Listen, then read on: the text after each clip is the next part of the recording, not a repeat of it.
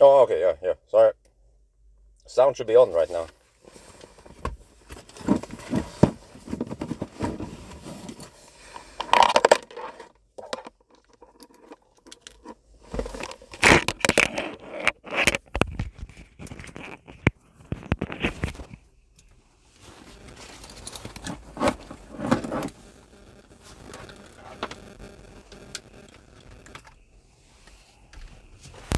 Oh shit, I need to adjust the filter. Let's see, do it against this one. Well, actually, no. If I go slightly more forward, I see it way. Oh yeah, that's better. Okay.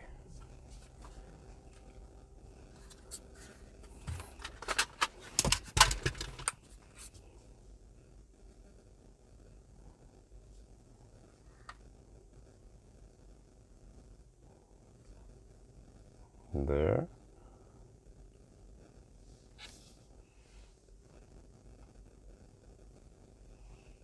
Yeah, okay. It's a nice sunny day.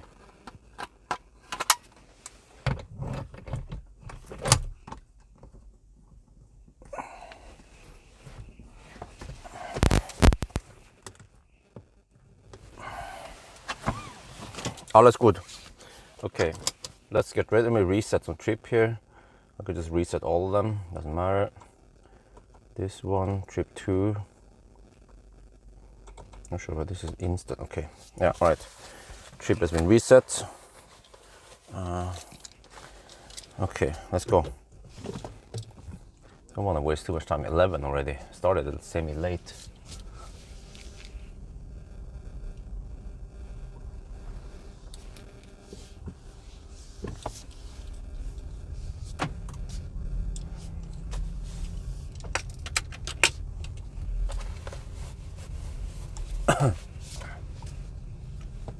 So I actually start with HVAC off. No, what the heck, man?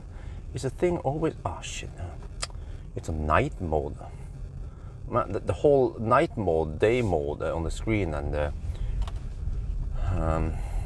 there's no auto setting for the brightness. That's kind of... Wait, didn't I put it on auto? Cockpit brightness. Wait, where's the screen thing? Oh, hang on. Oh, shit, this is only brightness. Where the heck is that night and day mode setting again?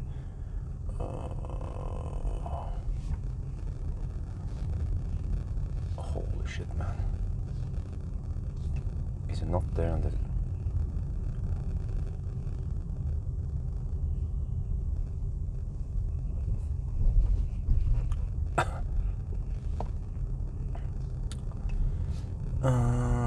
Where the heck is the screen info?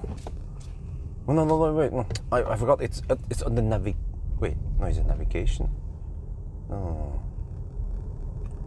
Where the heck is that screen? Application drawer, okay. And then settings. And the brightness. There's only brightness and interior lighting. What the heck is the freaking... Be so forbanna.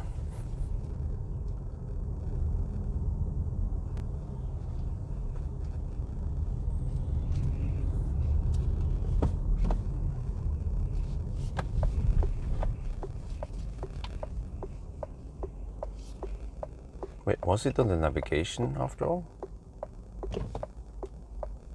Settings. That would be really weird. Map and display. Day and night color. Switch automatically. Dude, it's in the... Huh? Wait. Always show day colors. Then what happens?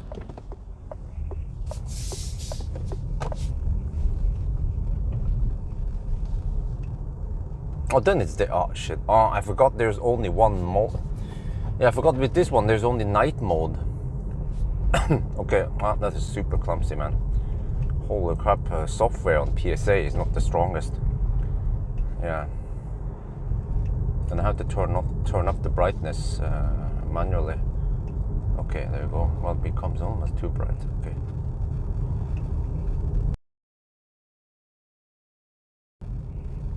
So as usual, I prefer going Gjøvik route first. So we go to Gjøvik and then we take west. We go west. So since this car has shorter range, we will go to Aurdal and then over Golsfjellet actually, and then end up at Gol. I haven't taken the Gol route in a while, so it would be a nice change to take that one. And I expect, I don't know, over 400 kilometers range. So we'll see. And I already have an idea for 4K podcast. It's actually about Dolly, but I mean, it's okay. It's about our dog, but it's not just a specific case. Well, I mean, it is kind of a specific case, but since I don't have anything else to talk about nowadays, or I'm not sure, because it's I mean, it's an interesting case.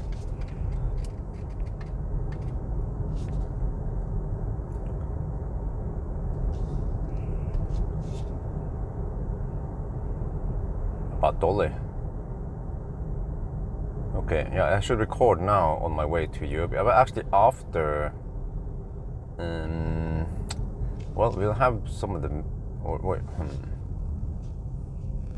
no, maybe I should start recording soon. But there will be some tunnels, because otherwise I'll be repeating the same. Yeah, I have to do it soon.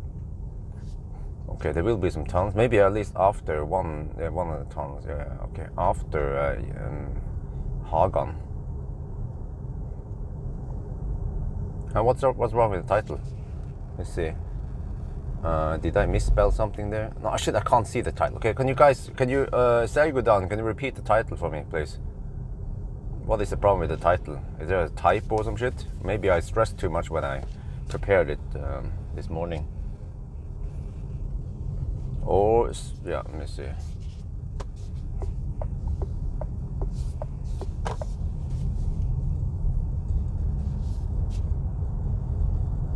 Ah, okay, yeah, Sagudan is just a noob. Alright, okay.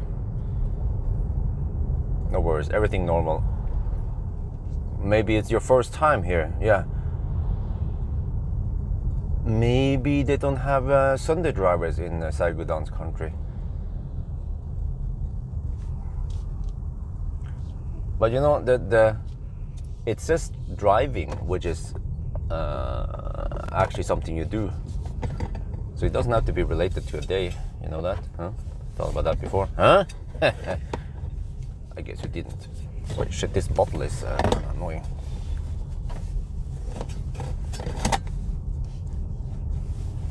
Okay, there you go. Slightly better.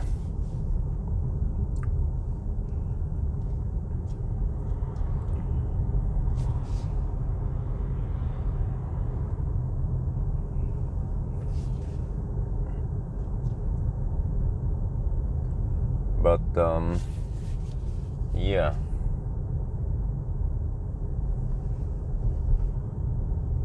Let's see. Well, actually, I could just start recording, and then there's a tunnel, but it's not that long. Yeah, because then I will include Nittedal in that stretch. I can start from soon, maybe. Well, in that case, I need to prepare my settings.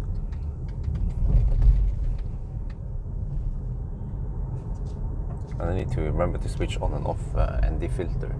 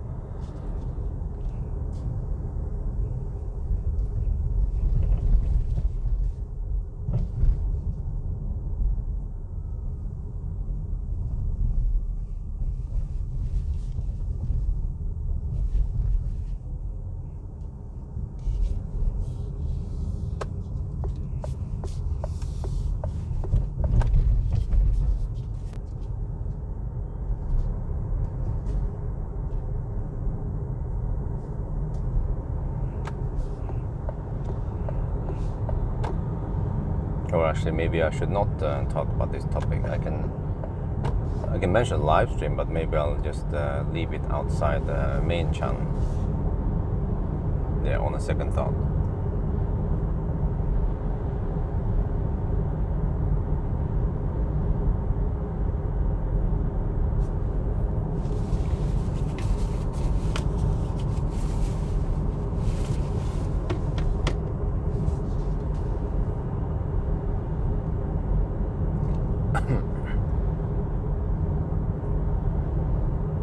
Yeah, okay, but I can ask the people in live stream instead. What kind of interesting topics do you guys want me to talk about that I have some useful information about?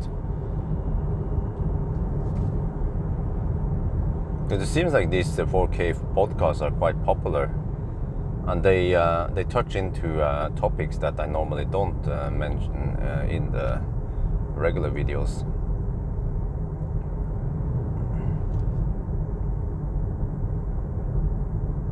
What the heck?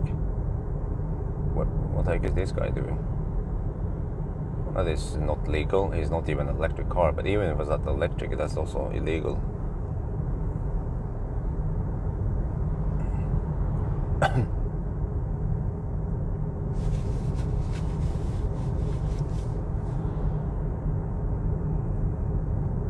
Okay, consumption is a bit high because of elevation change. We have 214 watt-hour per kilometer.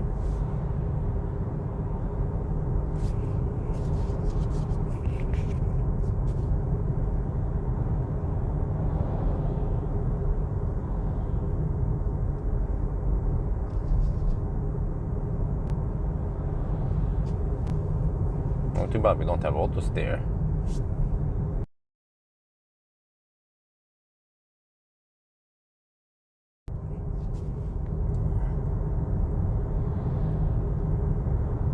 Oh shit, he's gonna turn red. Hammer. Okay.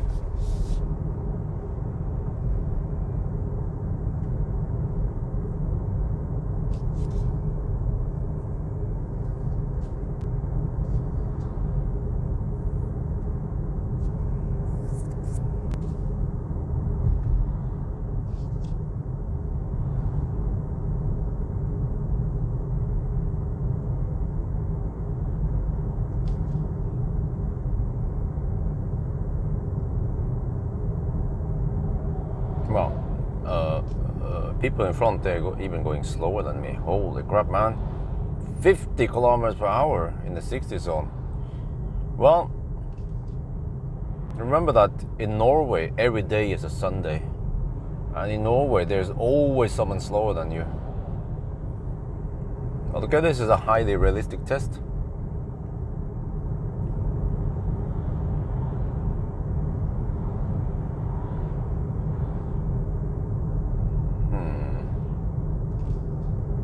Okay, from Gjøvik, yeah, let's see.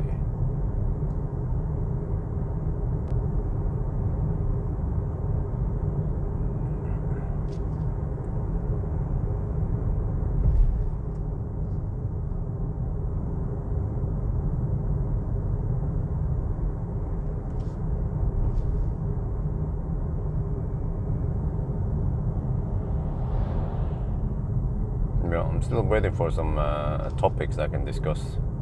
If it's a good one, we can talk about it in the. We can make a 4K podcast since I'm driving here anyway.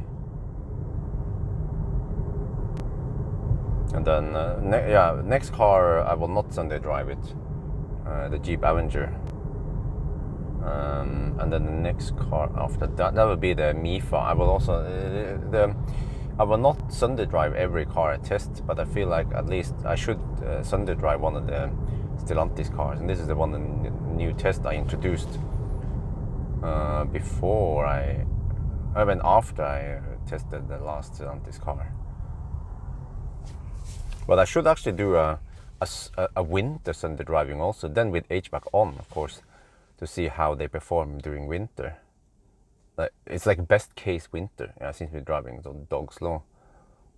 Wait, does it have? Oh no, it doesn't have a whole auto hill hold thing. Auto hold.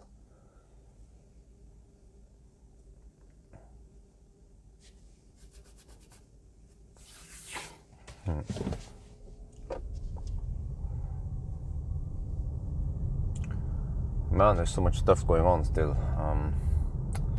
I suddenly realized I have to go to the storage and dig in the banana boxes and try to find the one banana box with the ë-C charging station.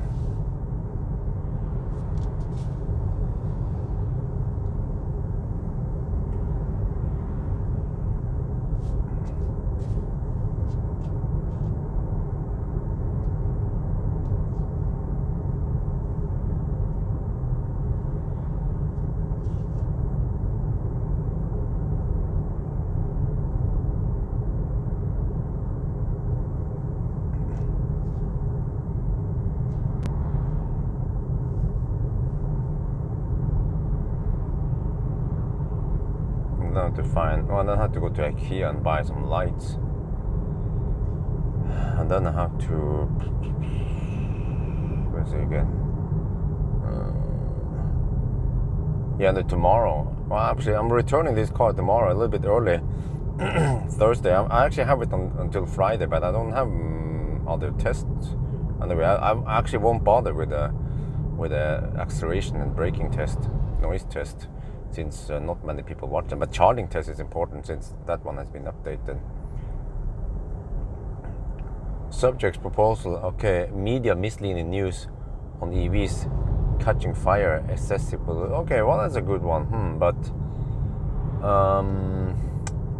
that must be, the topic should be maybe big oil versus, yeah, big oil versus EVs then. But the thing is that every car brand, or most car brands, they do have an EV. So I mean, why are big oil trying to fight the car brands? Because they're doing their thing. You don't want to be enemies with car manufacturers. Misleading news about, well, it's more like always this fear, you know, like you guys remember when there was a fire at the Sola airport a few years ago. First they suspected that some EV started the fire, and it turns out it was an Opel Zafira diesel. And then there was the fire on that that car ship.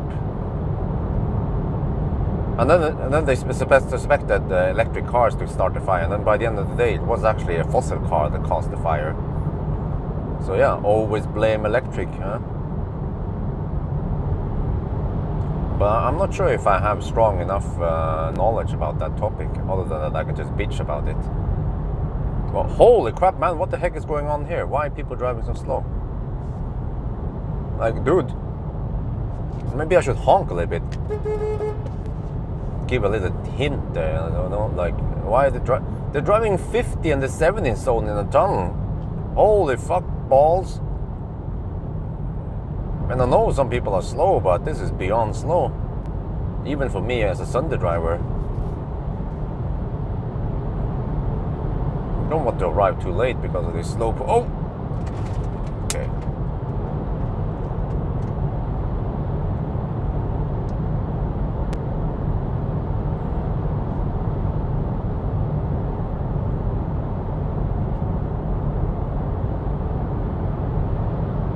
But then wait, but it's not only the oil, the big oil doing this, but media also eating this raw and not uncritical. They don't question anything. Maybe because they don't care, they just want to create headlines. As long as they get clicks, they don't give a shit. Yeah. But I feel like I don't have good knowledge about this to say anything useful.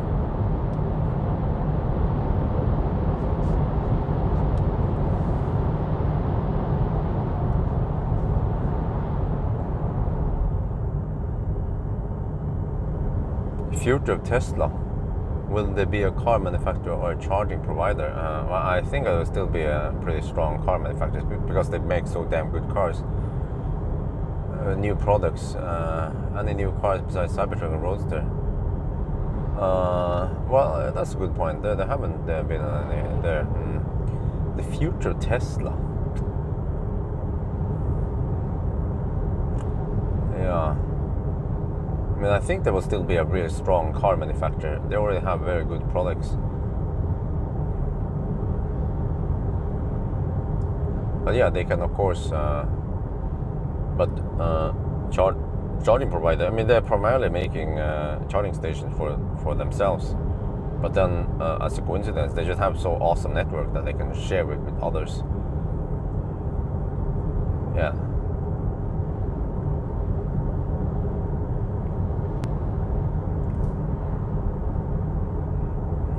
The future of Tesla.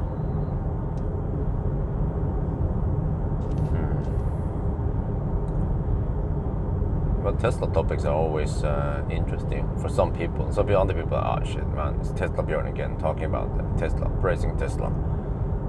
I was thinking about something more generic.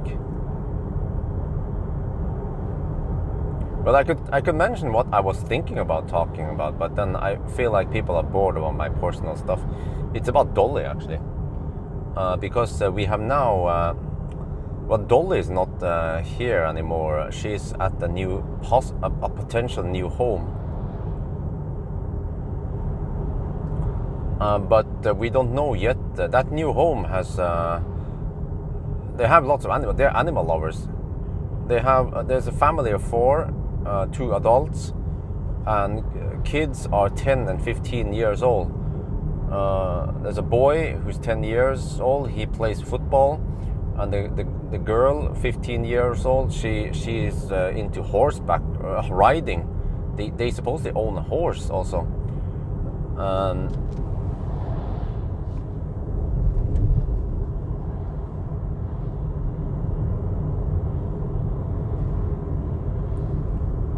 Just switch here, okay. And then what else is it? Yeah, so I was about to put up an ad on Finn about this, but then I also started searching, just look up and see if anyone was interested in buying a Chihuahua. And then I found this ad, this family, and I was thinking, yeah, why not? We can give it a shot. The danger of potential Tesla monopoly. All the manufacturers are not doing enough. Well, is there really a danger? To me, it sounds like. There's no simply not possible for Tesla to have a monopoly. They just have a tiny fraction of the market anyway. Because fortunately, many car manufacturers, they are already in the EV game. Some of them, they invested lots of money, like Volkswagen and Mercedes. So there's no way that Tesla is going to get monopoly. If Tesla had today's cars in 2010, maybe, yeah, they could have world dominance, but we're not there. But yeah, so that was what I was going to talk about. Yeah, so I found this family. They have 2 rabbits, quite big one. The rabbits are like 6-7 kilograms, and they also have a Schäfer, or German Shepherd, but we call it Schäfer in Norwegian. They have a big Schäfer. Maybe, okay. So we also wrote a contract. I wrote it, and then they accepted it, which is that they will try out Dolly for a couple of weeks, and then they have the opportunity to buy her for 3,000 NOK, which is just a fraction of what I bought her for. But I feel like, you know, her state of health is 50%. So, and I would be, yeah. So, but the whole background to this was that, maybe things have changed over the years, and maybe things were not as we first expected when it comes to owning a dog, and we tend to travel a lot for sometimes, and Dolly doesn't like sitting in the car. She will be she will be shaking a lot. So that's what I figured out. That okay, so maybe, oh shit, freaking auto stay doesn't work at all, man. Trying to adjust the camera there.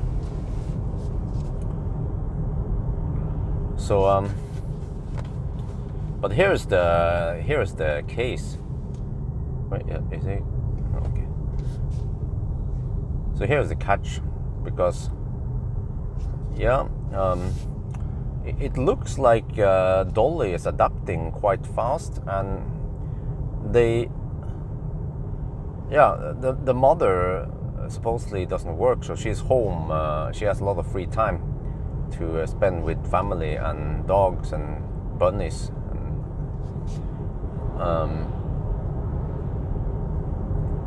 And then she's been sending lots of videos, and I can see that Dolly has a great time just running around playing and stuff. Like stuff that we simply don't have time for.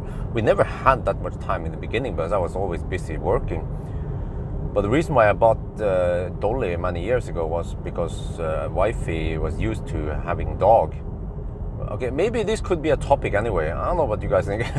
I was planning on making a video about this because the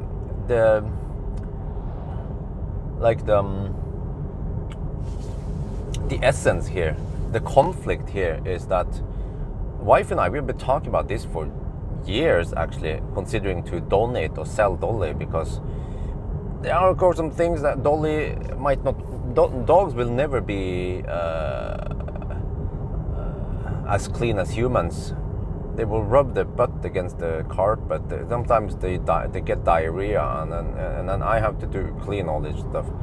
There were lots of things I did not foresee when I agreed to buy Dolly. The problem now is that wifey misses Dolly like crazy. So, you see, the topic goes deeper than just talking about the dog, but it's more like, okay, so what is more important than Dolly's well-being, or Dolly's for Dolly to be comfortable in a new family where she can run around a lot, and there's more outdoor activities. I simply cannot offer that to Dolly, no matter if I move over to the new house and everything settles, simply because of nature, because I'm always working hard. And also, wifey will be busy with 2 kids, hopefully 2 kids soon. So we actually can't offer the same level of what dogs probably need and prefer. So then, the moral question is, where should Dolly stay? Should she stay with us? Should we try to get her back? We can probably get her back because we haven't sold her yet. But if we get her back, are we being selfish? Because wifey just misses Dolly. But if Dolly could speak, she would probably say she prefers living with a new family because there's more activities and more fun over there. But then wifey has been with Dolly for 6 years, so it was quite hard to let her go. And now that Dolly's kind of gone, then wifey realizes how much she loves Dolly. But then for me, I'm still questioning, because in the past she doesn't seem to care much about Dolly like before, after the baby came, you know. So yeah, this is the whole topic I was going to talk about. What do you guys think? Should I just make a 4K shot about this? It has nothing to do with cars, but it's more like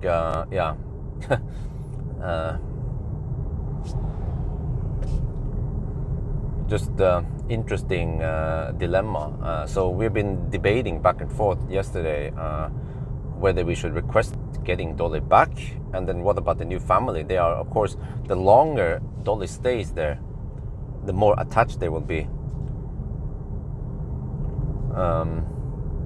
to Dolly. But there's also Dolly, no doubt, has been a quite burden for me ever since day one. And yeah, and now that the baby also becomes like I have to give up stuff for my for YouTubing and driving and all that. I have to give up for Isabel and my babies. But I'm willing to do that because what is the point of life if you don't do that? But then, okay, I was also giving up some stuff because of dog, of course. But by the end of the day, if I had to choose between baby and dog, then I have to choose baby. And the problem nowadays is that I have to make compromises, and it actually affects the channel's performance. Meaning that I can't go to events or stuff like that. You know, I didn't go to IAA, for example, München. Yeah, let go for Dolly. Yeah, exactly. That's what I mean. I can accept it, but wifey doesn't seem to be able to accept it. Every morning, every evening, she remembers where Dolly was, and she'll be crying and sad. And she said that she feels heartbroken. You know, as if was breaking up with a boy or some shit like that, you know. And I totally understand how she feels. She was more attached to Dolly than me, because she was spending a lot of time with Dolly back in the days when I was doing Nimber tasks. You know, she would walk with Dolly every day.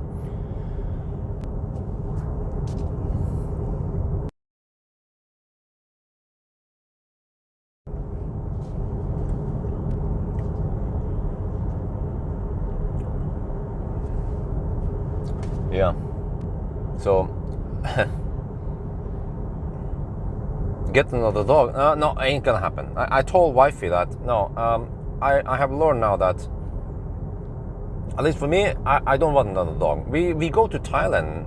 I mean, eventually when things stabilize, we will be in Thailand three months of the year, and then we might be in US or on the road trip. So like total time away from home might be as much as 4 to 5 months per year, because we tend to travel a lot during normal circumstances.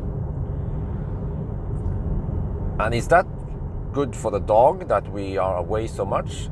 And then who's going to take care of the dog, right? We actually pay actually a little bit low. We pay only 250 NOK, around 20 euros per day, for someone to take care of her. But I mean, that's still money. So, and I realize that dogs, they will always be dogs. They will always get diarrhea or puke or do some other shits, rub the butt and so. And after I got a kid, I care more about the hygiene at home. I mean, I saw that Dolly was rubbing, but then it was no problem until I saw that Isabel started playing on that same carpet that Dolly rubbed her butt against. And then Isabel puts her fingers in the mouth all the time. So I think for our lifestyle, we shouldn't have a dog. For the dog's sake and for our own sake and economy, pretty much.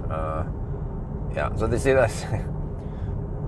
And you can say, well, this has nothing to do with cars. Yeah, true, but it actually affects my my mind when I'm doing stuff, and just yeah.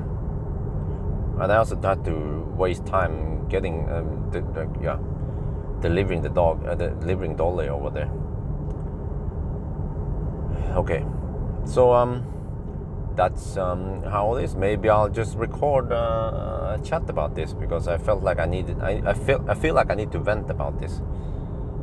And the case has not been closed yet, so we don't know yet what's going to happen. But maybe it would be good to get some opinions from my audience. But you know, just save me the yelling, because I know if I knew if I knew I couldn't take care of Dolly like I should with other dog owners, then of course I would never have gotten it. But the things that situations change, life situation change over time. So, well, you can say, yeah, we could have tried harder. We could have spent way more time and stuff. But yeah, that's easier said than done, right? I could probably record from here. There are a few tunnels. Okay, I'll just go for it. Let me try to record this one and see how it goes.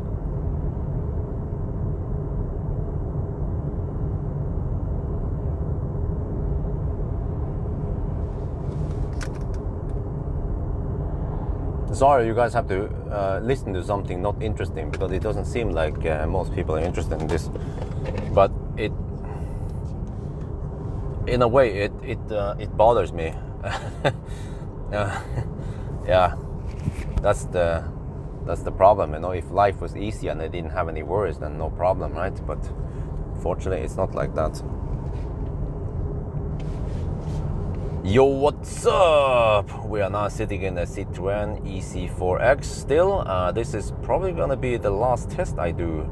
I'm doing a Sunday driving. I want to see how efficient this car is when we actually have to follow the speed limits in Norway. But this topic, we will again have another 4K podcast. I love this podcast because we can touch into topics that I normally don't talk about in my regular test, you know, my 1,000 kilometer challenge or stuff like that. They don't fit in there, so that's why they get into this video instead. And today I will talk about our dog Chihuahua Dolly. You guys wondering, yeah, what the heck? Why is it relevant? Well, maybe I'll come back to that. It's just, yeah, just bear with me, okay?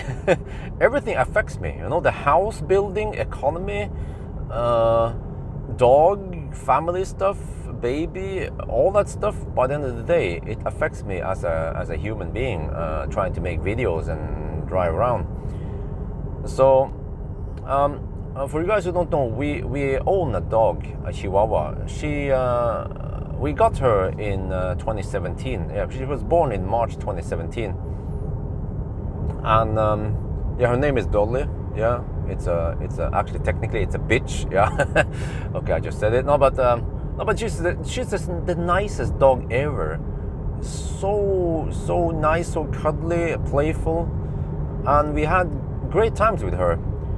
And yeah, so in the beginning, well, okay, why did I get the dog in the first place? Well, we got her many years ago because my wife always had dogs in Thailand, and when she moved to Norway, she actually had to give up a lot for me. She had to give up being with her dog. That was Dollar, yeah, Dollar, yeah, kind of funny. And a small dog also. What was it called again? Yeah, but one of the small dogs, man, the purse dogs.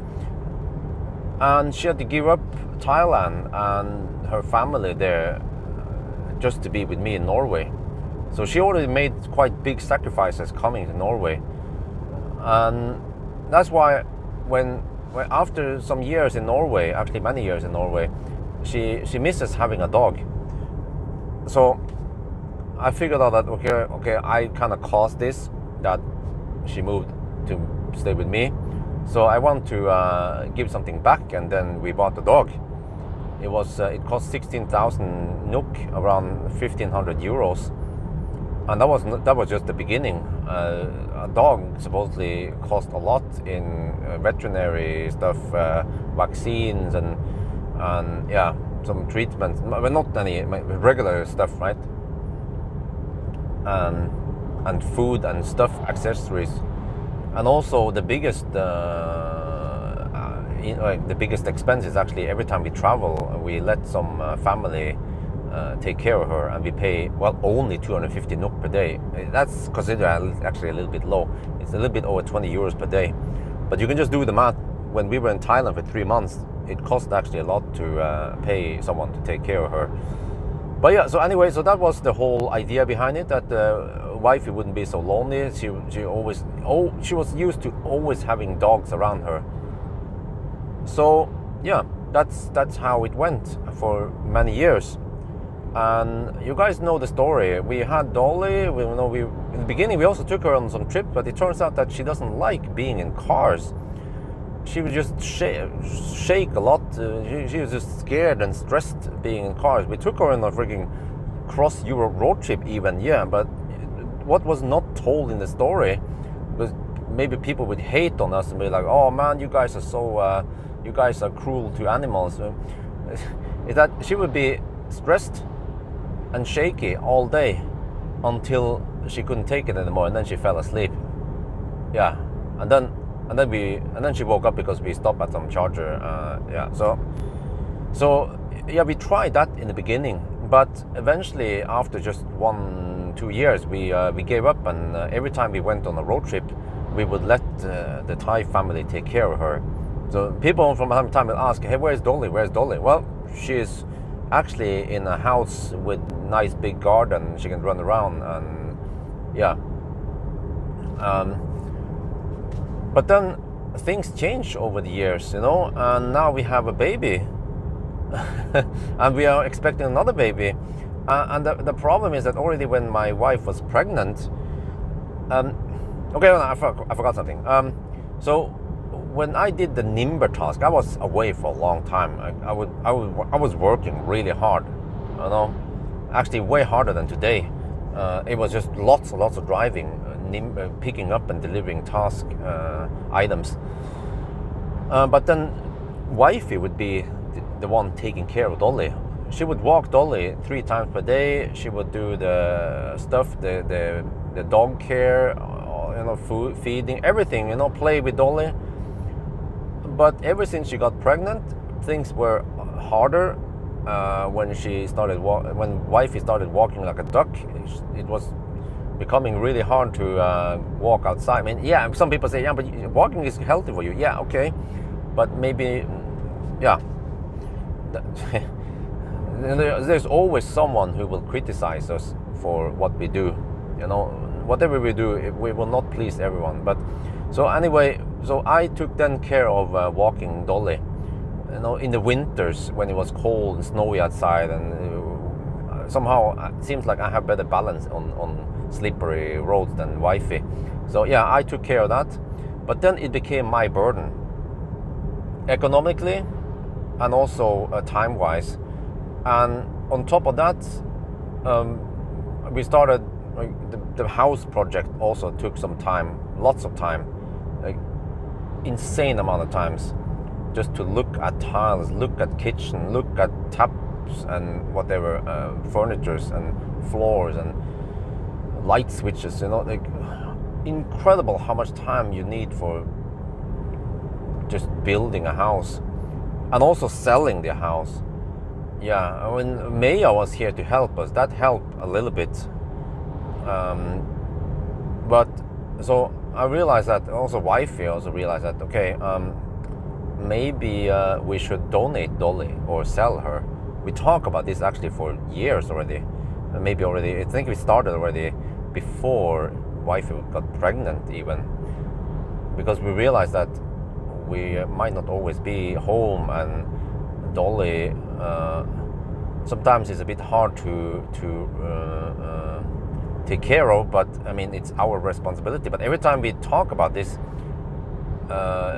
we always concluded that we bought Dolly from when she was a puppy, so it's our responsibility to raise her until she gets old and, you know, gets a natural death, passes away. That's what we always concluded with. But then suddenly things have gotten a lot harder for me, because I have to do everything. Not only do I have to work a lot, edit, and then take care of the house, and then take care of selling the old house. So for me it became almost unbearable. Everything just got on top of, and also of course raising a baby. So that's why I figured that, you know, at least for me, I can't take it anymore. It's too much for me. Wifey, and also I'm not that attached to Dolly as wifey. So that's why I decided to check out, and I talk about this to wifey, you know. It wasn't just my one-sided, but I told her, yeah, and then she said, okay, yeah. So I went on Finn, which is a marketplace, and I found a family who would like to buy a Chihuahua, and they have 2 adults and 2 kids, 10 and 15 years old, and they have the one kid is a boy. He plays football, and then the other one, a girl, she has a horse. She's riding horse. So they have lots of outdoor activities, and supposedly the mommy is staying home. So they have lots of free time to play around and spend time with Dolly, which I don't have, unfortunately. And even after the house is settled and everything, I still don't think I have the same level of free time as this family to spend with Dolly. So, I mean, they have grown-up kids or semi-grown-up kids, you know, so that they have, those kids have lower maintenance than our upcoming kids. So wife and I, we're gonna be busy with raising kids for a while now, and I will always be busy with my channel anyway. So that's why I've decided to try it out. We talk about this with that family, and we even wrote a contract, so we will try it out and see how it goes, because they also they have a Schäfer, a German Shepherd, and they also have that Schäfer is getting old and has some hip problems, so they want to try a small dog.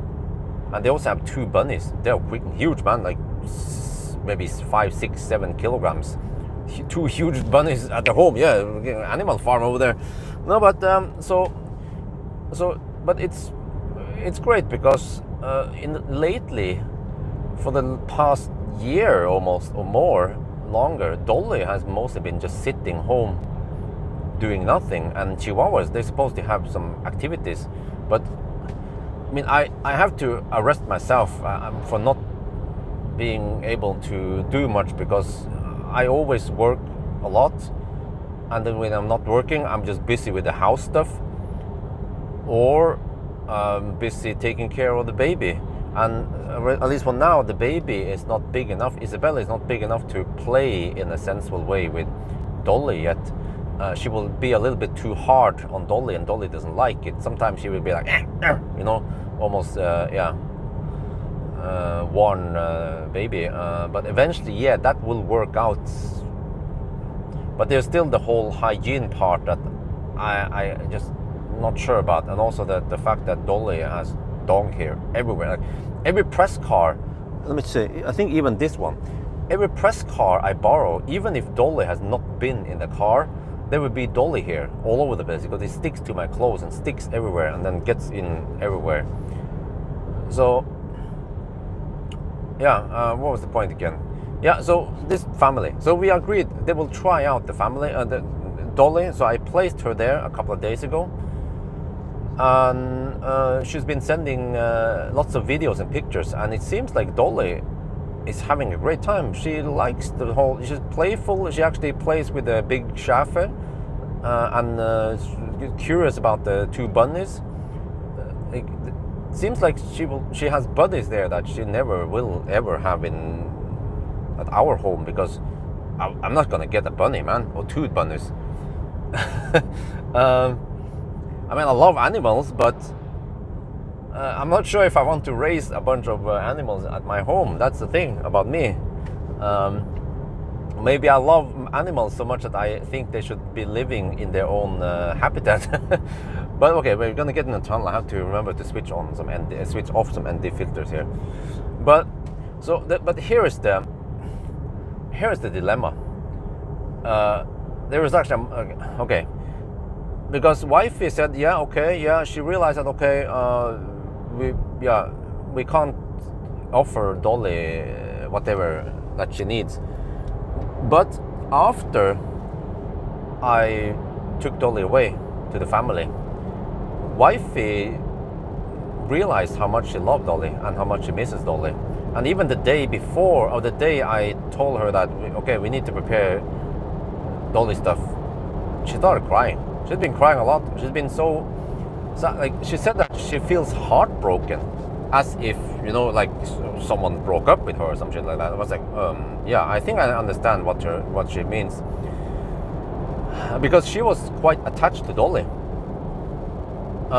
So every time she looks over to the sofa, or, you know, she finds Dolly poop bag, you know, she'd be like, oh, that's Dolly. And then, so yeah, I mean, what else? I mean, what can I do? I mean, she misses Dolly. Okay, that fair and square. I was actually expecting it, and anything else would be weird.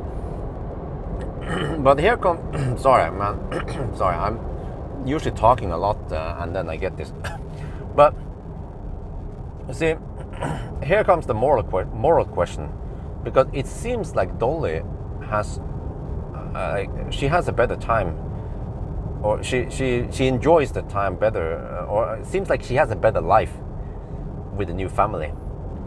Like from what I've seen, you know, we shouldn't lie to ourselves. But wifey misses Dolly. So is it? I mean, if we are being selfish, we have to get Dolly back, and then wifey can just keep Dolly in our house, and she will not be able to run around too much or have other animal friends. But at least wifey will have Dolly, right? Along with raising Isabel and hopefully the upcoming new baby. So that's the whole moral question. Like, who should we care about here? For me, you know, because by the end of the day, I also have to vote or be able to help decide what to do. So should we be selfish and get Dolly back, or should we actually let Dolly stay at the new family? But by the way, right now we don't even know if the new family wants to buy her yet. We are still in the trial period. It's been a couple of days, but for what I've seen, it seems like they get along and they seem to enjoy Dolly's fellowship or company. But the contract doesn't say. I wasn't sure how I would word the contract, but I wrote that if they for some reason don't want Dolly, they can return it at any day. But I didn't write that if we want Dolly back, we can return it. But maybe that it's already in the lines that since we are still the owner legally, we can at any time request Dolly back. Yeah. But that's the whole dilemma right now. We still haven't decided yet what to do. Wifey, yesterday afternoon, evening, she... Wait, what the... Oh shit, I missed click. I was gonna change cruise control speed. Yeah, but... Yeah, so that's the whole problem right now. Oh, I mean, okay, we can probably get her back, but then I'm not sure what the new family says. They might be sad, they might be disappointed, but they will probably understand, because I mean they are animal lovers, but they are also humans. You know, they understand if the previous owner, or actually the current owner technically, misses the dog. But I still want to make sure we make the right decision, because think about this, we have been talking about this for the longest time, back and forth, and many times we almost tried to sell Dolly, or you know, try to find her a new home, because we realize that we feel sorry for her and we can't give her what she needs maybe. So if we take her back now, what if wifey suddenly changes her mind again after a couple of days? Because I have to say, speaking of my own experience here, after being married for 10 years, is that some women, they tend to change their mind a lot, or they can't make up their mind. Like, I do something and then she said, okay, let's change this. Okay, we go back. Okay, and then the next day it's like, no, I changed my mind again. Like, what? I just reverted. Do you want me to undo the undo? Yeah, okay. So that's why I want to be 100% sure, not 99.9% sure. You know, if we want to, yeah. But also, and then why the heck am I telling you guys this? Well, because it affects me as a person trying to do my job, driving and editing videos and trying to think what I'm supposed to do upcoming, and then I have to deal with this shit also. Yeah.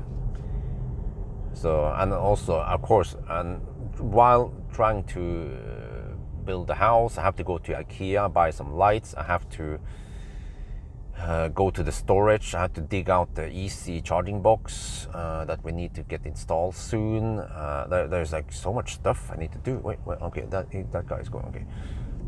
So, yeah. And then if my mind is trouble, then it might affect my working performance. So, and I just want to vent this out, maybe to hear what you guys think about the whole case. Maybe get some wait, sorry, I keep pressing the wrong button for cruise control. Maybe because I'm not focusing on driving, I'm focusing on what I'm supposed to say. Yeah, so I just want to get some input from you guys, maybe some constructive feedback, some opinions, without getting scolded by, oh, Björn, you're such an animal hater, why did you do this? And yeah, I know, we love animals, but hopefully you understand my situation, that lots of burden is on me, unfortunately, when it comes to pretty much whatever my responsibilities are in this. Yeah, I still don't know how this is gonna end, but it's just a different topic. Yeah, freaking dog, what the heck, man. Yeah, so anyway, I think that's gonna be it. I will just end it here. Now you guys enjoy a little bit of nice 4K landscape in Norway, and then we'll see.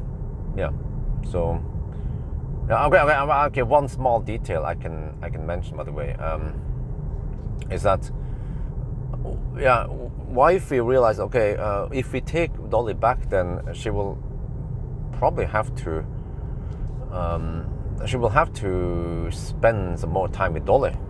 Yeah, but it's also hard for her, because you see now I'm on a road.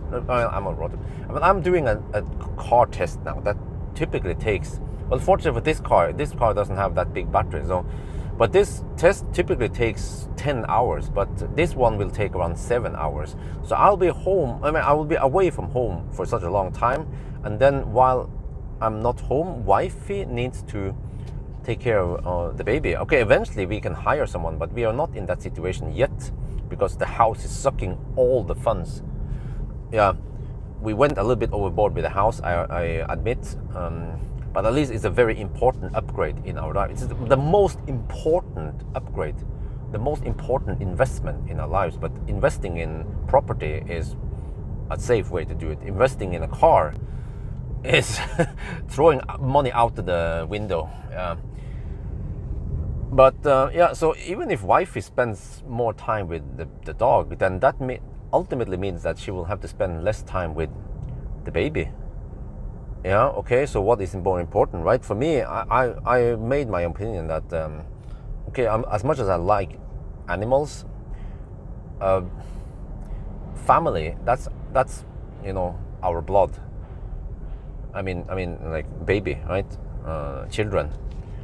But dogs, okay, we purchase them, but okay, they also count as family. But my opinion is that the blood is thicker between family members than dog family members. But then wifey's opinion is different. For her, dog or children, they go on the same. So again, this is just different opinions. The new family I think she will also mean that her opinion is that dog equal to family. But yeah, maybe I'm being cruel, but I'm just considering everything when it comes to dog hair and possible allergy or hygiene, But if it means that wifey will walk Dolly more often, then it means that I have to take care of Isabel more often, and that means that then suddenly I have less time to edit videos or do some work with videos. Yeah, unless we hire someone to walk Dolly. Yeah, okay, we can always do that, but then what is the point of opening a dog then? Right? And we have that dilemma again. So yeah, but there's always priorities, because yeah, I mean, I admit from time to time I watch Adam Ragusa cooking, even though I never have time to cook those meals that he cooks, and And also wifey also watches videos or whatever, random shit on YouTube, or play some games. But I mean, we need to also relax. Yeah. But I was just wondering, I told wifey, yeah, but if you, instead of playing those games or watching those YouTube videos, wouldn't it be better to play with Dolly? And she was like, yeah, true. But then I also watch Adam Ragusa, right? So why don't I play with Dolly then when I have free time? Well, that's a very good point. Yeah, maybe sometimes I just want to chill, but then I also need to spend time with the dog. Yeah, so it's just a big mind fuck right now in my head. But yeah, I will just try to focus on what I'm supposed to do, which is to drive now. And the consumption is 123 watt-hour per kilometer. Oh, that's great, man. Yeah, I think we even have headwind. Okay. But yeah, so anyway, that was a very long and maybe in some people's opinion pointless discussion, but I find it interesting because it raises a moral question about, should we care about ourselves or should we care about the dog or the animal? So yeah, I think that's gonna be it for now. I hope you guys enjoyed this video. As always, thank you for watching and talk to you later.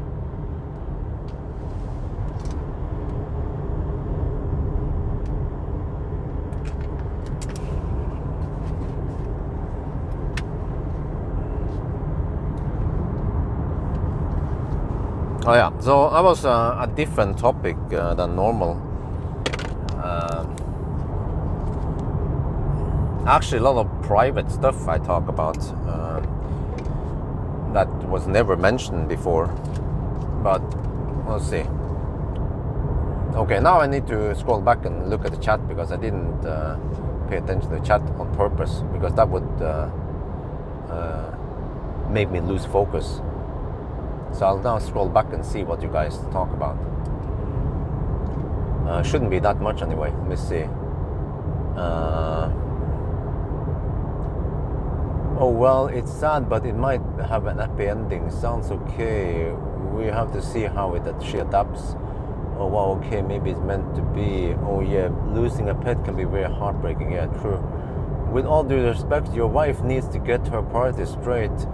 She has 2 kids to raise and doesn't seem as she has. Yeah, exactly. I mean, if I could choose, like, I would like wifey to spend as much time as possible with our babies, because Dolly, to be brutally honest, Dolly will not be with us in around 5 to 7 years. She'll be gone. But Isabel and our next baby will be with us until we get old.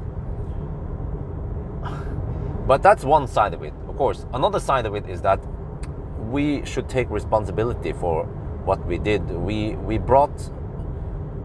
raised the dog. One thing I forgot to mention in this 4K podcast is that Dolly is actually not that attached to the owner.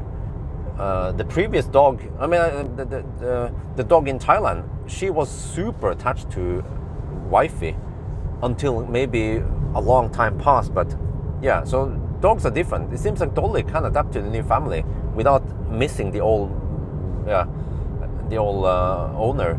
Because every time we go to Thailand and we come back, she doesn't get excited or anything once we are back.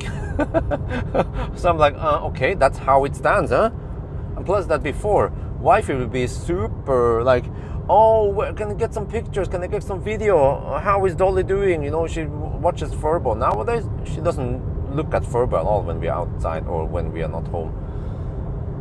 So hard to know what we make. If it's, no, it's really hard, Joe. It's not that hard, Joseph. The kids should be priority here, and the dog, much as I love them, should be okay.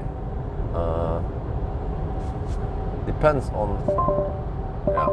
Okay, it wasn't that much chat going on, unfortunately, because it's early in the day now. I might have to overtake that mother trucker on the way up the hills. Yeah, Deutsche truck. Yeah, so at least I felt like I needed to vent out this topic. Yeah, feels slightly better now, but I still don't know how it's gonna end. So, okay, I mean, okay, I can always take, and there's a high possibility I can always request her back. I mean, what do you guys think? I mean, legally, since I'm still the owner, right, I can always request her back. And I don't think they have anything they can say, especially now that they haven't paid, we haven't signed on anything, except for that we signed on this trial. But the trial is a trial, you know, it's a test period. And yeah, so I can always get Dolly back. But the question is, do I want to? And what about wifey if she suddenly changes her mind after just 1-2 months? I say, oh no, it's getting hard now. And also, once the winter comes, I'm like, oh shit. Yeah. Then it's like cold, dark outside. And the problem, I forgot to mention, by the way, it becomes a burden to me because in the evening, like right before 1,000 kilometer challenge, first I have to put Isabel to sleep around 9 or 10 in the evening, and then I have to walk Dolly for a little bit, and then I can prepare for 1,000 kilometer challenge. And then after I come back home, after 1,000 kilometer challenge, do you think I can just go and sleep? No, I have to then walk Dolly again in the morning. So that extra burden before and after, like, that happens usually every week, plus other stuff, is like it's just that extra that makes everything even harder for me. Focus, yeah, that's what I'm saying. Focus. If the situation was different, yeah, no problem. Like it has been in the past, wifey could just take care of Dolly. I didn't have to do anything, except for just pay, of course, every time stuff needed to be paid for.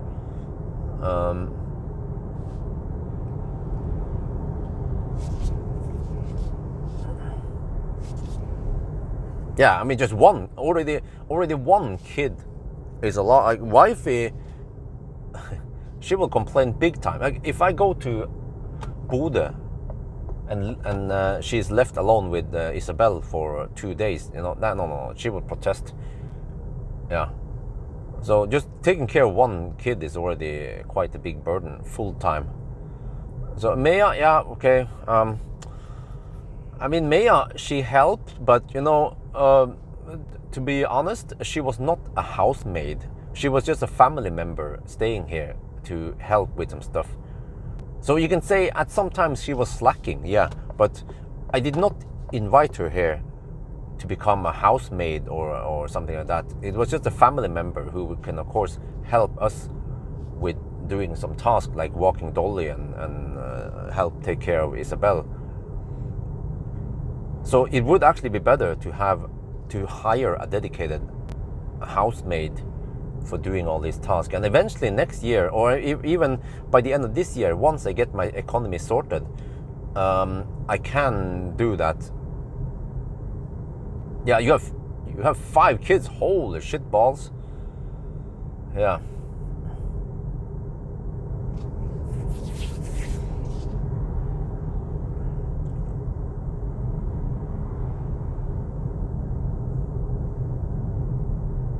Yeah, the whole au pair, no. I disagree with the whole au pair stuff, man. It's abusement in my system, abusement of the system. Yeah. So, but the things get even rougher because I haven't dared to mention this, but the problem is that, you know, okay, so I don't know, it's supposed to be 50 here, but I don't know, is it really 50 here? There was no sign saying that I can go faster, so I don't know when. But when I worked at the office before, you know, they would always just deduct the tax and pay tax up front.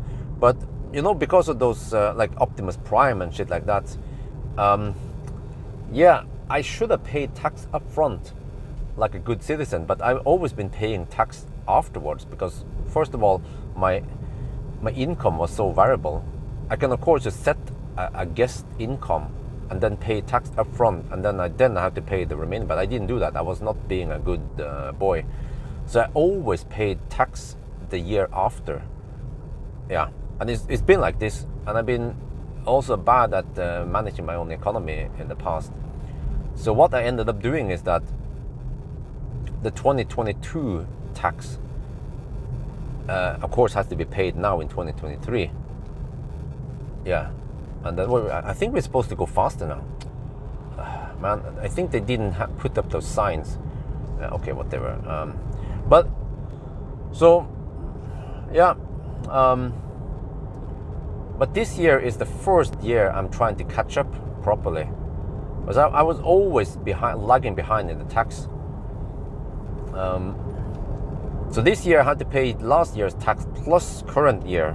But it's gonna fix this. The problem is that it was in a bad time because freaking house comes at the same time as the kid and everything, and high interest rate and shit, and yeah.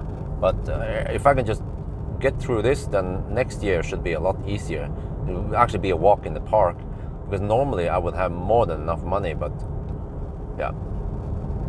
Nimbering, no. I know nimbering is extremely time consuming, and the money per hour is really shitty, to be honest. So no. So I will not do that. I actually considered it many times, but no. It's better for me. Like if I just go to, you know, that the Model 3 event, Highland, just on those few hours, I made over €1,000 or more, just for over a couple of hours. Actually, maybe more than that. Yeah. So if I just if I get the right car at the right time, I'll be making lots of money. Spending time on Nimber is pointless. Yeah, wifey needs time to get over it. Yeah. So yeah. I hope that, and see, this is the dilemma, by the way. This is the problem. The government, they are not doing charity, and yes, it's my own fault. I didn't pay tax beforehand, but they say I was always lagging behind. The story goes deeper than this. There is a deep conflict, or maybe not conflict in myself, but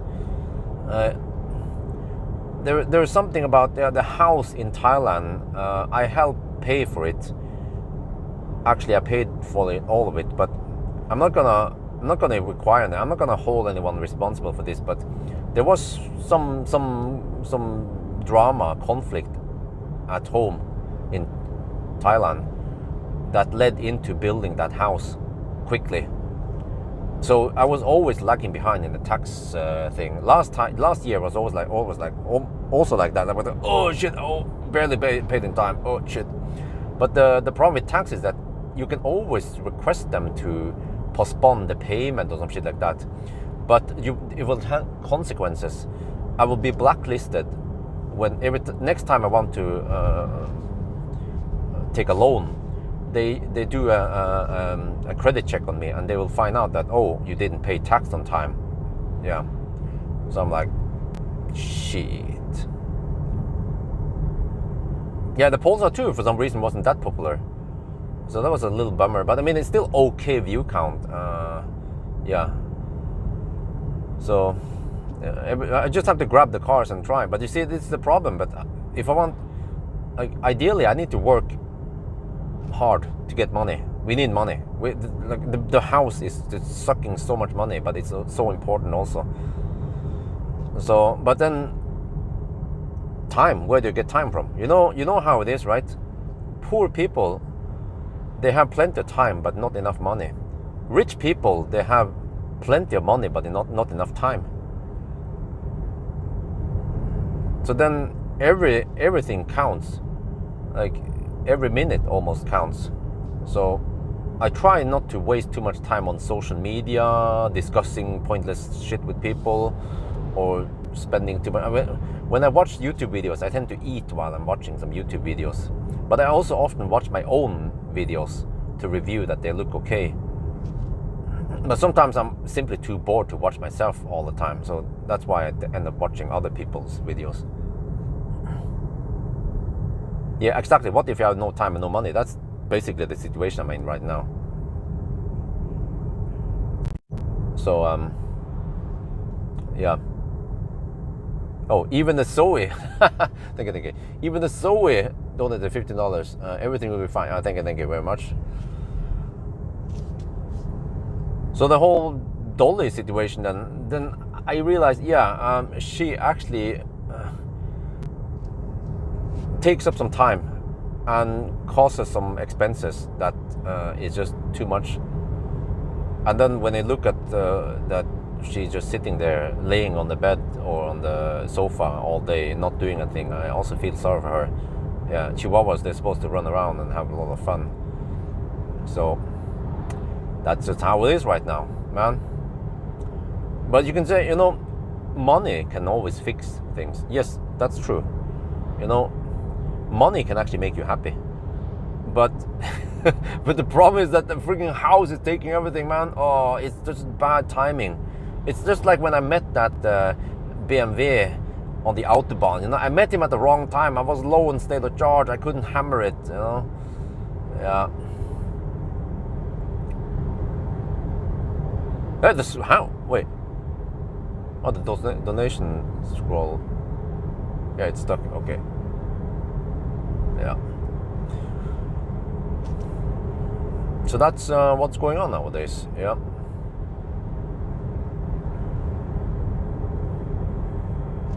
And then I have to find the ë-C charging station. It's in a box somewhere, in a banana box, in the storage. So I have to go dig it out today or tomorrow morning or some shit. And I have to find I have to go to IKEA and buy some lights. Plus I'm waiting for, I bought some lights from Finn, so they were half price.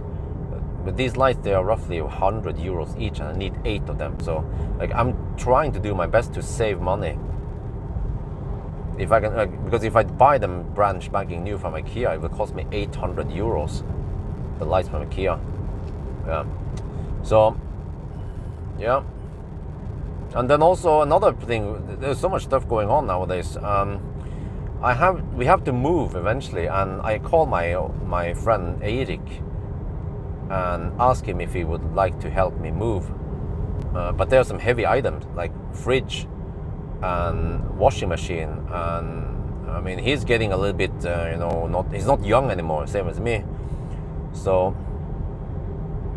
first he said that he can always help me, but then some of the heavy items might not be safe to lift. Yeah, so maybe it's better to hire someone. I was like, yeah, let's hire someone. So wait, can I go into neutral?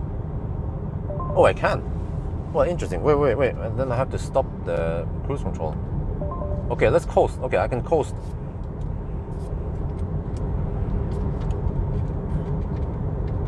Well, I'd say it's not coasting that much. Okay, a little bit. Most important is love your family and your health, and yeah, exactly. Fridges and washing machines are super, yeah, exactly. So, but then he said that when he moved 5 years ago, he only paid 7,000 700 euros. I'm like, huh, really? That's it? I was expecting way more, you know? He said, no, that's it. I was like, okay. So maybe hiring some company to I only need the heaviest items, like 4 or 5 units, the heaviest items. The rest I can handle myself, no problem. These banana boxes, they are easy to handle. So in that case, I might be able to get away with, let's say, no more than 500 euros in the moving stuff. So okay, let's do that then. And then I will carry the rest myself. I need to lose some weight anyway, so it's fine. So that's also one thing I need to eventually arrange. Like, everything is on me because wife is just busy taking care of Isabel full time, more or less. Yeah, so man, once this whole house thing, once I moved over in November, man, I will just take it easy.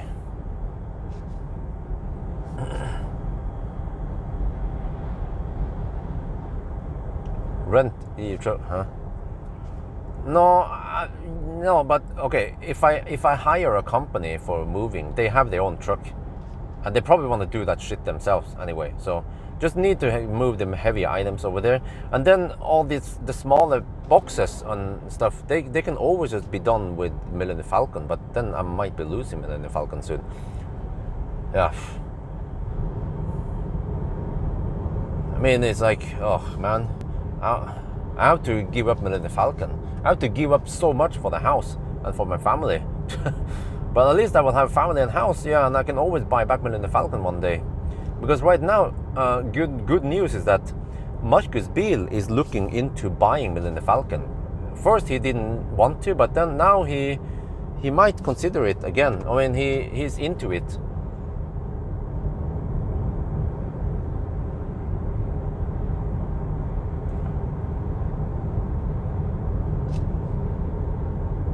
So, yeah, that would be great. I think it would be, I don't know about you guys, but I think there will be lots of good PR for Marcus if he buys Millennium Falcon. It's just a pocket money for him anyway, for his big ass company.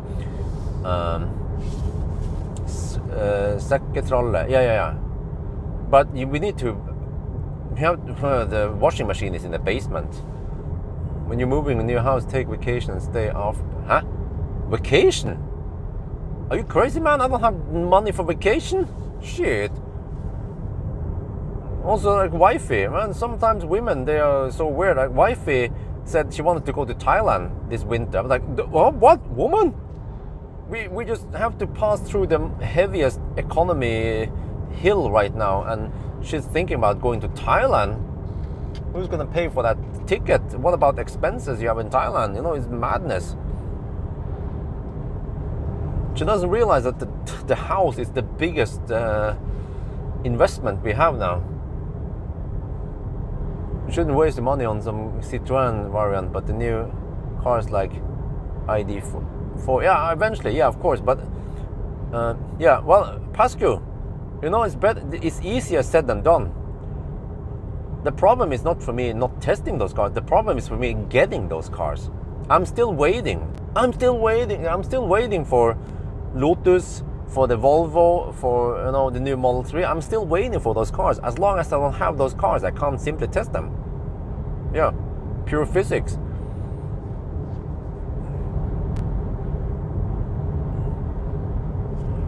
No, but for me, it would be good enough relaxation once I get to the new house, and I can just do my work. Wifey can do her thing, and we can even hire someone. Maybe just spend 1,000 euros per month, or maybe just 500 euros per month for someone to just take off a little bit load in the daytime or afternoon, evening time. And especially when wifey gets a big tummy. So, yeah. I just have to keep making videos. Oh, it's still a little bit cold inside the car here. Outside temperature. Wow, it's only 12 degrees outside. Shit. I've been running no fans all this time, and it's semi-cold. Consumption is 136. We have to see in Gjøvik what it'll be. Yeah, but so, yeah, if I think that's the best deal, man. If Marcus Biel buys Millennium Falcon, he can take off the sticker. I messaged what was it again, Kim from Pizza Bilplay. He hasn't responded yet, so okay, whatever. I'll just go to Marcus and get the sticker, Mr. Green sticker removed, and then put Marcus Biel sticker on it. But I still want to arrange the trip to Bodø, because I think that one would be great. Yeah, the last trip now, the road trip with Millennium Falcon. I think I will call, that's the road trip video. Just one last trip with Millennium Falcon to Bodø to retrieve the trailer wheels, because eventually I want to sell the trailer for around 2,000 euros. But the summer wheels are over there. But then I want to wait until I get the Marcus Biel sticker on Millennium Falcon. And then he can just rent it out, Millennium Falcon. And yeah, I mentioned this before, right? And we can, if something breaks down, I can just have a rescue mission or some shit if I'm available. So it will just be, I think it's just win-win for Marcus. He just doesn't believe in this, or he doesn't realize that this is a good deal for him. Yeah, I already talked, the TED Talk, it's over now. It was about Dolly. live in Oslo. Would be happy to lend a hand moving October if that. Oh wow, cool. Well, I also don't want to beg people. Like I can have, oh, can you guys please help me? We're gonna have a little dugnad. No, but I actually want some like, in a way, it would be easier if you guys donate money to me and then we hire some professional movers who has the right equipment, the right power, strength, you know, the right technique and experience to lift heavy items, the right car also. But that's what I'm gonna do anyway. I will just hire someone because I talked to my friend about this, and he said that no, it's not that expensive. So I realized, okay, it's not that expensive to hire someone to move. But because I mentioned to him that for some reason plumbers and electricians are really expensive, and he said, tell me about it. He had some plumber work. The plumber did something, install a water meter. It wasn't that much work. Like he stayed there for only half an hour, and then the plumber charged him 1,000 euros for the work. He was like, what the frunk, man? Yeah. So, and another time when my friend needed some plumber work, the same thing, you know, I just did a little bit of work, less than 1 hour, then 1,000 euros, like holy shit balls. And the same thing for me, like the plumber charges so much money just to do a little bit of work. Yeah, unbelievable, man. So that I applied the same logic, and I was afraid that moving guys will require maybe several thousand euros just to move some shit. But fortunately, the world is not like that. The world is not like plumbers. So, yeah. But then banana boxes, no problem. I just carry 1 to 3 banana boxes at a time, depending on how heavy they are. And yeah, pack and move, man. It's just a lot of stuff. It's calm before the storm. The storm is going to start in the second half of October once I move. And I also want to get out of the new house, get out of the old house as soon as possible, so I don't have 2 loans at the same time.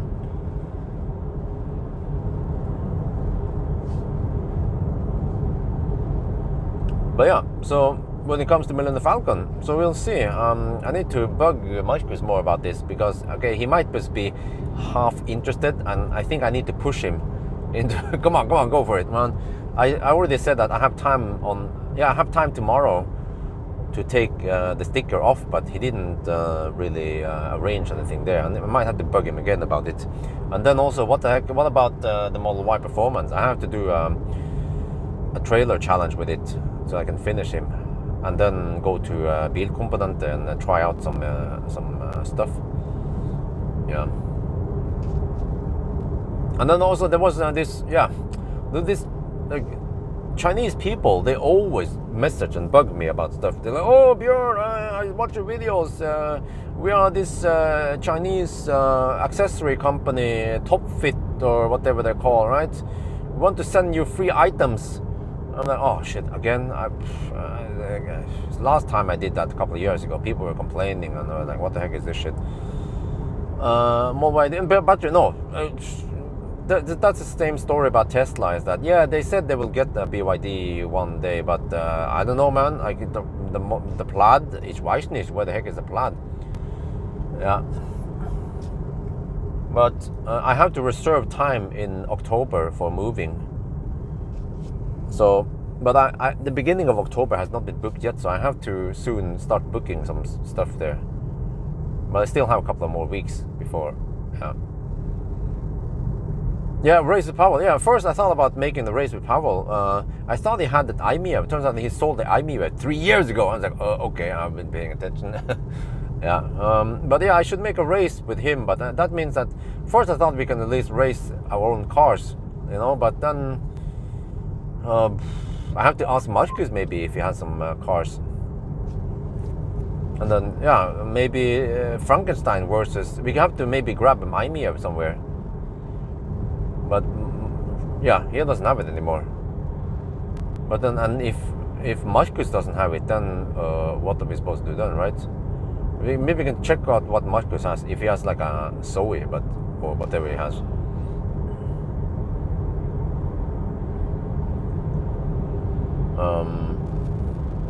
Yeah. What was I going to talk about again? But yeah, it's a little bit cold now, man. 12 degrees. I'm freezing in here. When am I gonna get heat in the car? I thought that I would get passive heating in the car during the day. So I even brought my shorts.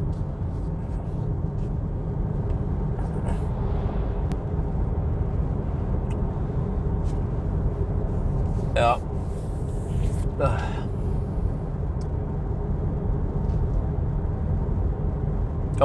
Oh, distance check. Okay. It's 94 kilometers right now.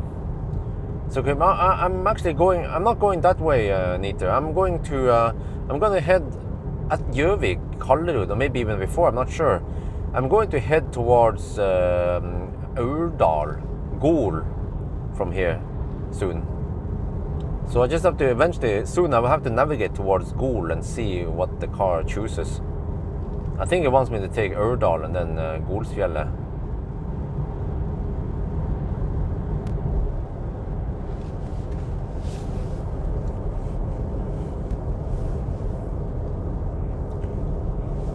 Så ja.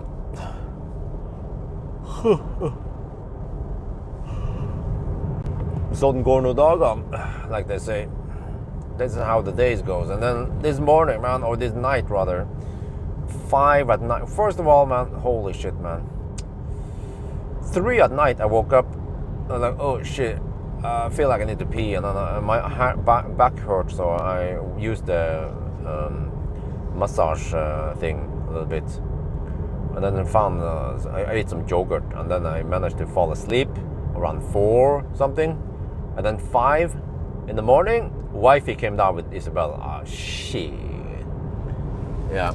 From time to time, Isabel will wake up at night, but it's quite rare. But it happens maybe once or twice. I mean, maybe on average about once per week that Isabel wakes up.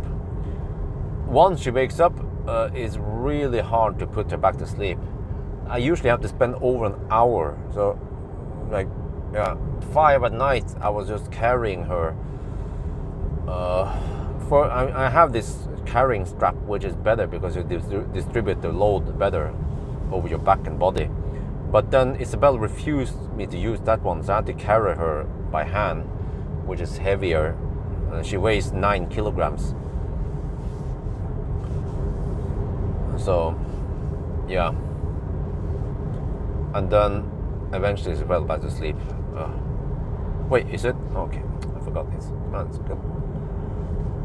Speaking of kilograms, I watched a video today on, yeah, after I tried to fall back to sleep, I watched a video on Business Insider on YouTube about why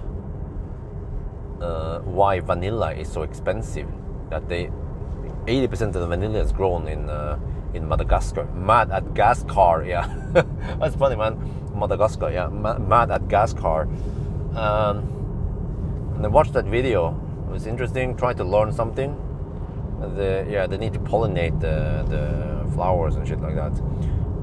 But I was annoyed because the presenter, the voiceover woman, and even the text said kilo. They refer to weight as kilo. I even made that mistake in the past, for decades. It's very common in Norway. Everyone makes that mistake. Very common mistakes is kilowatt hour still, but also kilometer. Like they say, oh, he was speeding, going 20 kilometers over the speed limit. You know, kilometers distance, kilometers per hour is speed, but also kilo. Kilo just means 1,000. And Business Insider, they actually use it incorrectly. They say kilo for weight instead of kilograms. So that annoyed me. Yeah, not a gas car. Yeah, yeah, that's funny, man.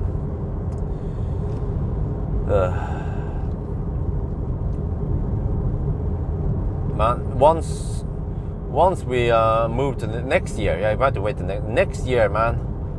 Next spring, next summer, I have to invite Pawel over to the new house and have some barbecue and jump in the pool. I paid so much for that pool. I better use it for all it's worth. Okay, I think at this point I need to navigate to Gjøvik. Let me see. No, not Gjøvik, sorry. I need to navigate to Gol. Can I just search for Gol? Gol. No, not go. Shit. Gol. There.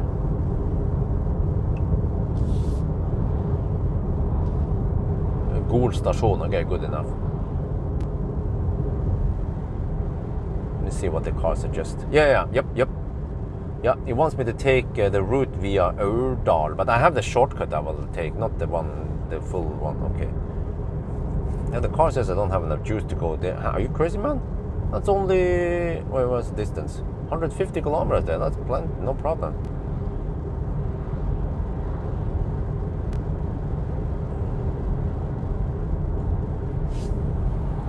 I mean, business is still going good. It's just that the expenses are ridiculously high.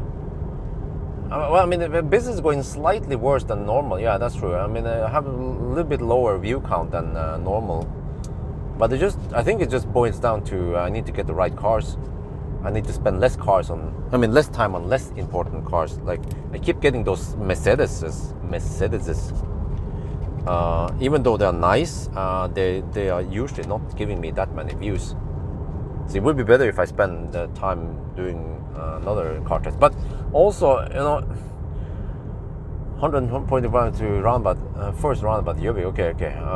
We'll see then. But I have given up so much because of the house. Because we have to sell the old house and shit like that.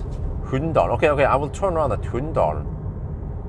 Oh, okay, at that one. Yeah, before Kallerud. So I will actually turn around. I will turn left at Hunndal, and then take Fagernesvegen.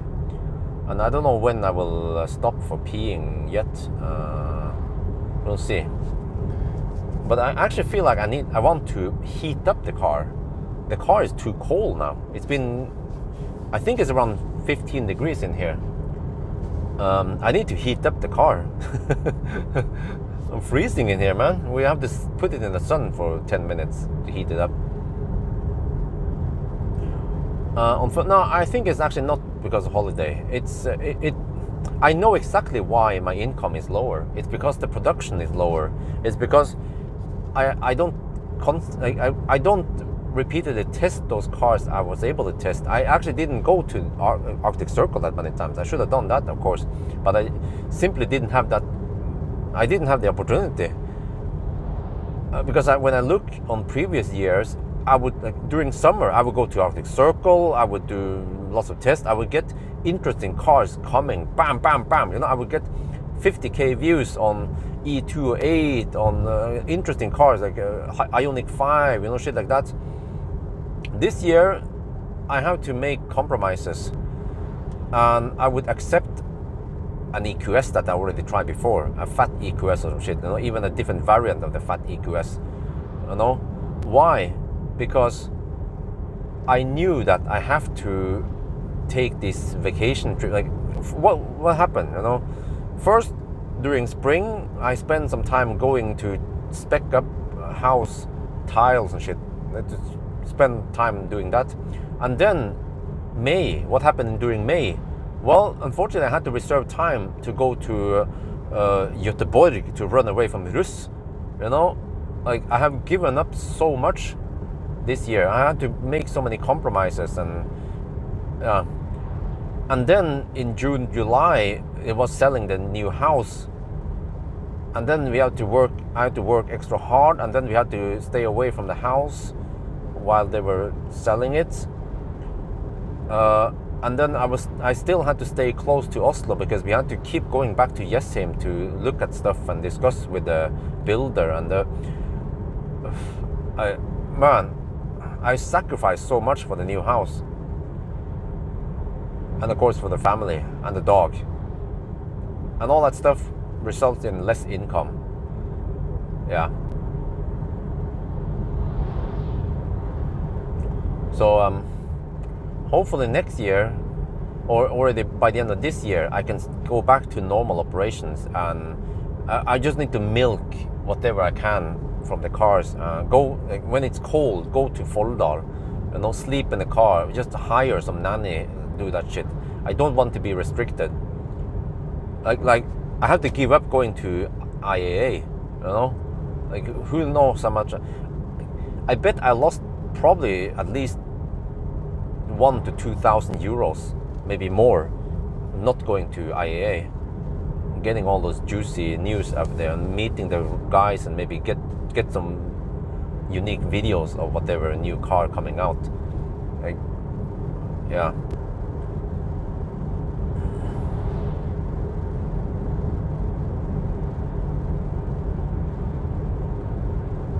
Okay, consumption is 130 watt-hour per kilometer.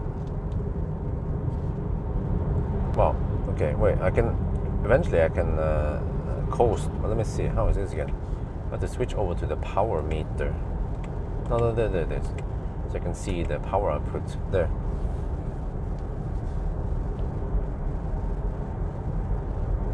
Well, this is silly. If I want to see power meter, I can't see trip meter.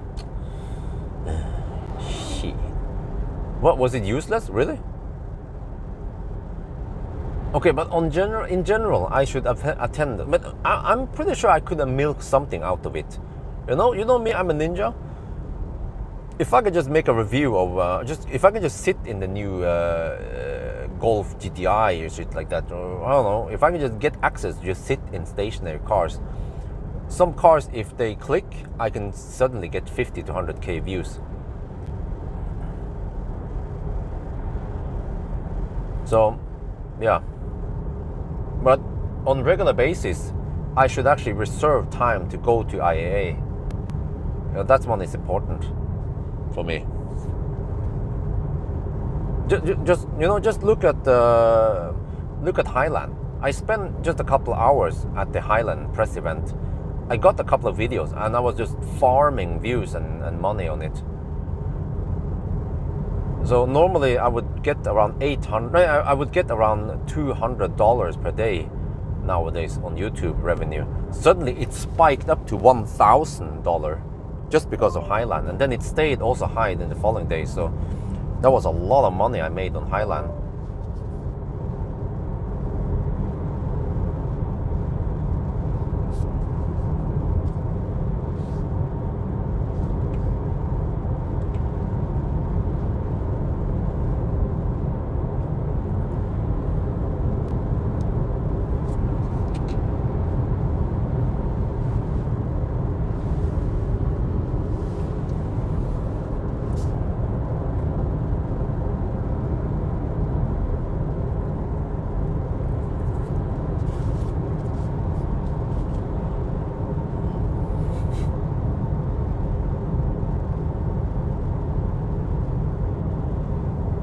Wow. Wait, how did he get so many views on it? At the end, why did he get so many views? I mean, we cover pretty much the same topics, right? But yeah, that's a lot of views, man. Holy shit.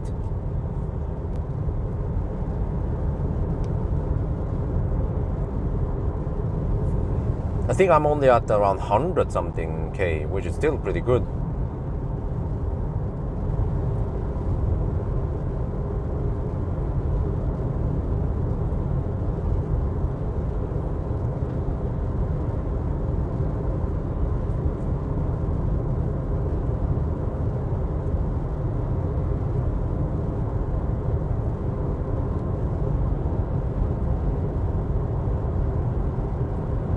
Okay, I'm coasting a little bit down here.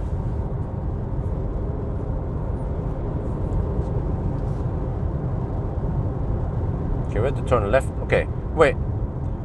Neither is this roundabout, right?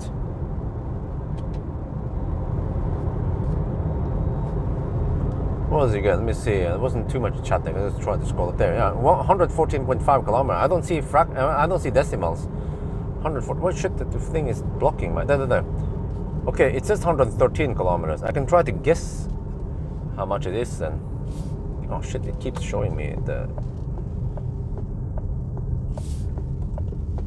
Okay, 113 here at the roundabout. Dude, don't cut the corners. Freaking MC dude, man. He doesn't need that much space. I need the space. Okay, 113. Yeah. We don't know exactly how high it is. Fagernes. Hunndalen is like the ghetto of Gjøvik. Okay, now we are over here, which is slightly better because now the sun is on my side, so I will get a little bit of heat from the sun. So we just take the route via Dokka. But I have to find a gas station eventually for some pee and yeah.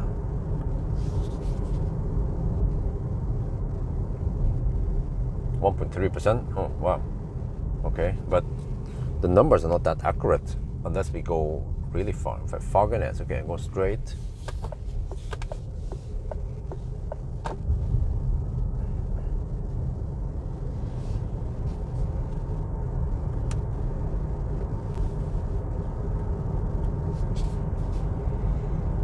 Okay, but I measured previously around 1% underreporting.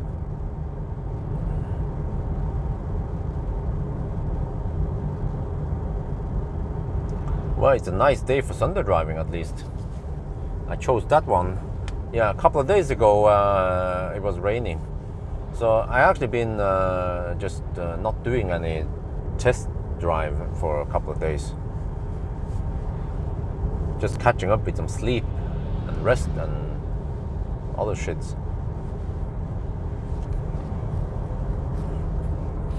But okay, it seems like those Germany trips, they were a waste of time and money.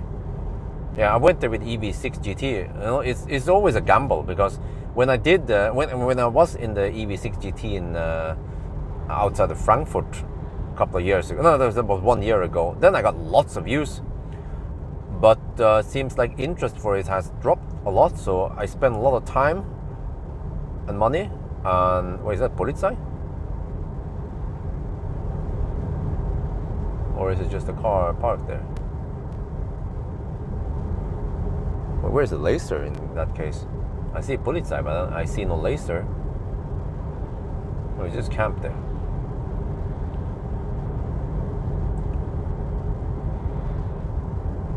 Wow, yeah, he's farming it, man. Mini. Oh, the Mini with the round screen. Yeah, you see? And you can imagine if I was there doing those reviews, getting inside those cars, how much views I could get. So, but I simply could not get there. I was too busy, too deep into house and family and Dolly and all that shit. Yeah.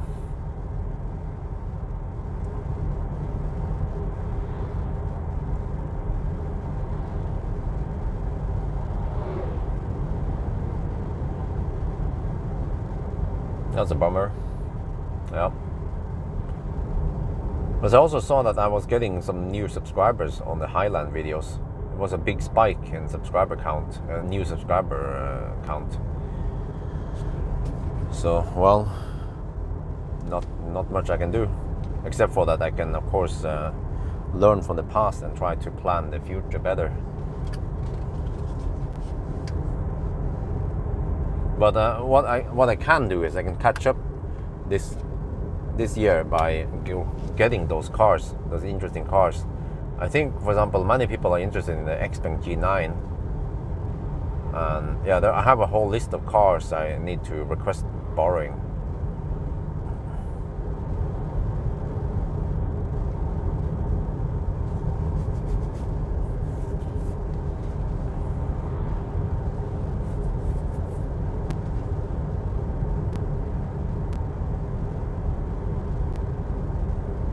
Polestar 3, yeah, well, the 60K, that was my video. So, yeah, I need to just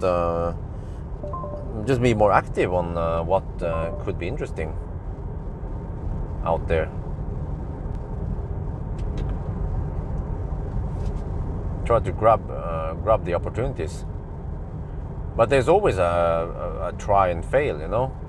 Just like the Plaid, I was expecting lots of views on Plaid, because in the past Germany trips have been getting quite nice, but it wasn't like that. And same with the ë-C4X, I planned it ahead a long time ago, so I just had to go for it, and then it turns out it was a waste of time.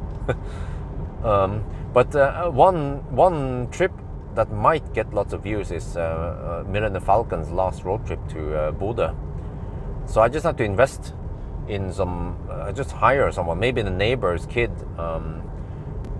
for 2 days. Like, I don't know how many hours, let's say 6 hours per day. So I have to pay, not sure how much babysitter wants, maybe around 800 NOK per day. So how much is that? Around 1500, around 150 euros maybe I have to invest in babysitting, and then I go for it to Bodø and back again, and hopefully then I get some view counts on it. And personally, I also want to take that trip to retrieve the wheels. I can always try to nimber it back here somehow, but yeah.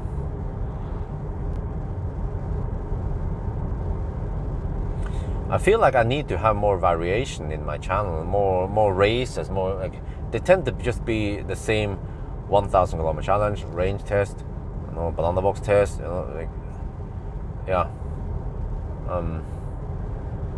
Need to mix in some more stuff, but I need slightly more freedom, slack in my time schedule, which I seem to not get nowadays.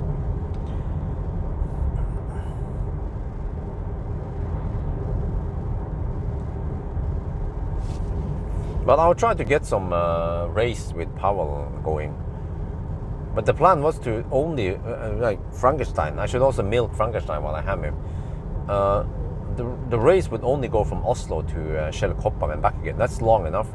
It will take around 8 hours for the actual race, plus a little bit before and after. So we just have to try to make, I don't know, try to grab something. Well, it doesn't have to be an IMEA. I thought he had an IMEA, but okay, I'll find out again what cars will match Frankenstein. Yeah, I mean, it could even be maybe a modern car, like a Honda E or some shit. No, actually no. Yeah, nowadays he has the more modern Citroën E, I think it was. But that one we could try to, if he can use that one with second, like old cars. New cars nowadays, they are pointless, or the races will be way too long because we have so good range and so good charging speed. So it has to be something old, like a freaking Soul or some shit like that. But I have to try to find something that matches Frankenstein. Yeah, what do you guys think? What would be a good match for Frankenstein? He is so degraded, man. Yeah, but at least when he's not replicating, he charges fairly fast for a little while. So that's what I'm thinking. Okay, maybe IMEA would be a good match, because IMEA, I think, cannot hit it cannot go 45 kilowatt. It will go around 30 something kilowatt, and then it also replicates a bit, or I don't remember how it was. I never tried IMEA on a long trip, but IMEA doesn't. I can always ask live. I mean, I can always ask someone in the chat. I mean, I can post it on Facebook maybe, yeah, or we can just rent it. That's also a possibility. We can rent it via Nabobil, and then I take that as company expense. But then I'm investing something that I might not get payback, just like in the Germany. So yeah, bad luck for me this year.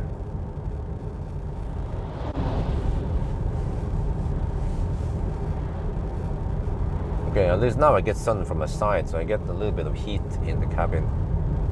I could always just pull over and and then pee in the ditch. But I feel like I want to grab some food soon. Okay, eventually there'll be something here. Dokka. I'll just look for a gas station on my right side. Well, consumption is 134 watt-hour per kilometer. But we are getting in the high-ish lands. Wait, this is not that low. I was hoping for maybe 110, 120 consumption. But we've been going against the wind. And also some uphill now. So maybe we don't see the true consumption yet. I don't know yet. Opel. What about Opel?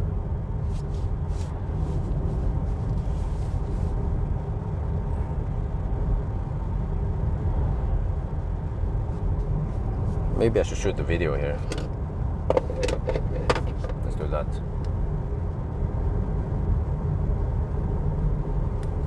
Yeah, this route I haven't taken it in a while. I know it. Yeah. Back when I did Nimbering, I traveled this route somewhat often for Nimber task.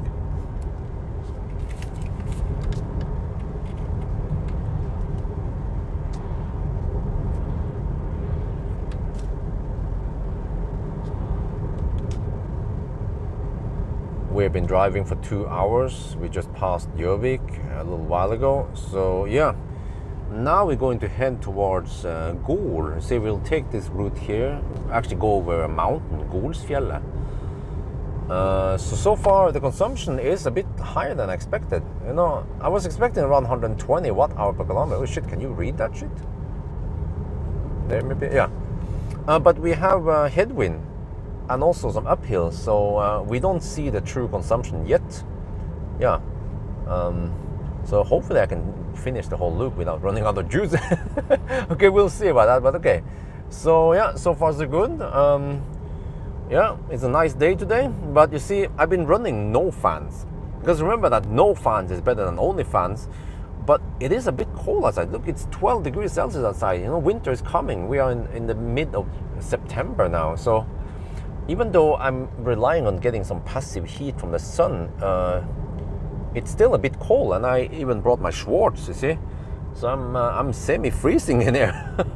But okay, I just hold it because eventually the car should heat up enough. So if I fire up the heat an hour or keep the car in the heat for some reason too long, I mean in the sun for too long, then suddenly it will be too hot, and then I have to run the HVAC. So I just want to go as ninja eco as possible. So yeah, we'll see.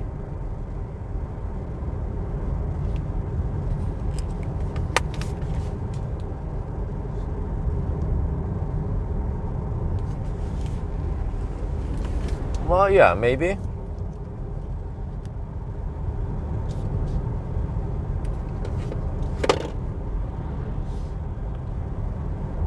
Well, let's coast. I think whenever I have chance to coast, I can coast because I get slightly higher speed. I can finish the challenge faster. Well, a challenge. Well, it's technically a challenge, right? It's a trip.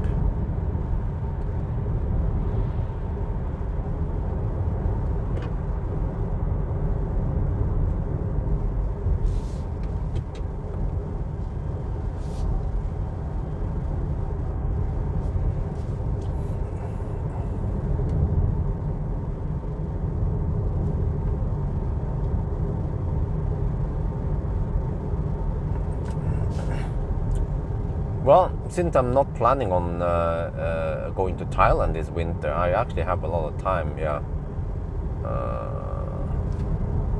I can do some winter. Oh yeah, okay, my bad. I thought that was a question, but no, it's a statement. Yeah, from Pascu.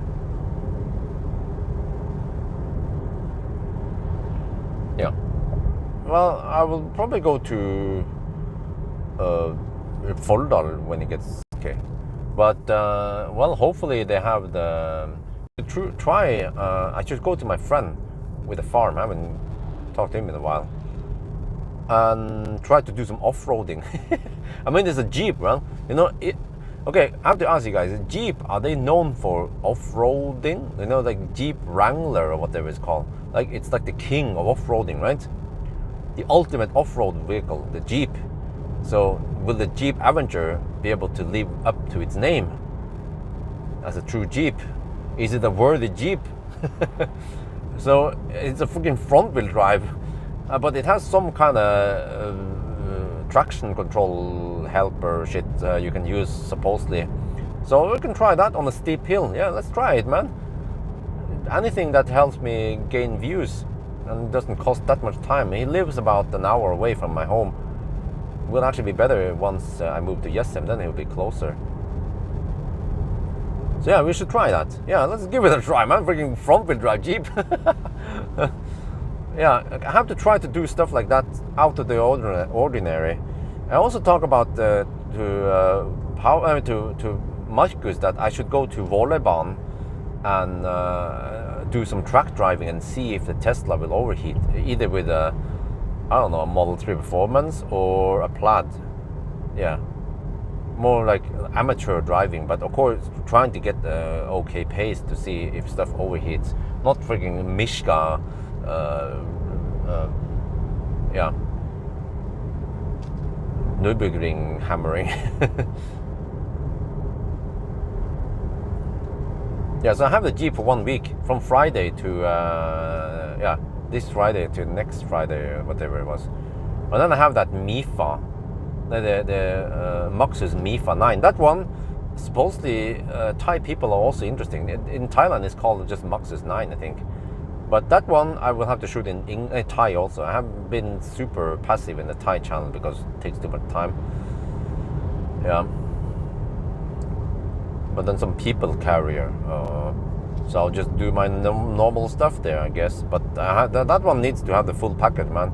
Headlight test, maybe also acceleration test, braking test, interior view, banana box test, 1,000 kilometer challenge, range test. Yeah, what else? Maybe not Sunday driving. I'll probably skip that one. Charging test also. But I wonder if they use the same Maxus battery as the other one, and will that have the same Chinese bug where it charges faster than 400 volt than 800 volt?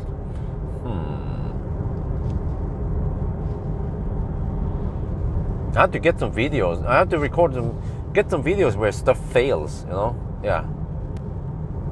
Usually then I get not lots of views. But I don't want to try to make it fail on purpose. But if shit happens, then you know, as a YouTuber, you need to monetize the situation. Seize the opportunity to get views. Just like what happened with MG5 that failed. Yeah, and then I bail out. Oh, we are in the Highlands. Okay. Consumption, 127 now. Nice. Oh, I wonder if we can get around 120 consumption. Wait, what is the elevation here? Check.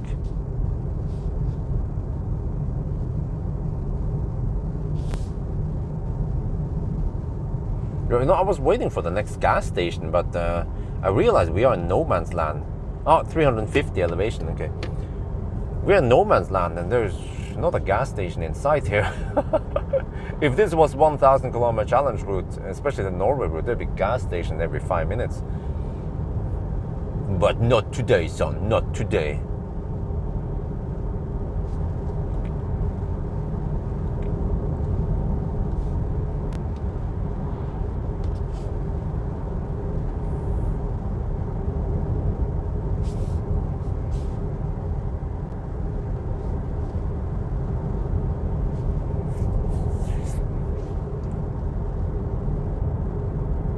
Okay, maybe I'll have some food. Well, I was thinking about having that fast food at Jafs.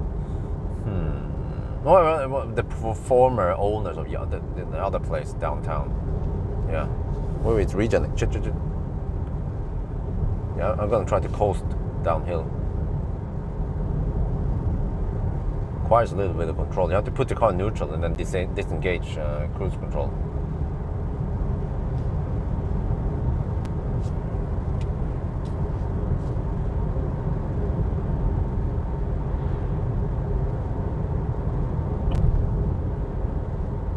Yeah, but hopefully the Jeep Avenger will get some views because it's the first electric Jeep. But it's a poor excuse for an electric car, right? Oh shit! There's some stuff coming here. Region. Oh, they're just setting up the sign. Messed up. Well, they use an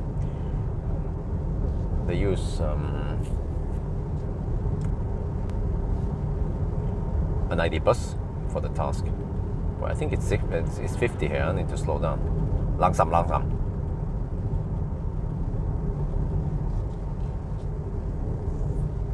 Jeep is making strange decisions. Well, okay, well, whatever that makes my viewers happy, right? Okay, I'm gonna do some digging over here. Where's? I need to pee soon. I've been on the road for 2 hours now. It's not good for my prostate, unless I stop and pee in the grass, of course. Well, the cabin is slowly heating up now.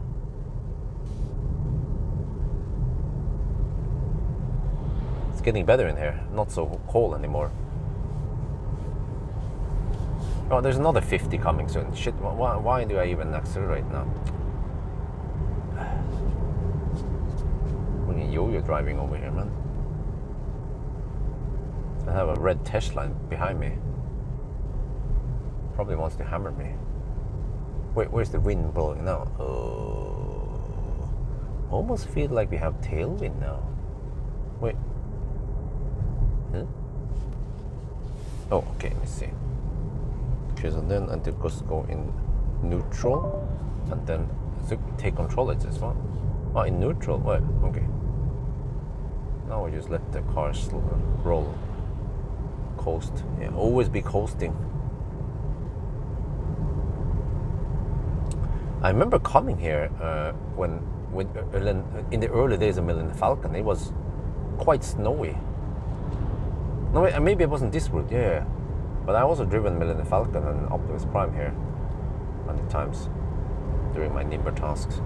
But okay, you know what? Okay, I could consider a Nimber task thing, but I will probably not take too many tasks. We will see. I will just go for the high yield task. Freaking another. Man, the 50 zone again. How the heck am I supposed to coast with this? No, but okay. Maybe if I go for some Nimber task, but I don't think I want to dick around with a freaking trailer and all that. I'll probably just go for a big van. Yeah. How about that? Maybe I borrow an ID bus van or some shit for a week, and then just do Nimber task with it. Yeah. I mean, people know the situation. I would be okay if I go for Nimber. Oh, there's a YX. I could stop here. It would be a fresh change to get. I think I stopped here before. Let's stop here. Wait, or it could be a long time until next time I find. Oh, no, is this just that automated shit? No, it's not. Oh shit. Okay, a little bit too late now. Okay, I'll try to find another one. Yeah, that one was actually a real gas station. But if I made some Nimber, no. Every time I consider Nimber task, I always come back to the same conclusion, which is that I can't do it. I have to. Nimber task usually involves that I stay away from home for an extended time, usually with a sleepover. And no, that doesn't work now with one baby and a pregnant woman at home, and then I have to invest money in hiring a nanny. Well, actually, I should do that anyway, when I think about it. I'm not sure if it pays off. Yeah, it's probably better for me to just focus on getting those interesting cars people want to see, rather than me dicking around with Nimber task, yeah.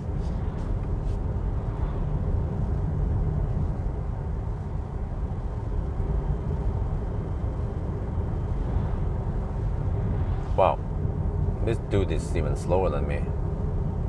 Well, like I always said, in Norway there's always someone slower than you. Oh, it's an old woman.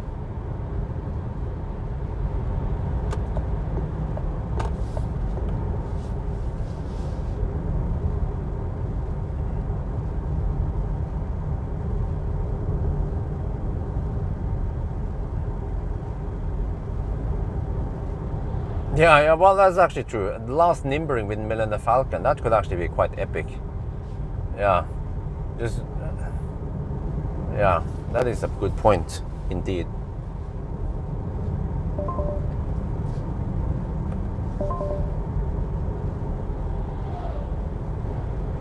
Let's try to coast. ABC, always be coasting.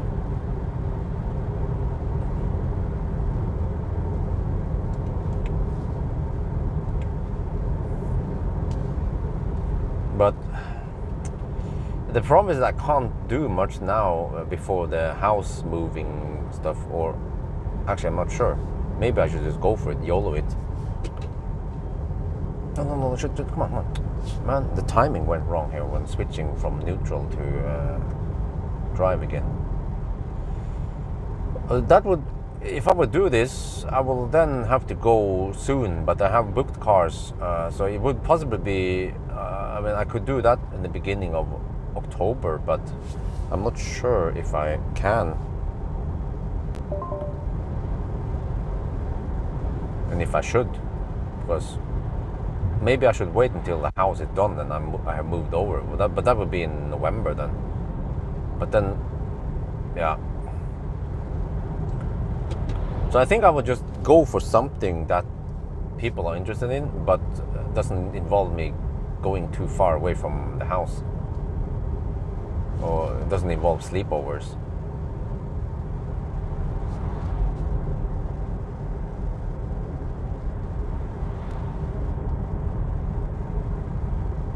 Yeah, that would be interesting, man. How the heck are we going to do this, by the way, with 2 kids? Where do we put the child seats? If we put the 2 seats in the back, then the wife needs to sit in the front, and then I think she wants to be able to reach the babies. So, yeah. Maybe it's time for me to find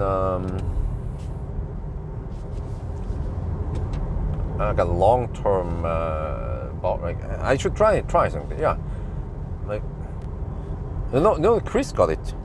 Chris, he managed to borrow a Polestar 2 long-term, but I'm not totally convinced. Yeah, okay, you know, okay. What I need to do is I need to put 1 child seat in the front, and then and then Isabel should be in the front. But you know, this will happen next year, so we still have some time. It will happen around April, May next year that we need to have 2 babies in the, yeah. But then by that time, Isabel will be 2 years old, and hopefully she'll be able to speak. And it's easier for me to be able to reach Isabel in the front seat, and then wife will be in the back seat with the new baby.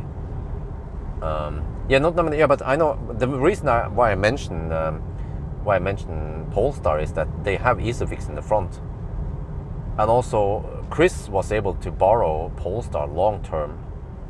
So yeah, I mean, I have an idea. Why not? Like, I need a car, and it would be interesting for me to try a car long term as a family car. And then that would mean that normally, you know, up until now, whatever press car I use, that one also I try the baby seat, and we actually use it as a family car for some local errands. But maybe I will go for a Polestar 2 long term. Have to make a deal with Polestar, right? It would be a good advertisement for them, just like with Chris, but I'm a bigger channel than Chris, strictly speaking. And wow, the landscape here is nice. And then if I can borrow it for, let's say, 3 months, and then I can switch to another car. There are plenty of cars I can try. For example, Hongxi, I would love to try Hongxi for around 3 months as a family car also. But I will only use 1 car at a time as a family car. But this is actually a golden opportunity for the car manufacturer to get some exposure in a actually very common use case, which is 2 kids in 1 car, 2 child seats in 1 car. Huh? Convince Marcus to ship a okay, I'm not sure about that one.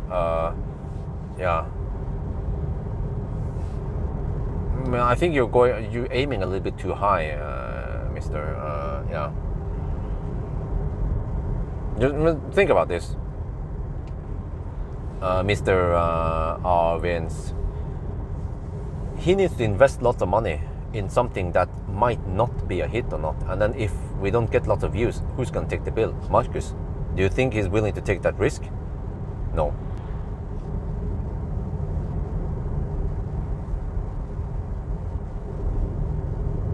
Even I wouldn't take that risk. And you saw that when I went to Germany with the EV6, it was basically a waste of time. I would have been better. I mean, it would have been better for me to spend the time testing something around Oslo, or testing another car instead.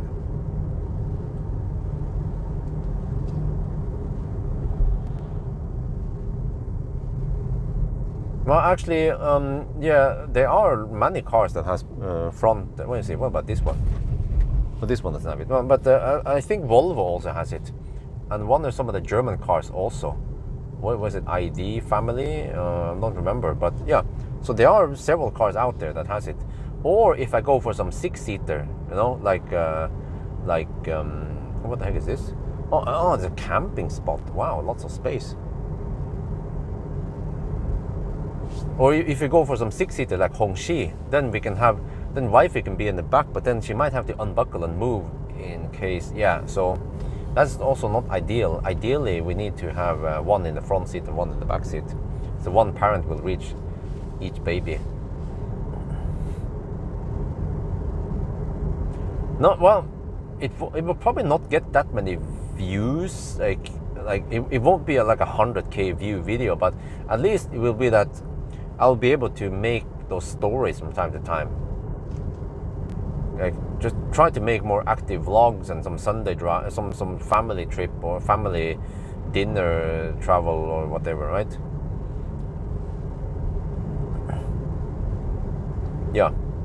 Or I can always see if Marcus can buy a car on long term, but it could also be some semi-shitty, well, whatever, right? It doesn't have to be that expensive, because most of the time we are just on short trips anywhere around town. But it just depends on my economy, but hopefully, yeah, by next spring, then my economy should be better. Just right now, it's just really, really tight. Just getting everything finished, the house. But I should be able to afford some second-hand car for around 150K NOK next year. Just have to set aside some money. Well, this is a nice, calm place, I have to say, man. 6-seater, big boot. 2 hours more wait between, huh? I think you're aiming for a Tesla right now, then. Model X. Or maybe Hongxi.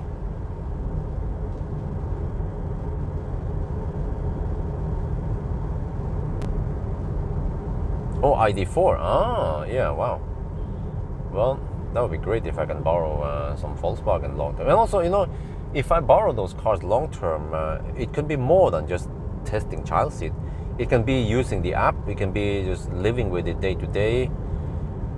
How is it longer term than just testing it as a press car, like semi-stressing out for 1 week, right?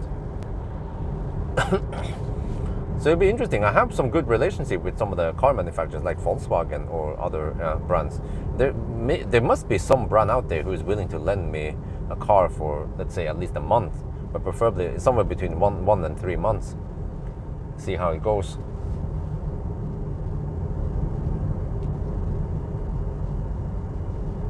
Well, having many children is a very expensive thing, so yeah.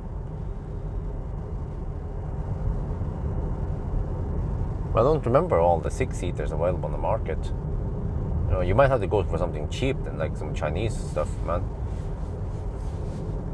Maybe, I don't remember all of them. But maybe Maxus has some.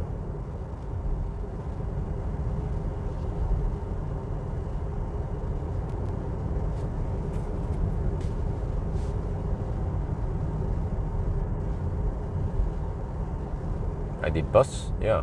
Wait, but ID Bus is not a 6-seater yet. Wait, is that carrots? Those plants look like carrots. Svag veikant, okay.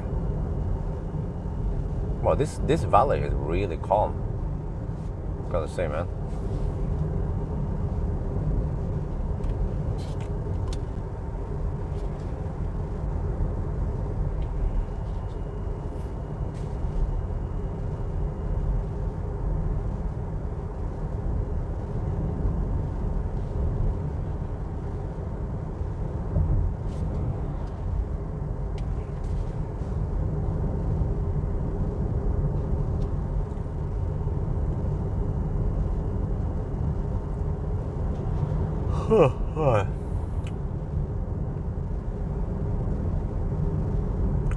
Well, actually, when I think about it, I don't want to have too long food breaks, so I'll just eat while driving. Yeah, let's do that. Just go for whatever gas station food is available. I even have drinks from home, so I only need a bit of food eventually. Let's see. But I have to figure out which route I take, because the Sollihögda route is a bit risky if I don't have enough juice. No, but you can always buy a second-hand Model X. You know, go for a second-hand 60D. No, actually, maybe you need a 75. Yeah, second-hand 75D. And as long as you don't hammer too hard on the motorway, then no problem. Or maybe you can even afford a 90D or 100D. I mean, they're getting cheaper now.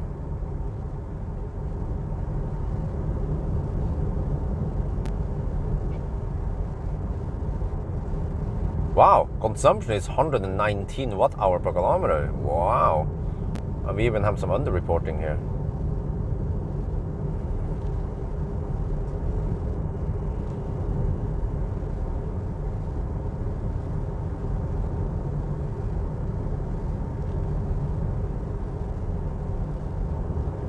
Wow, this valley is perfect for Sunday driving. You have to drive so slow. It's 70 zone here. Holy macaroni.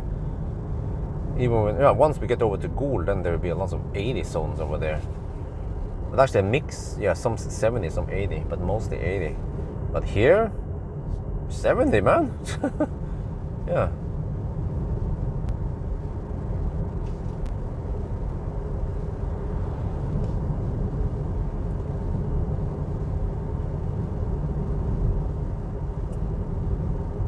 Oh, tractor, transporting tractor eggs.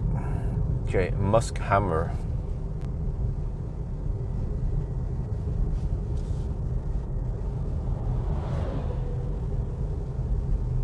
Well, I have to wait until it's clear. Well, it's kind of clear now, but now I'll wait. Not to stress too hard. Yeah, let's see.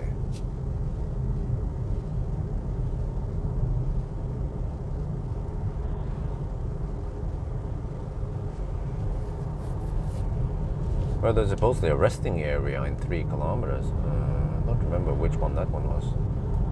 Resting area with toilet. Can I just go there?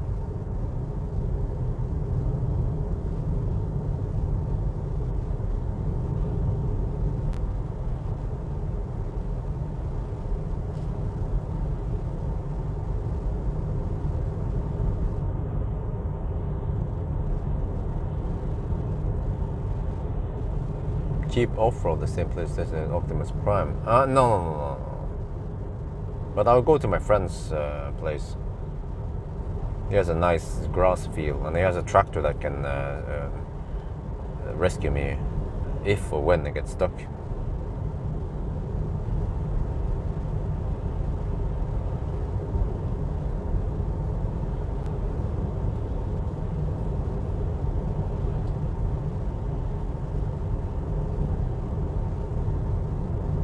I actually gained some good speed here, at least downhill.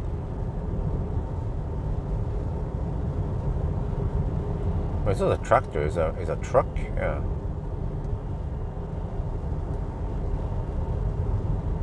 Okay. Well, if there's a restroom. Oh no, this comes. Okay, now I feel like I need to hammer that guy. Okay, I mean, wait, shit, oncoming cars. Okay, let's just hammer. Let's hammer.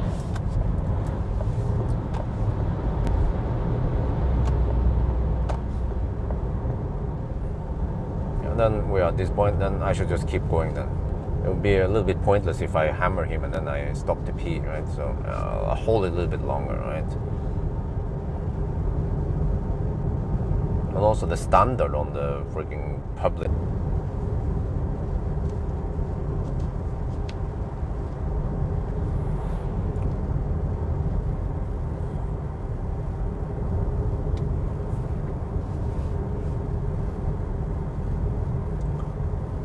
I have one interesting topic here, which is all-wheel drive electric cars. Because as long as you design electric all-wheel drives the way it should be, like some kind of disconnection of one axle. The trend many cars now go towards is that you have a mix of induction motor and PM motor, and you can then they tend to go rear bias, or rear motor is always running. The PM is a rear motor, and then the front is induction motor, and you can then have the best of both worlds: power, efficiency, grip, all that goodies. And also electric motors, they are so small, so you can easily make all-wheel drives, and the all-wheel drives can actually be even more efficient than rear-wheel drives. And it should be rear-wheel drive anyway, rear-wheel drive or all-wheel drive, not front-wheel drive. But one interesting topic would be, that's the resting area. One interesting topic would be, ultimately, should every EV be all-wheel drive? Because there are not that many. No, here's the resting area. Okay, there are not that many disadvantages with all-wheel drive. In the past, some car manufacturers, they didn't design good all-wheel drive, so they became thirsty. But as soon as car manufacturers learn from each other, then why not, right? But there's more electronics, you have to design the car to be all-wheel drive. It's of course easier to only have one drivetrain. One drive unit. One drive unit in the back, right? And then I also heard some people say that, but if you have the motor in the back, you will have less trunk space. Well, look at Tesla. Tesla, they seem to have the best trunk space despite having rear-wheel drive. Tesla have even more trunk space than many legacy automakers front-wheel drive cars. Yeah, that's how awesome Tesla is. So that would be an interesting topic. Should every car manufacturer only offer all-wheel drive versions?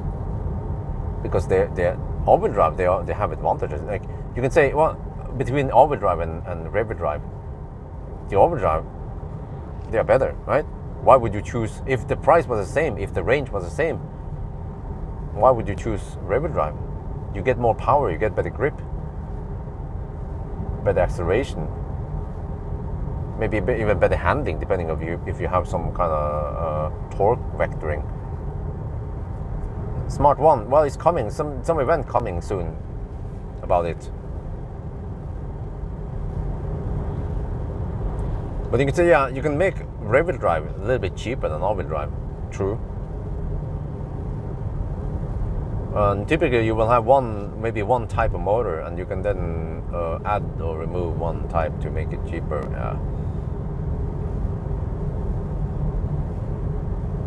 All-wheel drive is also good for battery precondition. Okay, well, but that requires some alien technology. Not every car manufacturer has it. Well, actually, no one except for Tesla has it.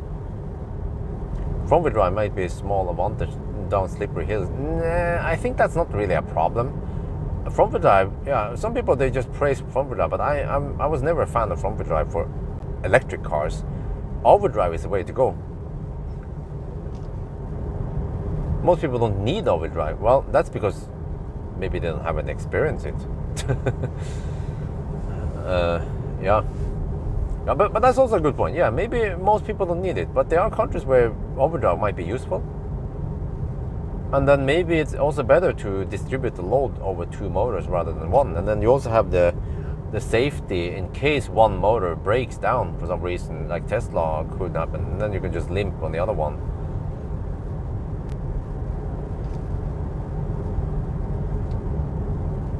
But it seems to me like all-wheel drive electric cars, they have less compromises. they may, yeah, I mean, they have less disadvantages. All-wheel drive fossil cars, well, they only run on one fossil engine anyway. So you have to then send the power via shaft, and then how do you do the mechanic stuff, right? You have to distribute the power, but all-wheel drive electric car seems to be superior in traction, power, efficiency, weight, everything really. So SUV and off-road. Well, man, in Norway, man. I mean, Norway. Most Norwegians, they would, if they would choose, they would go for all-wheel drive if they can. They would pay the extra to get all-wheel drive, and they might not even use it for off-roading, or it's not an SUV. It's just a Model 3, for example. Or some people want the all-wheel drive for performance. So for the best performance, of course, you need all-wheel drive.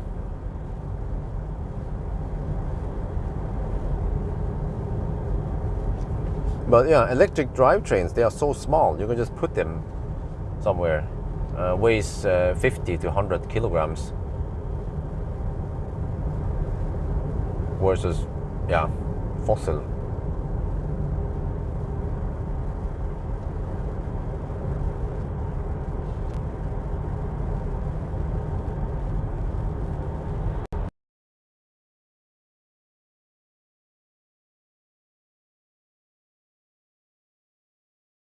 You have to also remember to brake in time. True, but I heard that with all-wheel drive you can actually do some pretty cool maneuvers on slippery roads.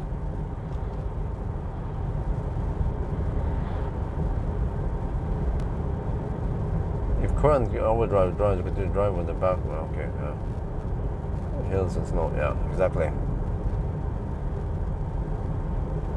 But I mean, you can say, well, you don't need it. Yeah, maybe you don't need it, but I have driven rear-wheel drive or front-wheel drive on just rainy surface, and I can feel like we have less grip in the curves, in the roundabouts, just out of an intersection. So to me, though, yeah, okay, you don't need it, but it's really nice to have all-wheel drive.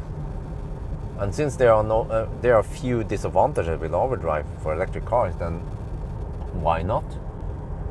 You know, many well, Tesla, for example, they offer all-wheel drive without too much disadvantages. And price, okay, usually, yeah, the all-wheel drive, they also have bigger batteries.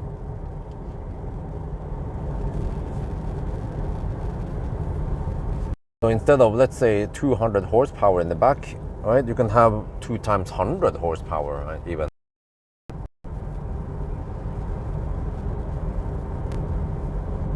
And then smaller motors should result in more efficient motor, and especially if one of them can be disengaged.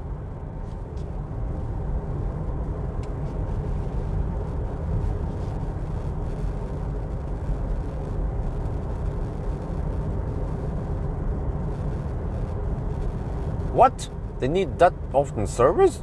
The fuck, man? What do they need to do? Change the oil or some shit? 99.9% is not needed. But it depends. You know, for me, I love all-wheel drive, man. I love the power, and I love the grip that it gives you. This all-wheel drive, like, almost regardless of what brand it is, it doesn't have to be a Tesla or the Audi Quattro. You know, pretty much every all-wheel drive system, except for maybe one brand, which is MG. Yeah, the MG Marvel has a weird all-wheel drive system, but most of the other ones, they just stick like glue. Like it's incredible how good the acceleration is. For day-to-day driving, once you gotten used to all-wheel drive, man, there's no way back. Rear-wheel drive, front-wheel drive, slower.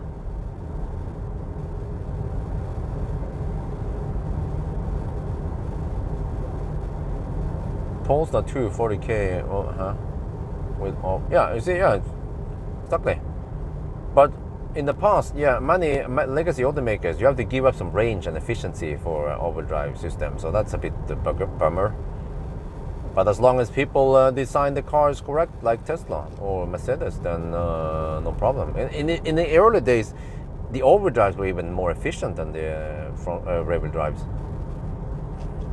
Avenger car scanner should work. Okay, thank you. I will test it if I can find the OBD port.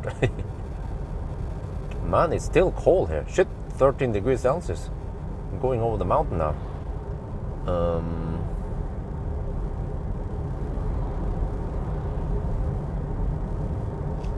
Yeah, okay. Yeah, well, you mentioned it earlier. Thank you very much, Alan. I'll try that. As long as I can find the OBD port. But it shouldn't be a problem because the Avenger, as far as I know, is not a French car. French, man, they do everything different. Just like the high beam stock.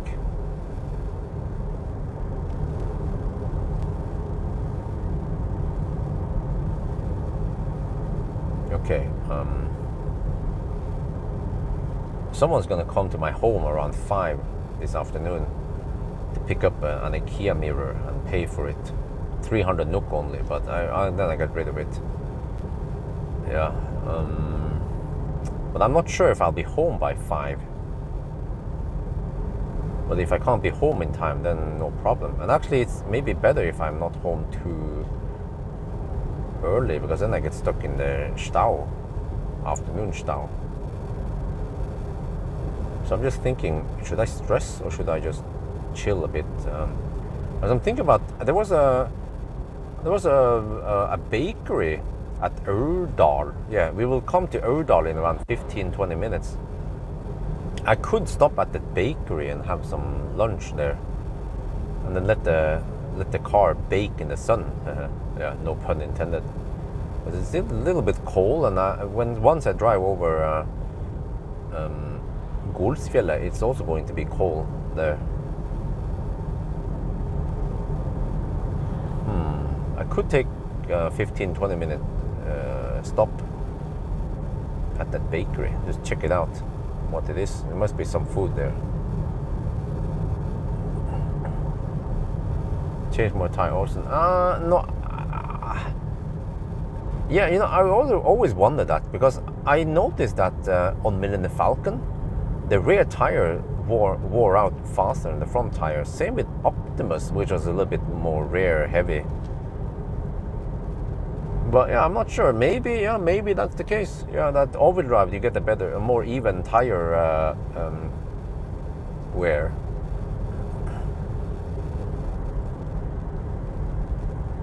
But as long as you're not hammering it, then I think rear-wheel drive shouldn't be a problem for tire wear.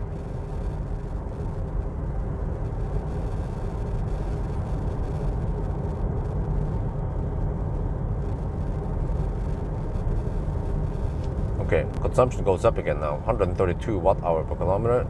You have to pass a couple of mountains, but yeah, the scale is not linear, so we are close to 50% real state of charge. I'm actually getting a little bit hungry now. Okay. So let's try to go for that bakery maybe. Let's hope it's not too cold to sit outside.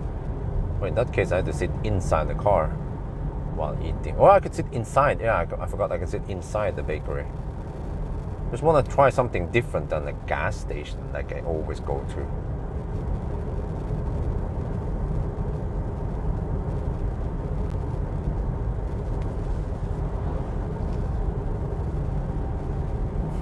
Wait, but if we are halfway now, wait, that took, oh shit, we started at 11. Wait. Oh, wait.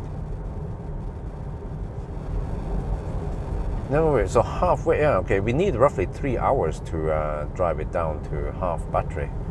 Okay, so I might get away with only 6 hours.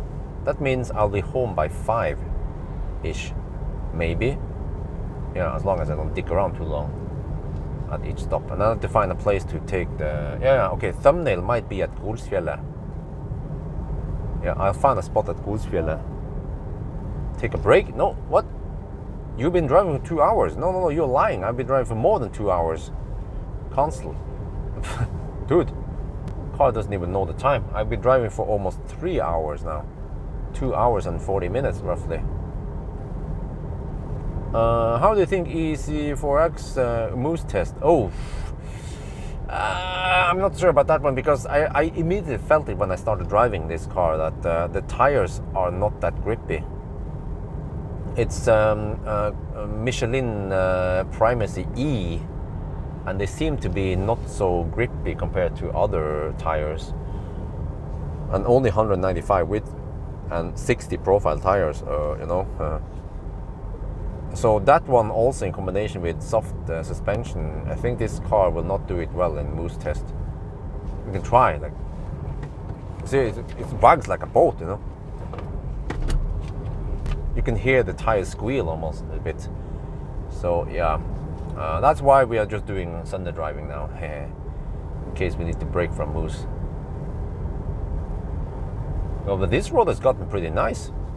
From Dokka, yeah, this route here, over to Aurdal.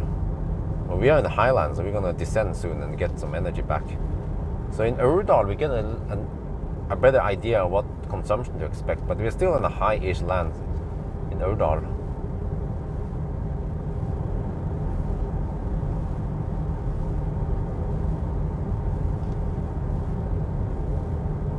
I'm not sure about that bakery, but I'll just take it easy and see if I find it, and then just take a little stop there.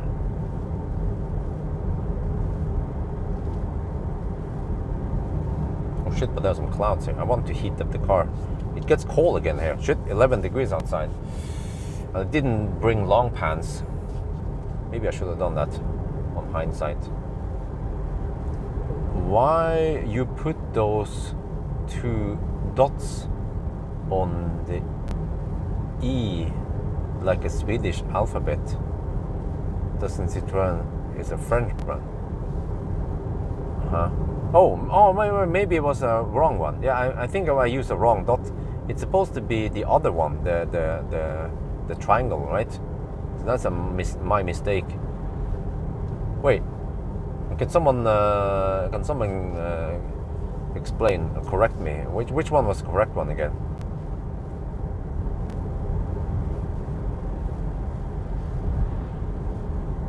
I think I googled about this, but maybe I made a mistake there in which accent to use.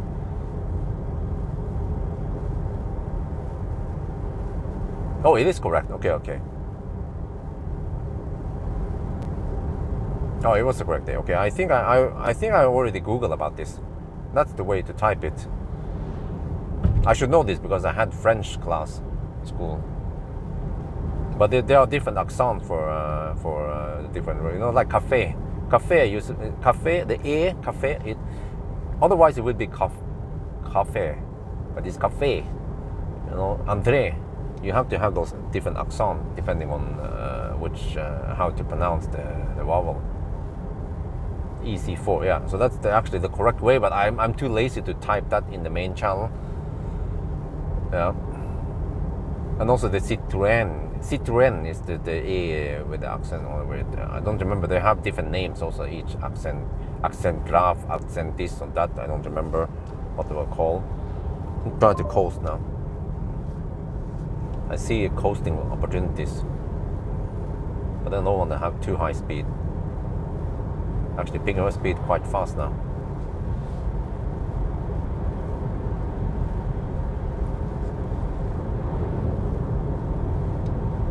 I think it's called accent, right? Accent in French.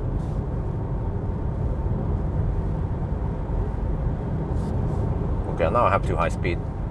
Need to engage this one, slow down a bit, and then zip. Okay, just cruise. Yeah. A is a Swedish letter. I know, huh? Well, it doesn't. I mean, it's not like only for one country, you know, one language. Many languages might use that same E. Just like that Ö with a dot. Swedish use it, but Sweden uses it, but Germany also uses that Ö. Can you do 1,000 kilometers? Huh? I never bothered doing it. I think it was mainly because I didn't have auto steer with that car, and I didn't feel like it was that important. Wow, there are some colors in the leaves now. Winter is coming. Oh, sun. Great. Okay, I need to let the car sit in the sun. I don't care if it heats up to 25 degrees Celsius, even a little bit hotter. I can always just open the windows, but I feel like the car is a little bit too cold for my comfort nowadays. Right now. So we are getting close to Ørdal, and that will probably be my first pee stop and a little food stop.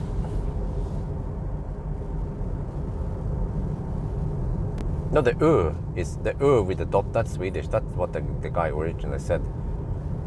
But then the E, yeah, the Sweden, they don't use the E with the dot over.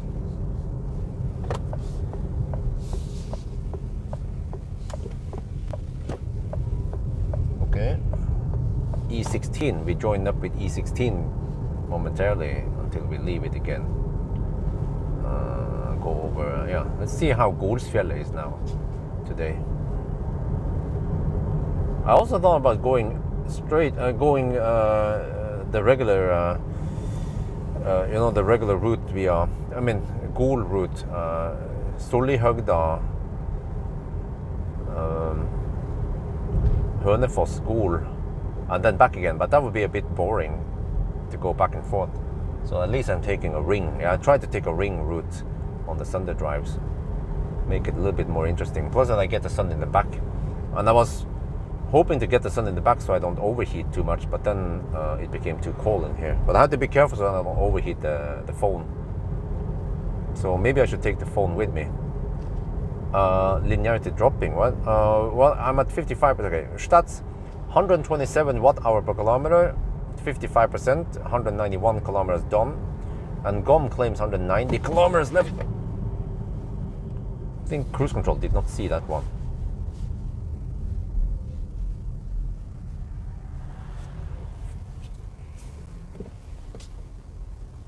Oh, that guy was really slow. Holy shit.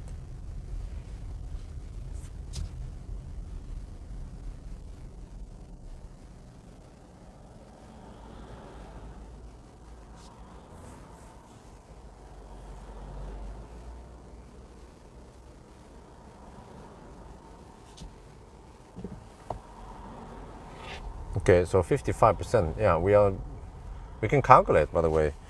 If we have 51 kilowatt hour, let me see, 120 times 191, 127 times 191. So I spent 24 kilowatt hour. So I'm not halfway yet. Wait, I don't have vision. Okay, I have vision now. So I'm not halfway yet. I'm doing 190. So yeah, it's likely that I can go at least 190 more, maybe around 200. No, we should be able to go more than 400 total. Yeah, because I did in the range test going at 90, I could get almost 400. So we should be able to go maybe 450. But maybe at Gol I get an idea of what to expect. But actually, I want to avoid Sollihögda. So after Gol, I might go via Jevnaker and then Gran. I like that route. And then over there, I could go a little bit back and forth.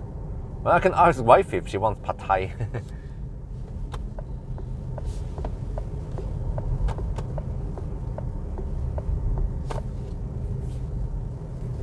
Well, I'm getting hungry now. No, I'm not sure if the ACC would see it in time, but maybe it would be a harsh stop. But I brake manually just in case. Yeah. Ørdal. Welcome to Ørdal. So there was about, yeah. So check it out here. So there's supposed to be some bakery here, right? Yeah, maybe I'll take a little chill time over here at the bakery.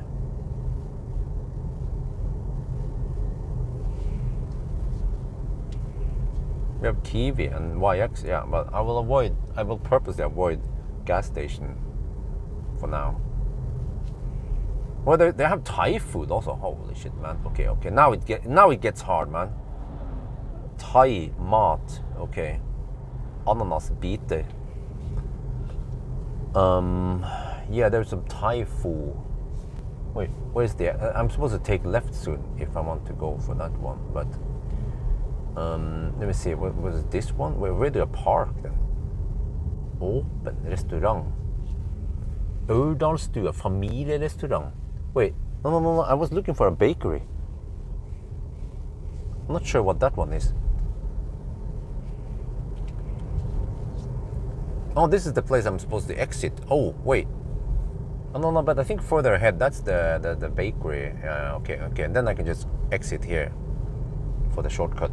Okay, maybe I'll do that. Here, let me see. Was this the place I'm supposed to stop at, or should I go further? No, wait. Verdens beste kanelsnurrer. Oh, I see. Yeah, det heter the bakery. Okay. Kundeparkering. Bakeriet I Valdres. Yeah, I passed this last time. I was like, Oh, we have Thai food. Oh, shit. Now, this makes it hard, man. Huh? This one is open 24/7. Really? The bakery is open 24/7? What? Wait, Thai food. Shit, man. What do I do? What do I do? Okay, langtidsparkering. Oh, let me just park next to this Thai food store.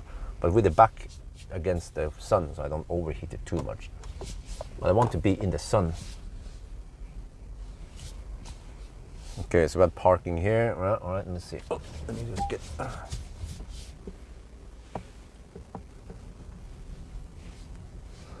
Yeah, but Thai food, we can always find it anywhere. But the what? Are you serious? Is the bakery open 24/7? Okay, guys. All right. Neater, maybe you can find my position. You can do a little bit of research here. Trip meter 194. Easy to do both. Yeah. Okay. Here, you can see the trip meter. You can see the numbers.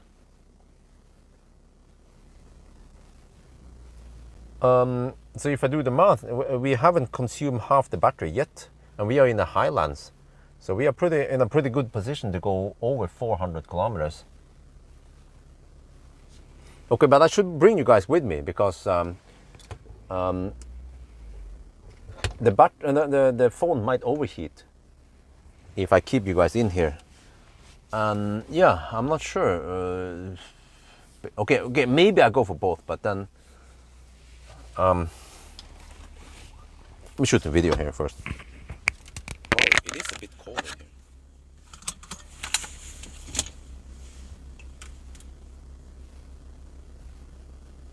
Oh, well, I'm not sure, but you can look in my position, right? There's some bakery. Bakeriet I Valdres. The bakery in Valdres.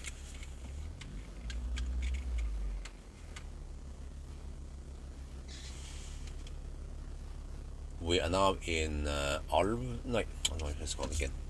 Ørdal.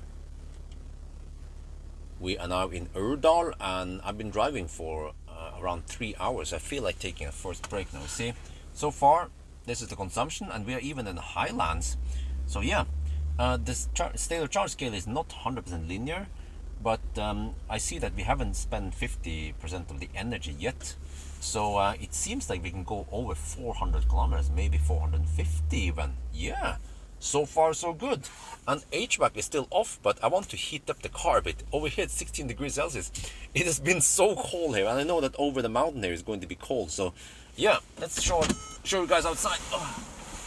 So I have some options here, see?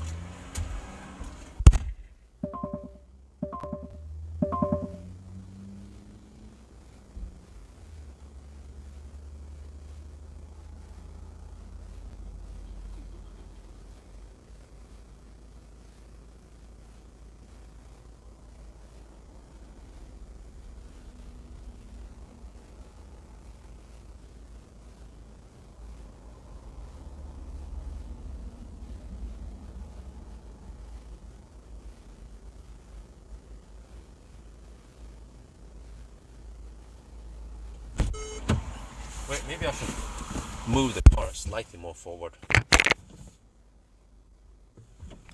There, okay, and then stop engine. And then I bring you guys with me. But then if I wait,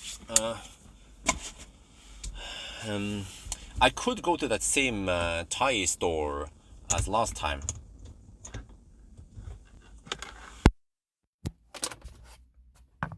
But I should go to the bakery because they have toilet over there.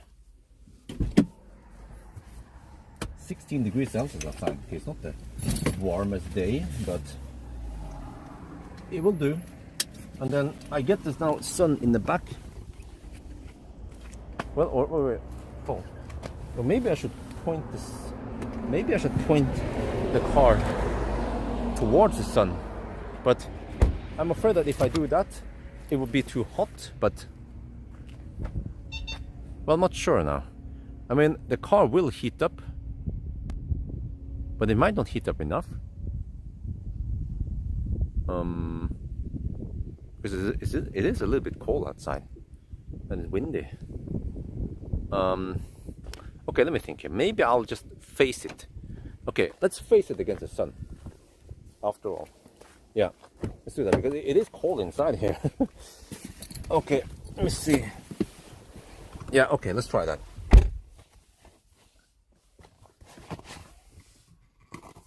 Get you guys there.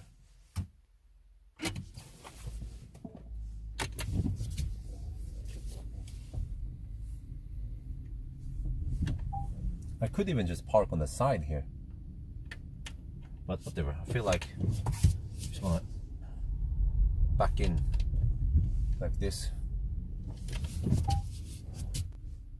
But you guys don't see what's going on anyway, but whatever. But do I go for Thai food or do I go for bakery?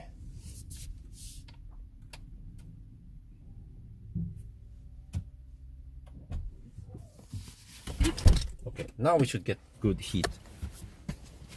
Free heat in the car. Okay. But I would not buy Thai food here anyway for going back to Oslo. That's too far away. They have typical food here. You see, they have pad Thai, pad kapao, pad pak naman hoi, ผัดเม็ดมะม่วงปะแนงต้มยำกุ้งต้มยำไก่แกงเขียวหวานมาม่าผัด Oh, I know wife loves มาม่าผัด but there's some MSG in it ข้าวผัดผัดเปรี้ยวหวานปอเปี๊ยะผัดขิงกุ้งผัดอะไรเนี่ยfried scampi and fried chilling schnitzel. And now that I'm sitting in the sun, it is actually nice and warm. Okay, maybe I will figure out something.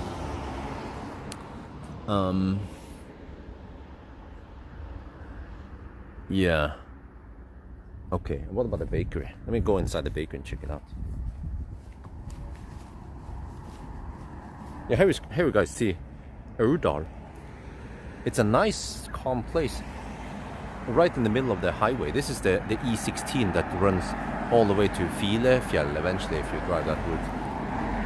So I'll check out this bakery.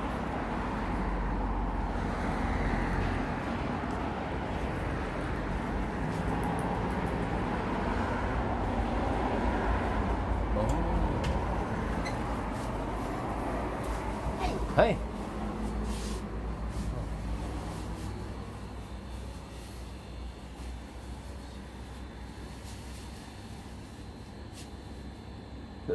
Er det sånn der, ja, er det noen sånn kanelsnurre her? Som er de beste, liksom? Ja. Ok. Ja, kanskje jeg kan ta en sånn kanelsnurre. En sånn. Se noe mer.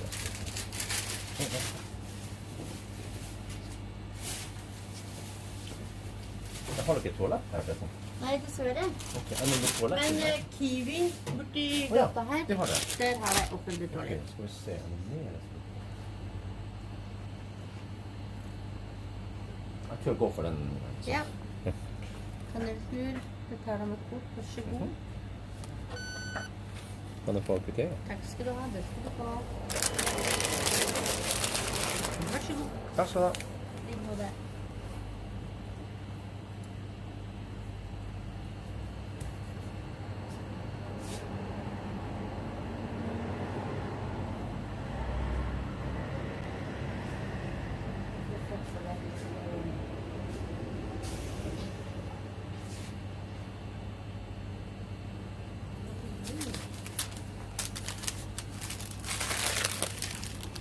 Pawel.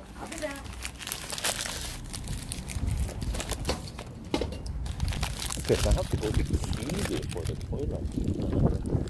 Oh, it is a bit cold if the wind is blowing. Okay, but they didn't have any food there, so I guess we have to go for the Thai food then. Let me just occupy this one. Okay. Wait, let me see. So then we go for Thai food. Let me just see what I want to go for.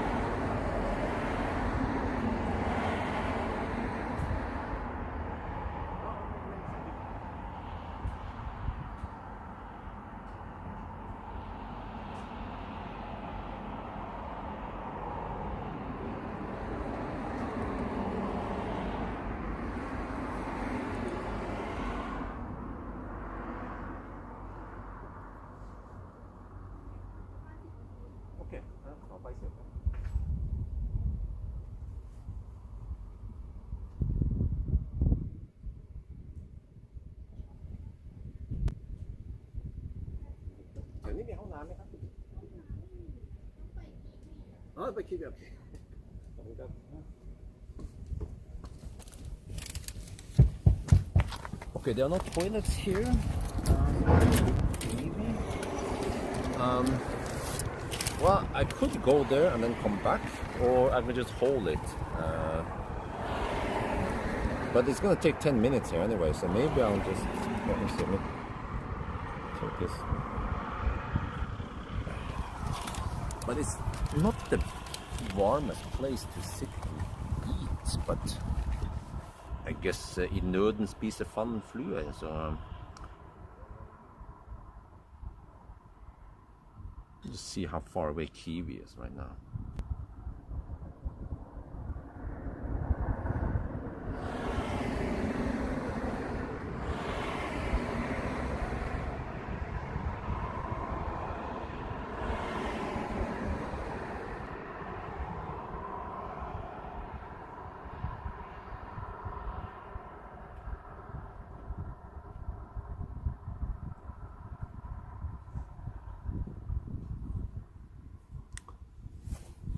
Okay, so they're gonna cook now.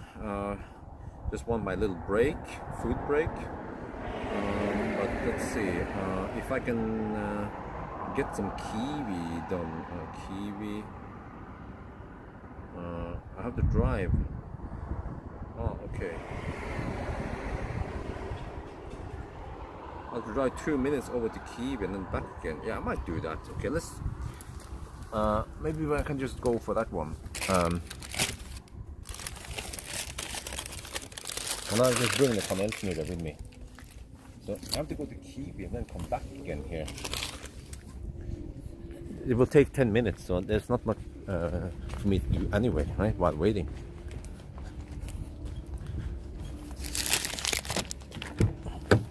And now we should get some heat. Oh, some heat in the car at least. Oh yeah, oh, that's some nice heat finally. Wow, the battery drains quite quickly here. Okay. Maybe I'll have the condenser later, so I don't have too long stops here.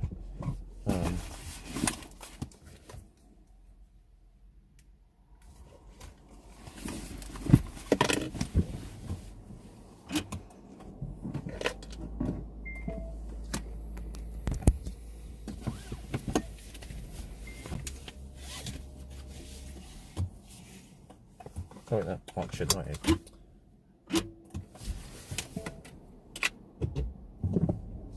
Okay, let me see.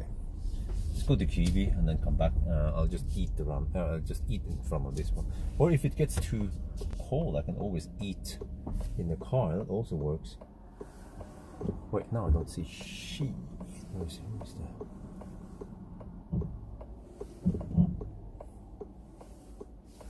Oh, there's some traffic here.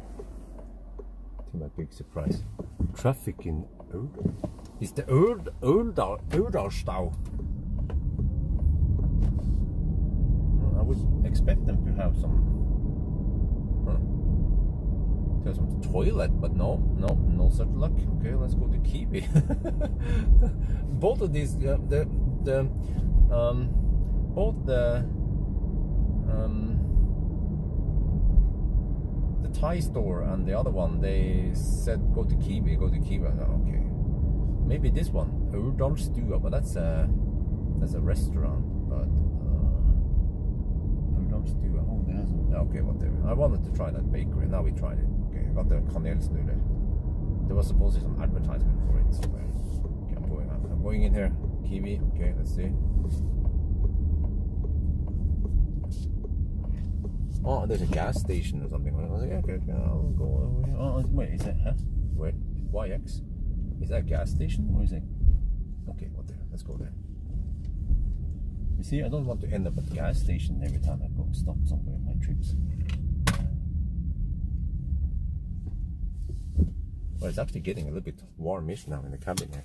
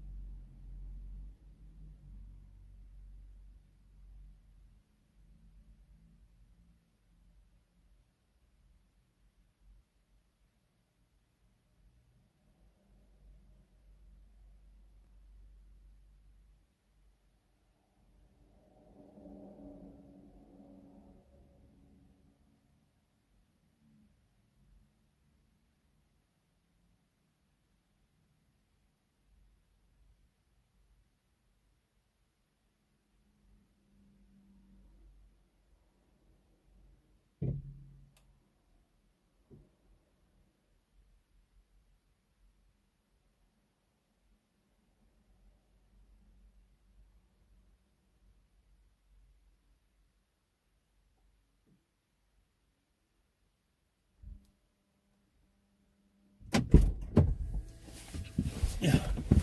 Well, it's actually almost better if I sit in the car and eat. But except for that, it is getting a bit hot in the car now. But then outside is too cold. Okay, where do I go then?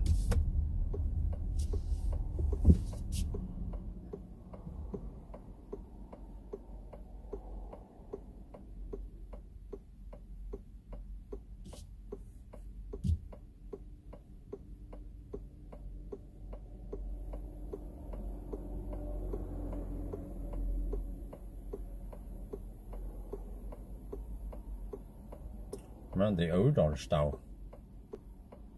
Yeah, see now when it gets cloudy, is she gonna go or what? What are you? Are you gonna go, or are you just sitting there? No, okay, she's, oh Jesus, man. She was just sitting there and, okay, whatever. Okay, I might have to sit in the car and eat. Because I think it's a bit too cold outside.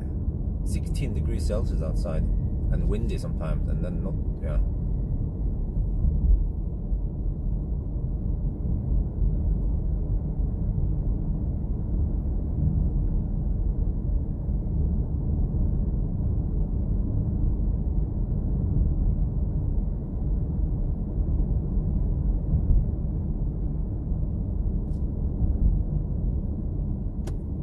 Okay, since I'm waiting, it's verdens beste kanelsnurrer. Okay, bakeri.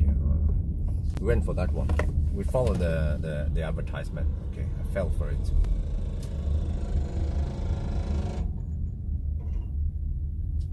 All right, let me see. Maybe I should just camp like this. I should camp. I should face away from the sun. Then it doesn't get too hot. I think we have okay heat in the cabin now. It's getting some passive heat. Passive heat for the win. I'll be back. Now I need to record some video.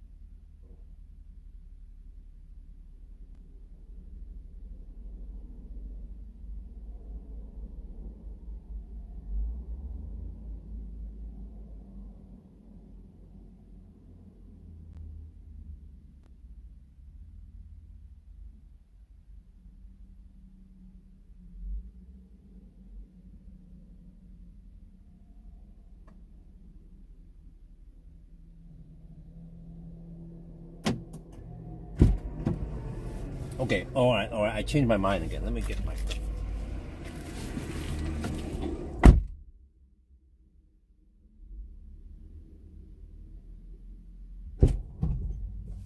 It is more practical to eat outside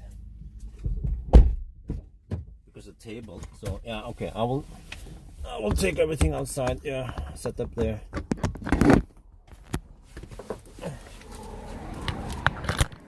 Oh, the drinks. Yeah, bring the bottle from the checkpoint. What checkpoint? I'm not sure what checkpoint we're talking about here. Did I miss something? Let's just set up here. That should be good enough.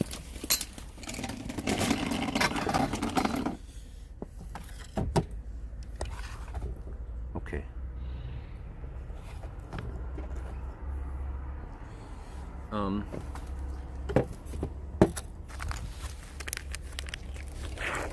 We just go for this one. Well, this is interesting. This isผัดกะเพรา. Okay.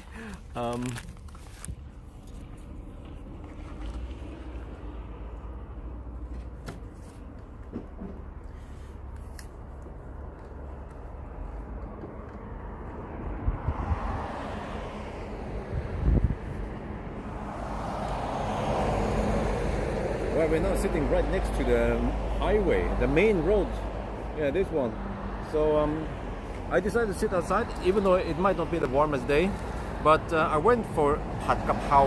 Yeah, if you ever watch the Thai videos in Thailand, you will see that pad kap pao in Thailand is completely different.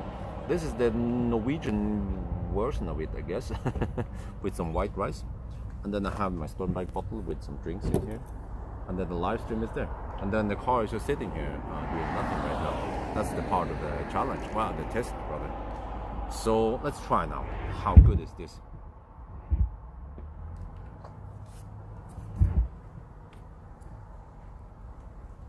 So I request that do not have it too spicy. I wonder if they follow the request. Oh, okay. Yeah, it's Farang. Farang grande.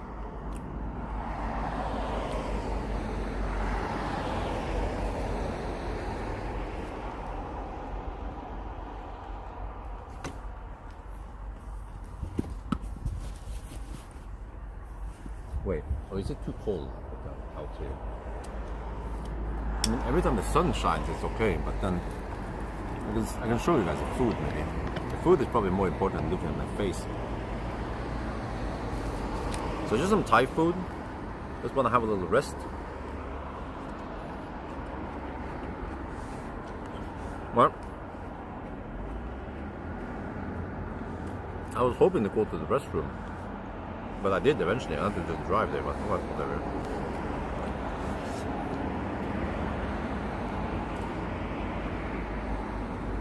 But I'll ask wifey if she wants Thai food on the way back. I can go to Harrestua.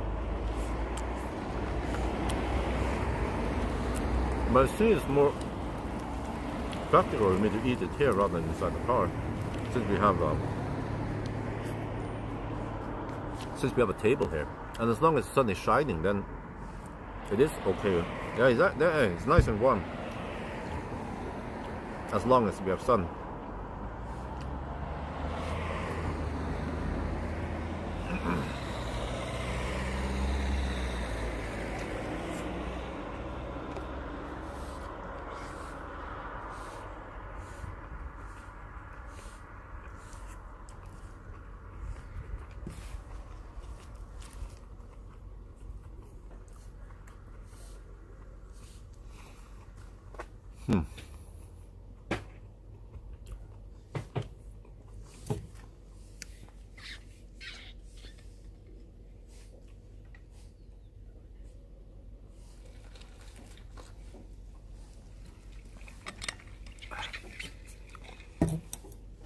But you can say one checkpoint is maybe Ghoul, but I would probably just pee at Ghoul and then keep driving, or pee somewhere else.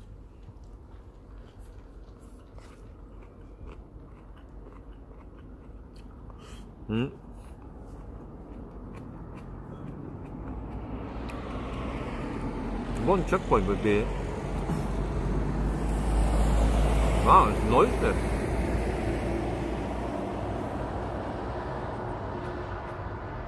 One checkpoint would be up on the mountain where we record a thumbnail.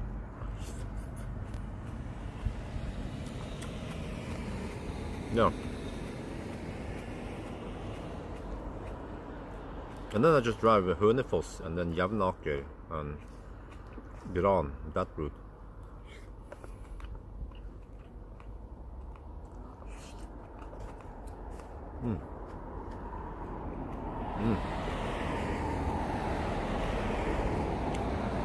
Every time the sun shines, it's nice and warm.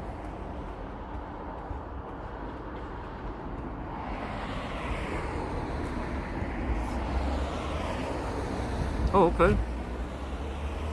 Yeah, you see. But you see, earlier, Nitra, we were getting over 1%, and now 0.8, so there could be misreported. I mean, the fact that we don't have decimals, we don't know exactly how it is. So we just count 1% on the report.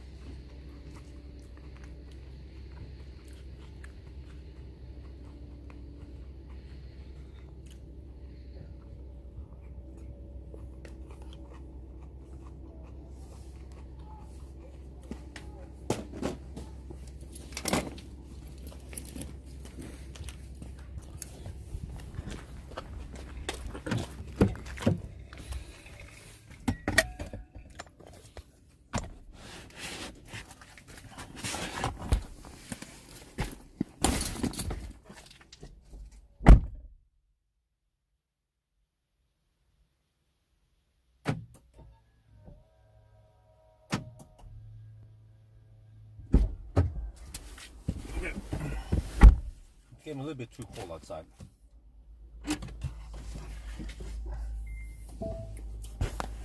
And I want to charge the phone. So back in here, yeah. Back in the studio.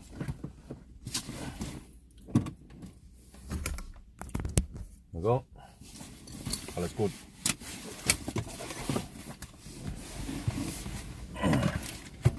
I mean, summer is over, man. Winter is coming. It's cold outside.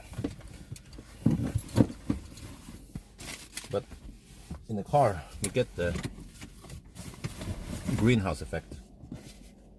And then it becomes bearable in here. So yeah, now we're just sitting here eating.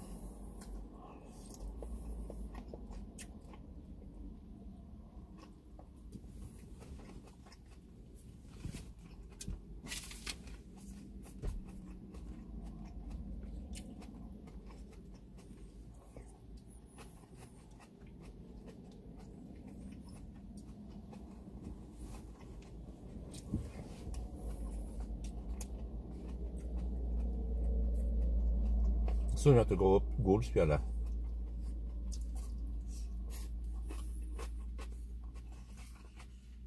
A mountain pass. But it's not a big mountain.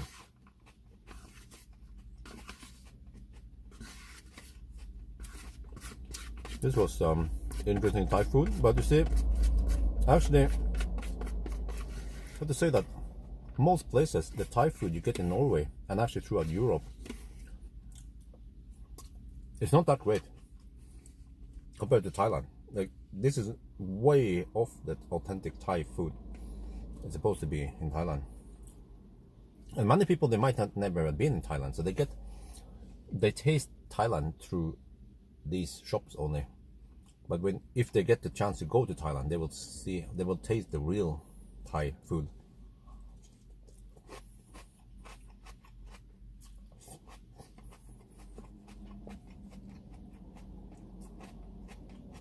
And it tastes a lot better.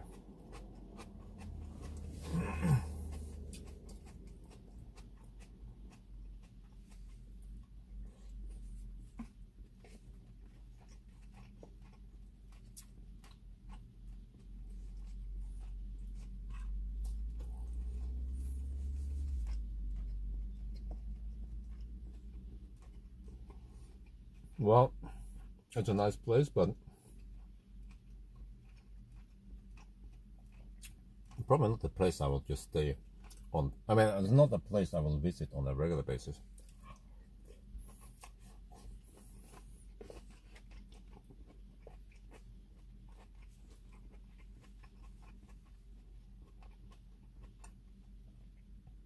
Wait, it's been 3.5 hours now. Oh, I better hurry. Finish eating and go.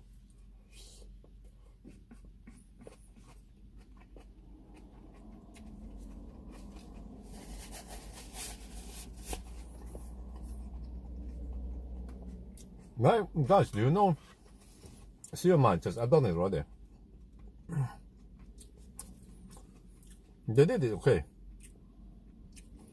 But the new drivetrain here and the new battery, does it apply to all the Stellantis, or actually all the PSA cars? E2008, Corsa E, you know, all of them, are they gonna get this new drivetrain?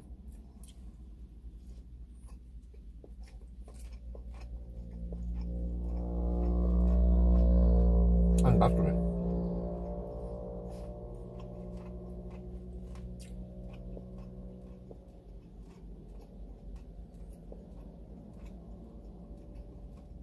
I did 0 mile test on Sunday.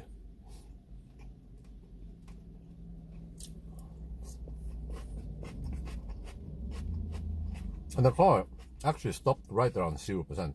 Yeah. When I had 0% left, it was probably 0.5%. And I drove just 3 kilometers past 0%, then it stopped. No, yeah, it actually stopped, yeah.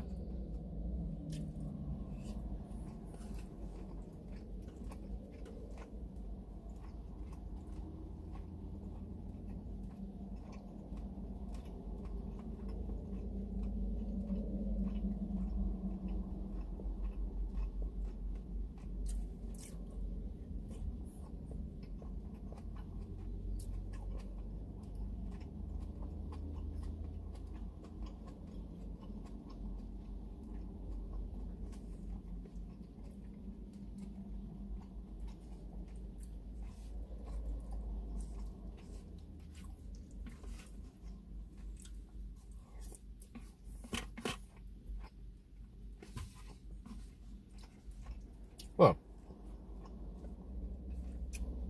what is the VLTP range on this one?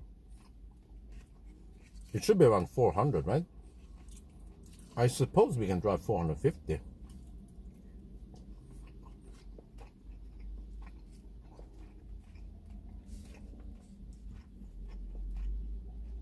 Maybe even more. Not really? Wait, what about the other cars? Don't they get the new drivetrain? That is weird, man. Why would they not upgrade all the other ones?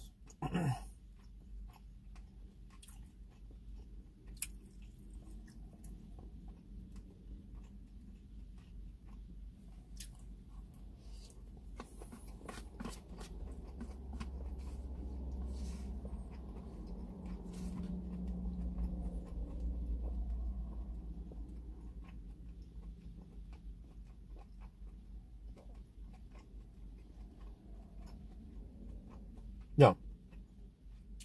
Avenger gets a new drivetrain. No, 418. Okay. Kilometers VLTP. Okay. We should be able to beat the VLTP. I'm guessing maybe 450. Wait, but then how? The consumption might be as low as 120 watt-hour per kilometer.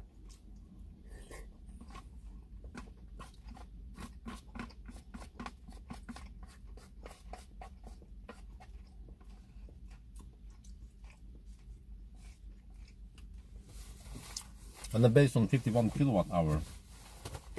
Let's see, how far is that?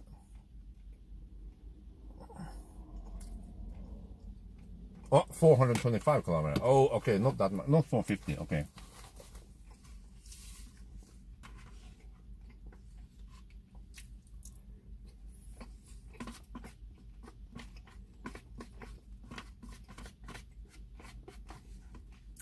But, man, these cars, they must be the ones with the smallest battery nowadays. ID7, I have no idea. I have no idea. No clue at all. Not even a hint or anything.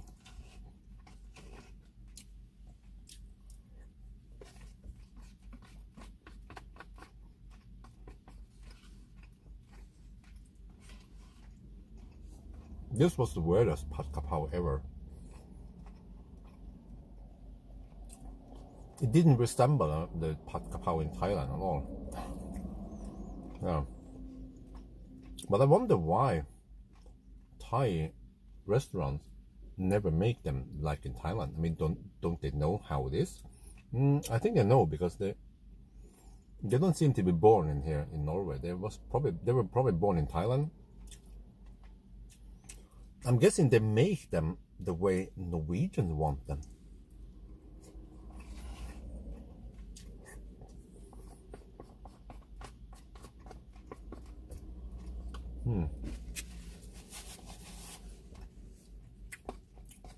This makes me wonder, what about other food? For example, pizza and pasta and sushi and other food. I mean, are they also different than the native food?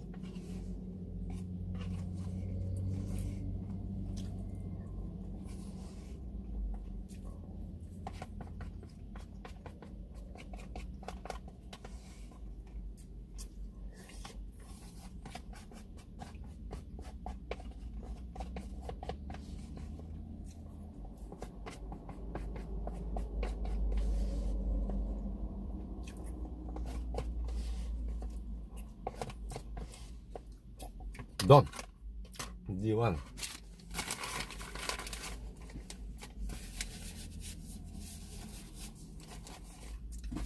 Okay, let's get going. Don't want to stay here too long.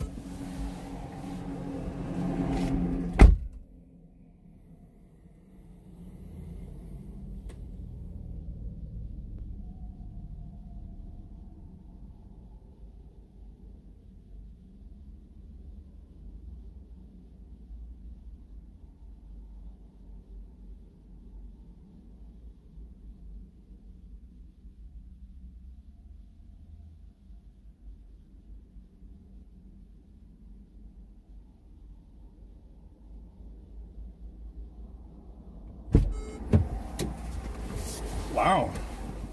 Freaking Uno is getting busy now. Can even get in there.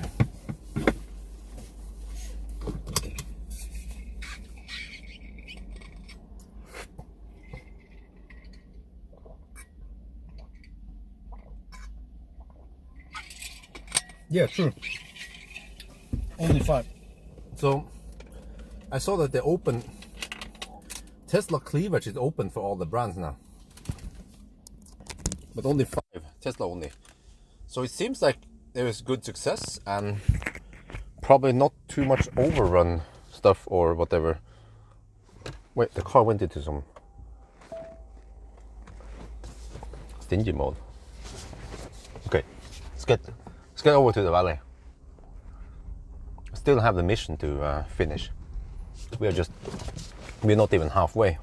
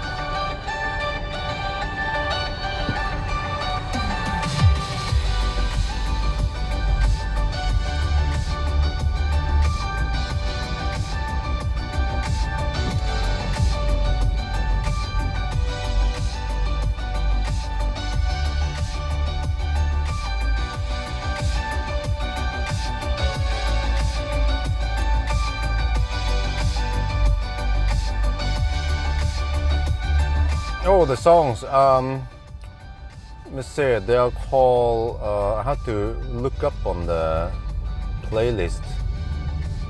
See how's this again? Playlist, library, folders.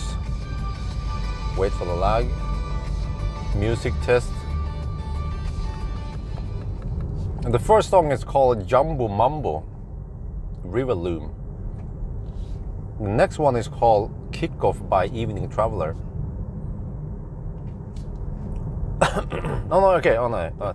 And then the third one is called Runaway by Light Boys. And then the other one is called Seaside Dreaming by Evgeny. Yeah, and then the last one is called Waiting by Third Dimension. Yeah. Okay, let me see. I'm back to this one.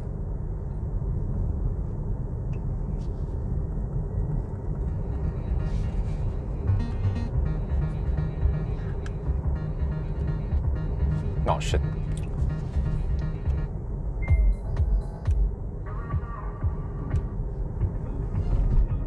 Yeah, Jumbo Mambo or something.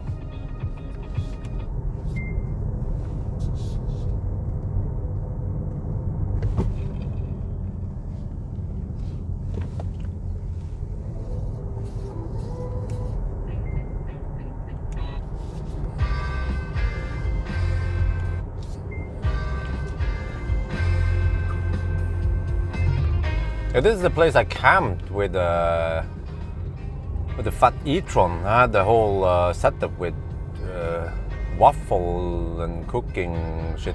Yeah, that was interesting. But I spent over an hour here just camping here. So yeah. Nowadays, because of baby situation, and I can't spend too long on my trips.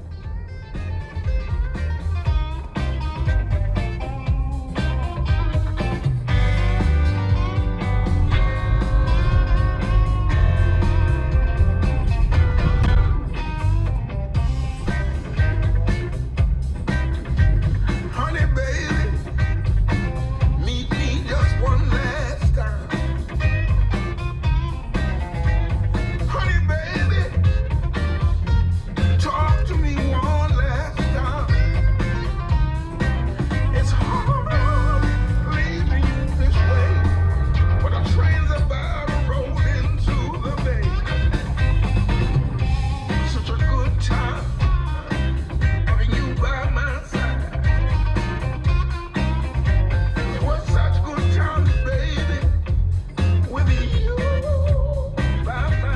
Oh, the artist, I'm not sure. Why it doesn't show up there?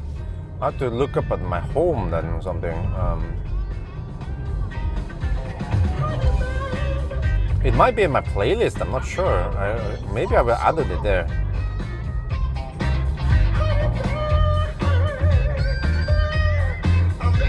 This is of course the Tom Jones impersonator. It's you. I'm in love with you. Got to know it ain't no me.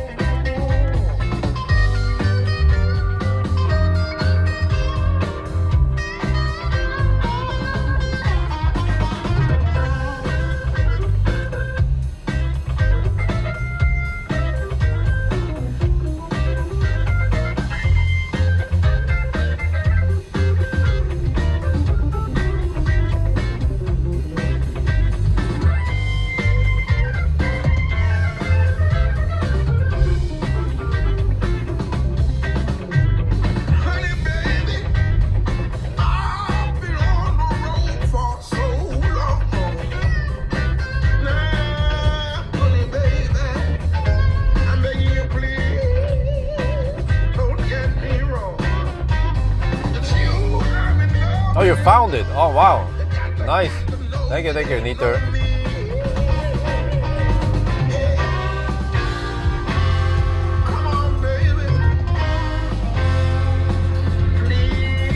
Oh, Baustelle.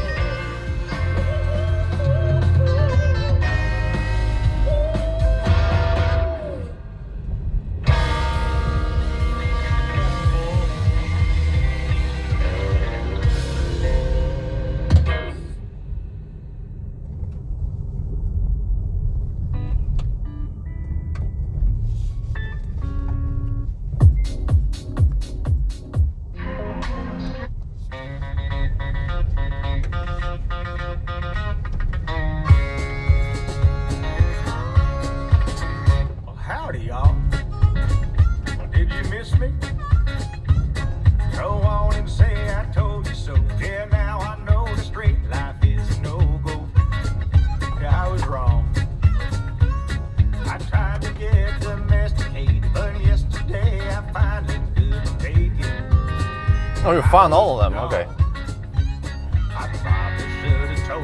Wait, is this the one? Stank for gjennomkjøring? Ah, shit.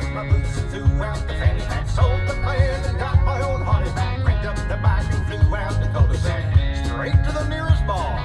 AC/DC on the jukebox, back and back. Got so drunk, I singing like a maniac. Smoked so much, I about had a heart attack. So it's a fact. The rascal is back.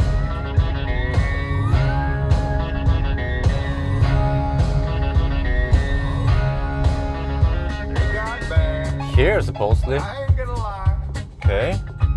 I dressed up in a suit and tie, pulled out the driveway, 7:45. Yeah, in the morning. She started having baby fever. She made me trade my Harley for a Kia. Oh, help me, Lord. I saw my reflection in the minivan and thought, this ain't who I am. So I dug out my boots and threw out the fanny pack, sold the van and got my old Harley back, cranked up the bike and flew out the cul-de-sac, straight to the nearest bar. AC/DC on the jukebox, back and back. Got so drunk I singing like a maniac. Smoked so much I about had a heart attack. So I woke up in someone's yard. The rascal is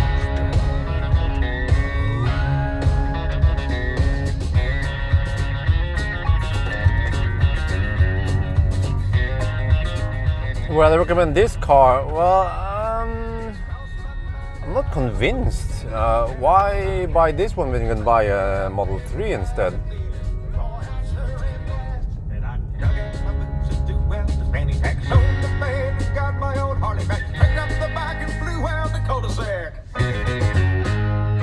AC/DC on the jukebox, back and back. Got so drunk I singing like a maniac. Smoked so much I about had a heart attack. So hang on to your hats.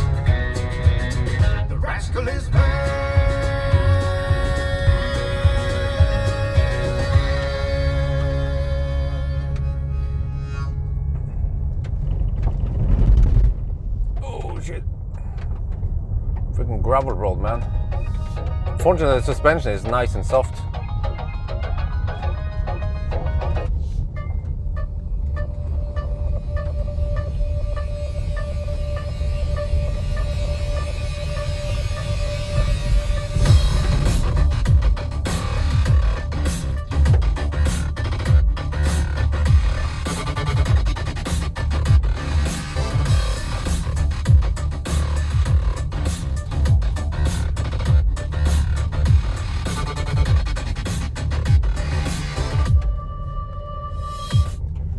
Record some video here. Where's the mic? Where's the mic? Shit!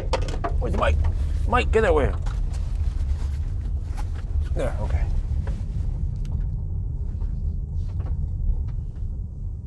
Slow down a bit. Okay. Let me get this nice view here.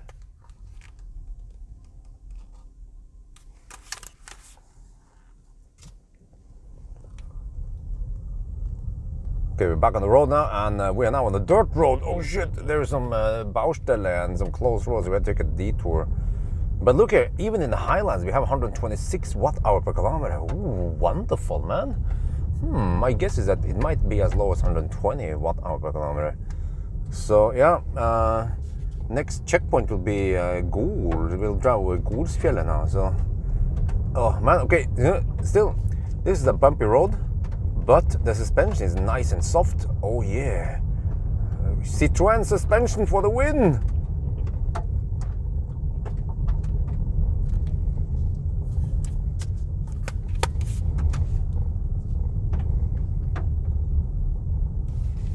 Okay, just follow navigation and I should be at the main road soon. In 800 meters supposedly. I join up with the main road.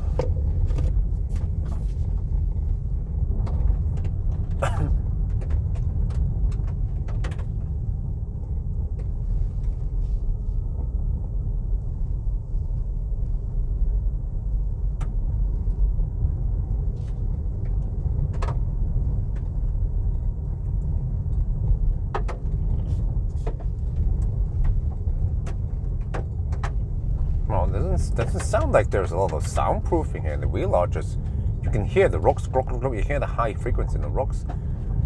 If this was a Mercedes, it would be way damp and rock hitting sounds.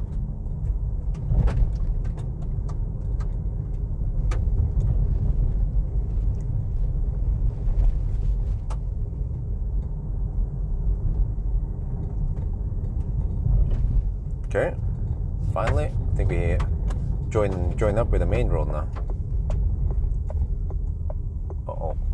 Uh-oh, an old lady just passed us. Oh, I might have to hammer her. Let's see. Depends how slow she drives. If she drives slower than me, slower than a Sunday driver, then I have to hammer her. Always be hammering old ladies. Avenger Jeep will be on ST, small platform. Okay, yeah, this one, yeah, medium, yeah. But the Avenger is very small. It's similar to an E28 or yeah, of course the E, quite small.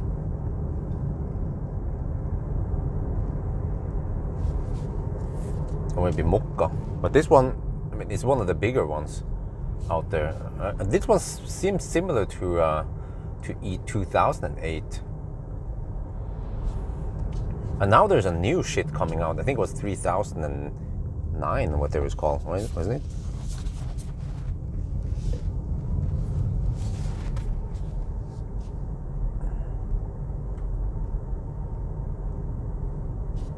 Squishy, yeah, exactly, it's squishy. What do you mean squishy?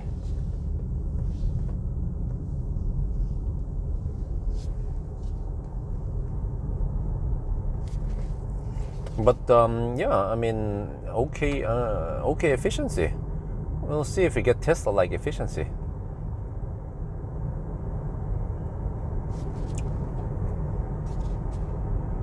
Oh, sheep! What the sheep is going on there? Oh, okay, no, they are behind fences, fortunately.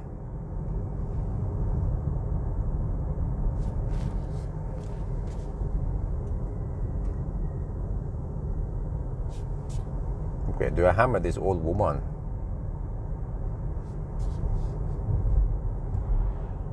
I have to wait for the right place.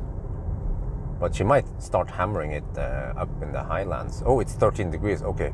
Actually, I feel like it's getting a little bit cold again in here. Oh, okay, she might speed up once we get to the straight. Well, but we are gaining a lot of elevation now. I see down in the lowland there. Yeah, 130 watt-hour per kilometer. E3008. Okay, okay. So it must be even bigger than the 2008 then, right? Even though the 2008 wasn't that big, but it was okay size. I remember I drove it all the way to Stavanger, yeah, just to prove something.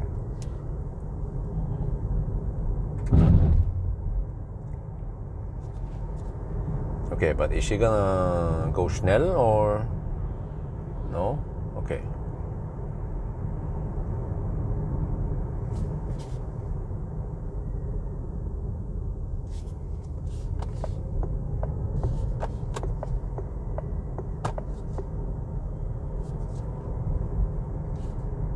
When I have family and well, I was about to say family and a dog to come home to. Well, not a dog anymore for now.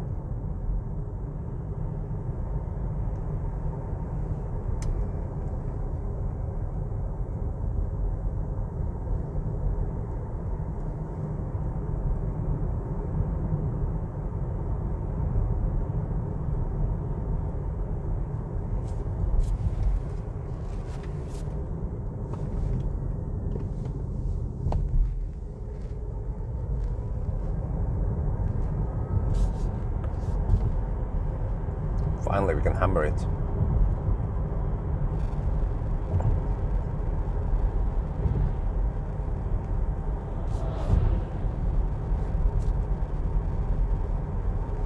Okay, so Golsfjellet.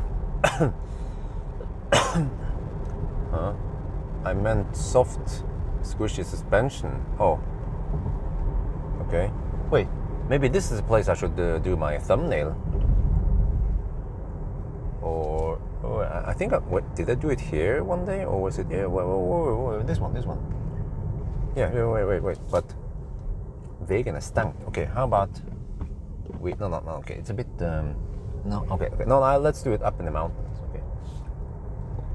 There's supposed to be a parking lot somewhere or a pocket I can pull over.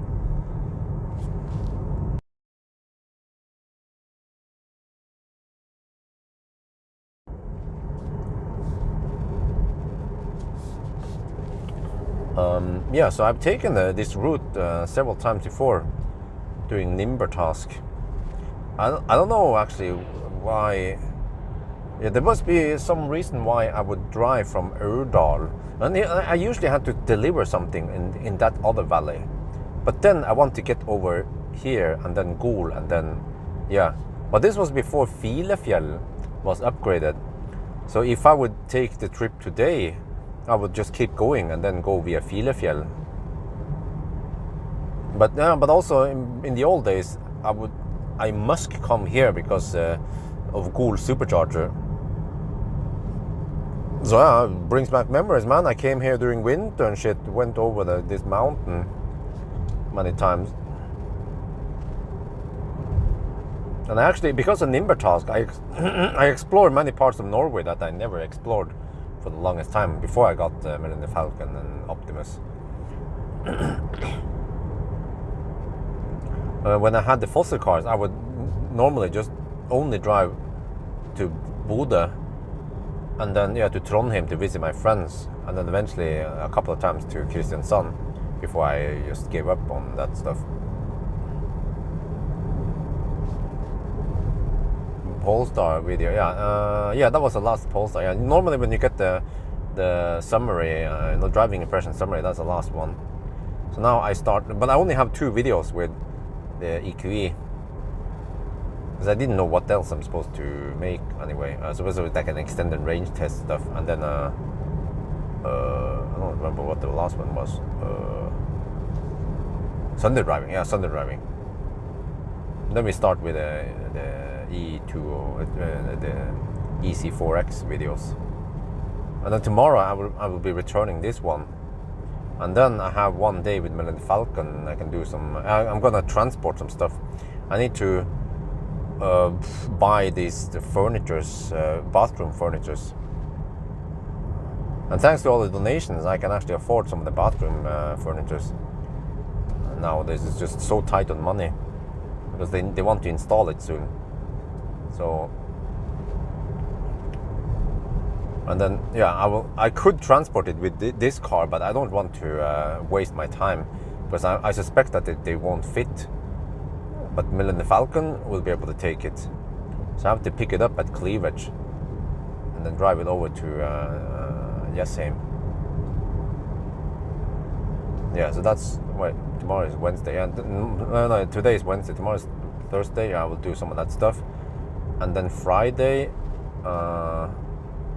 well, maybe I can go to the house tomorrow. Yeah, I have time tomorrow. If I do all that stuff in the morning, I have to return this one in the morning and then bring the big items and then go back again and then bring wifey with me and the baby to Jessheim and take a look at the house. Because Friday I could then do, so I can start with some range test and stuff. I'm picking up the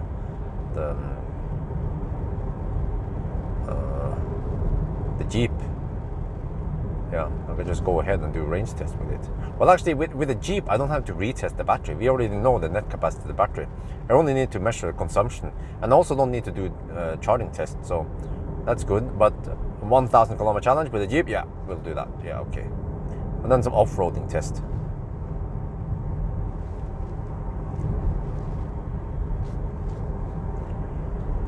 But I might not need a whole week with it. Yeah, well, actually, I think I will only request it for 6 days. But it seems like some people are interested in the all-wheel drive Polestar too, so I might request that one. But I might only do a selected test, like acceleration test. I think people want it. People who buy Polestar, they actually care about the performance part. But people who buy this car, for example, ë-C4X, they don't care about how fast it accelerates. Yeah. But there's one thing I might do, but I'm not sure. I haven't done it yet, but I have a chance tonight. A headlight test with the ë-C4X. They aren't that great. So maybe we should, what do you guys think, huh? Headlight test tonight. I have the opportunity tonight. And then what about driving impression summary thing? Could also do it before I return it. Maybe just milk it for whatever it's worth, but then only if it's interesting for people, of course. Like, I don't want to bother making a video to only get 3,000 views. But the headlight test doesn't take that long for me. No editing needed. So I could just go out and do it. I was actually planning on doing it earlier, but then I didn't bother. Felt like I needed to sleep.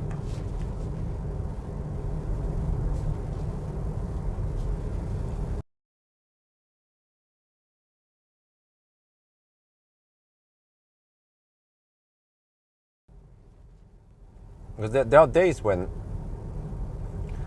I'm mostly just hanging around home. Then it's not critical that I need plenty of sleep. But there are days when I need enough sleep, like today when I'm going to drive all day. Or during 1,000 kilometer challenge. But tomorrow, it's not critical. I can just take a nap midday, no problem.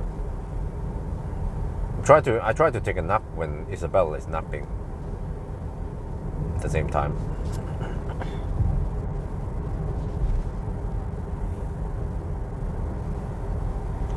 Okay, so I'll do headlight test at least, but I'm not sure about driving impression thingy. Yeah, maybe I can do that. Yeah, maybe I'll do that also. Driving impression, combine that with a headlight test afterwards.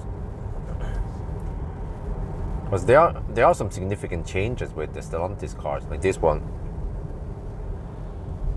I mean, it has more range, significantly more range. It charges faster, and it also seems to be slightly more efficient. But I still feel like the Stellantis cars, they are a little bit lagging behind the game compared to Tesla and, for example, MEB cars and yeah. Final Amazon, yeah, okay.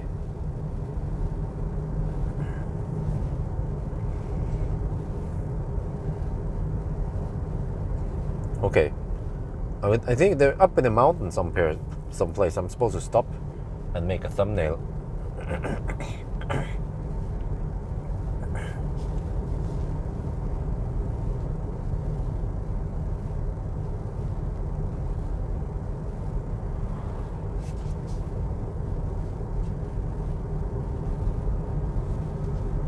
Yeah, we're getting close to it now.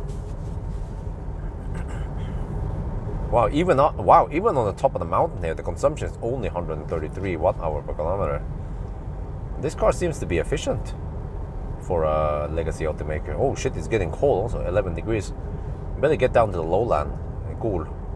Get some heat back in the car.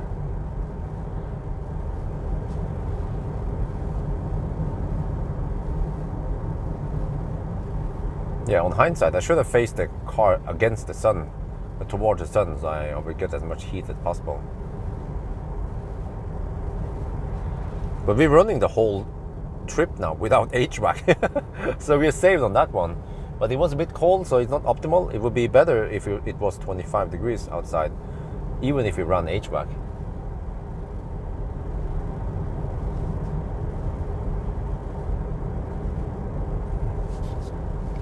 But yeah, I've been going a little bit back and forth what I should do, but I think I need to return the car tomorrow morning because I need the Millennium Falcon. Otherwise, I could keep in one extra day, but if I can't fit the bathroom interior in this car, then I have to go all the way back to Alnabru, or actually Lørenskog, and then return that car and then bring Millennium Falcon. Yeah. But Millennium Falcon is awesome, man. He has so much space. Oh, I don't know when I'll have time to buy him back, because I have to deal with the tax stuff and the house, and I actually have to borrow lots of money now just to be able to push all this through. So it will take a while for me to recover. So I'm guessing it might take me maybe 2-3 years to buy back the Falcon. But I need to just be comfortable with all the stuff, other stuff first. But meanwhile, Marcus could just be thriving on it. He could be farming money and views on the Falcon under his ownership.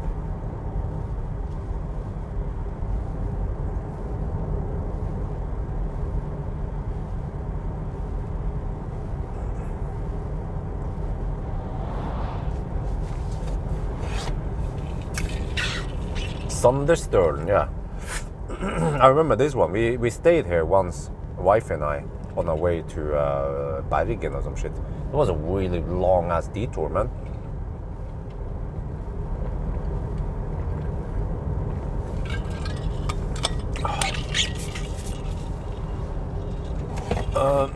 What's your opinion on Stellantis platform? Only 160 kilowatt peak for 98 kilowatt hour battery. Huh? What? Which battery is that? I don't know about that one.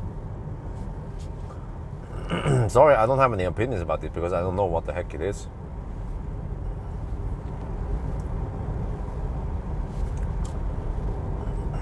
But yeah, just based on what you guys are saying, yeah, that is a bit low. I would expect at least 250 kilowatts. Oh, okay, here's the thumbnail area. I think it's quite open over here. This is the place I want to shoot, but because of the sun, I need a parking spot on this direction, not the other direction. Otherwise, it would be a little bit, yeah, bad for lighting. Large platform, okay. I don't know about that one, but yeah, it's a bit slow. You know, it should push at least 500 amp, and I mean, it feels like the Chinese cars, right? Okay, whoa. I think this might be the one. This might be the space. Let me just pull over here. Oh, wait, or no, maybe not this one. Or, but there's some stuff over there. But no. Okay, let's Keep driving. Maybe there was another spot slightly further ahead, but it should be around here because here is the most open place. I could even just pull over right by the road, but ideally I want to have a parking lot somewhere. Or I could park on the opposite side and then walk a bit and get the shot. Yeah, maybe I'll do that. Let me see. Where? Yeah, it was this one, but it's on the wrong side of the road. Okay, whatever. Let's just go for it. We just use whatever we have. Wait, it might not be the best shot. Shit. Okay, whatever. Okay, there's some stuff in the background there. Okay, that will do. Okay, that will do.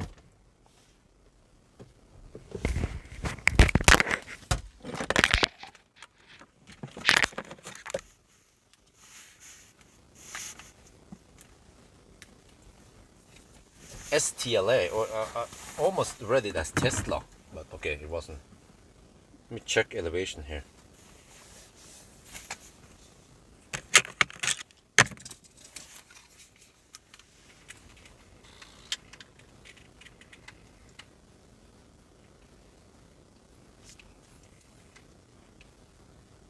We are now on top of the mountain, Golsfjellet, and you see even on top of the. Well, let me do. We're now on top of the mountain, Golsfjellet, and you see right now we have 874 meter over sea level elevation. Now look at this, is a very convenient phone holder. Yeah, and then even at this high elevation, we have only 133 watt-hour per kilometer. This car also underreports distance by 1%, so we're going to correct for that. But over here is 11 degrees Celsius. It's getting cold in the car, so I will just.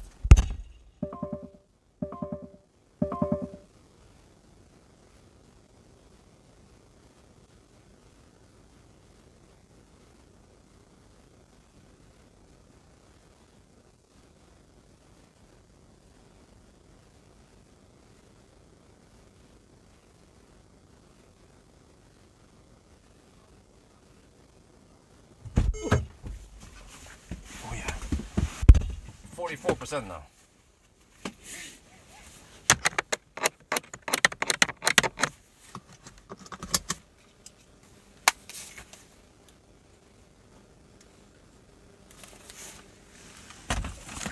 Okay, there's a car behind. He might want to go faster than me. Well, actually, there's a bunch of cars now. Shit. They might be slower than me. Okay, bad timing, but what can you do, right?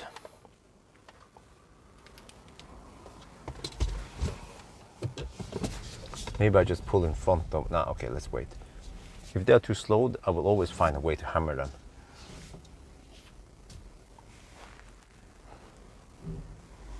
Oh shit, an old man. Okay. We might have to hammer them. Let's see.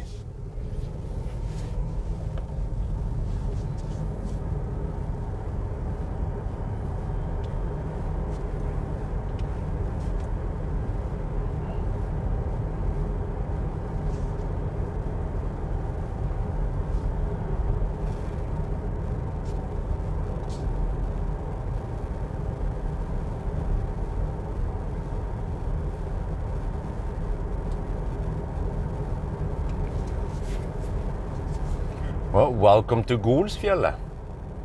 This is not too far away from the frozen lake where we go on winter, yeah.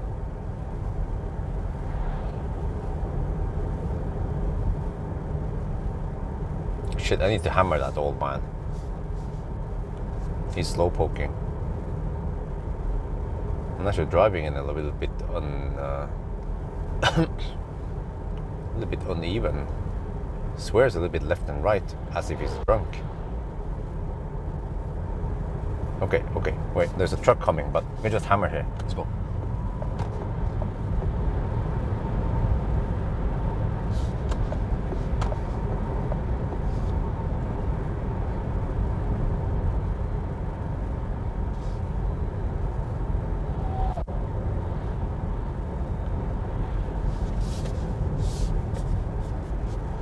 No, I don't use eco mode. Wait, what the heck? I'm in the lane. What the heck? No, I'm not in eco mode.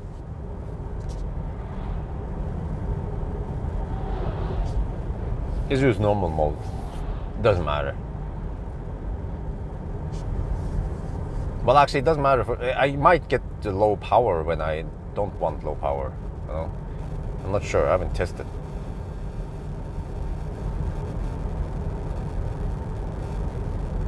But in general, I don't like the eco mode on most cars because they tend to cripple the power.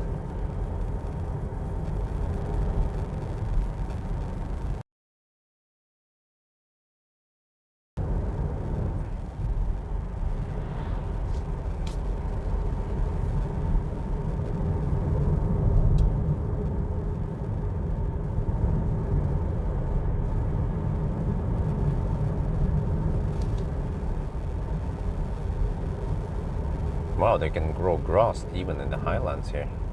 There's some farming activity. Oh, sheep up here. Damn. Well, better utilize all the land to make some lamb. Oh yeah. Okay, so after Gol, I will navigate to Oslo. Well, actually, maybe I should navigate to Roa. Yeah, I feel like I want to go that route, but let me see. I need to calculate for. Okay, wait, let's navigate afterward. We can just do it now. Okay, let me see. And then I navigate to search. Well, wow, it's so slow, man. Wait, where's the? Okay, there's some history there. Okay, good. Allasette, there you go. Drive. Wow, wait for the lag. 216 kilometers away. We have Citroën. Oh shit! Oh shit! I think I won't be able to make it. Wow, I think I went a little bit too far. This loop was longer than I... Yeah. Oh, there's no way, man, we can get over there. The car claims we... Huh? What? The car claims we will run out of juice. Oh, but not... okay, I don't know. Oh, okay, he wants me to take via Harestua, yeah, Roa. Okay, I'll take that route, okay. Yeah, I prefer that one, because then I can bail out somewhere and then just quickly charge up and then get back home. So yeah, not ideal, but yeah, I don't want to have a too boring route, so this was an okay route to drive at least. You can still floor the accelerator power, okay, but I just don't like the power or the power response in like most cars in eco mode. The accelerator becomes really sluggish. I don't like that.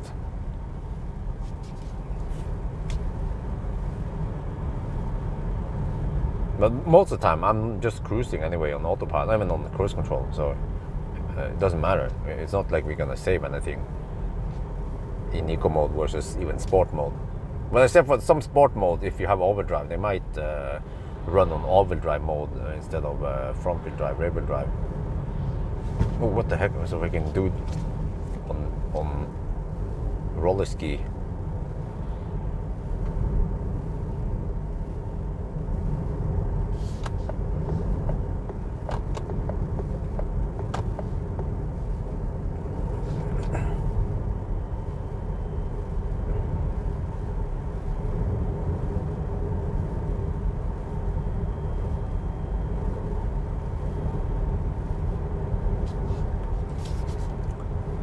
No, okay, 3 in the afternoon. Oh, yeah, we should be home by 5-ish, somewhere between 5 and 6.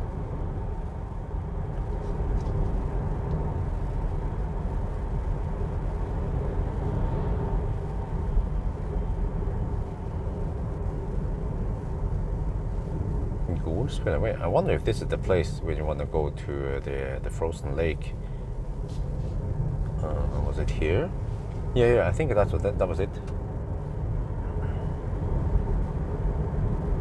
It saves a bit on the HVAC in the eco mode. Oh, well, does it matter for me? No.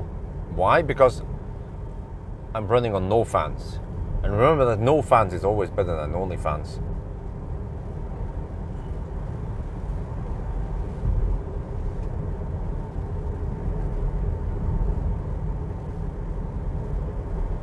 Oh, Norway sure has a lot of lakes. It's like the country with 1,000 lakes, just like Finland.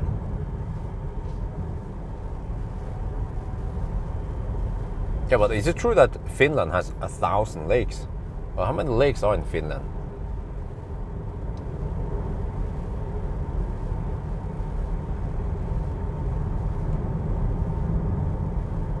But this is interesting. The car claims I will run out of juice way before I arrive in Oslo. No, I think the gum is off. Yeah, the gum claims that I will drive less than 400 kilometers. No, I can most likely drive 200 more kilometers, and then oh, that would be quite close, man. 200 more kilometers, and we are 211 kilometers away. Okay, so if I can bail out at Hakadal or somewhere, Hakadal, or yeah, around there somewhere, then that's good enough. And then just top up and then hammer back home. So I lose maybe half an hour by not arriving right at home. Well, no, I could even maybe bail out at Gjelleråsen. So ideally I want to get straight back home with 1% left. Yeah, but that might not be the case. 180,000? Really? The fuck? That many? Why did they say it's the country with 1,000 lakes? It's way more than 1,000 lakes. Holy macaroni! That's a lot. I don't know what is the most impressive thing, the sheer amount of numbers, or that someone actually counted all the lakes. Well, okay, maybe not someone, but a bunch of people counted them and reported them. But okay, yeah. Wow. Wonder how they did that. Maybe just by GPS. Hopefully they didn't send someone out to count the lakes. What about if they counted double? Yeah, how do we know that they are not duplicates, huh?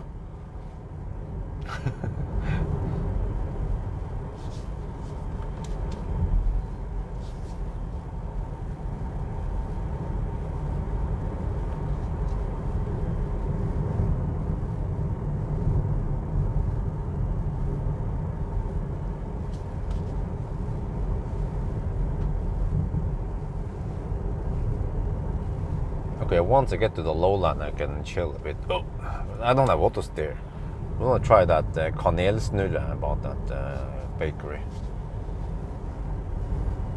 But that might be all the food I need for the trip, because fortunately these cars, they have tiny batteries and they don't last that long. So the trip shouldn't take only around 6 hours maybe, if I average 70 kilometers per hour.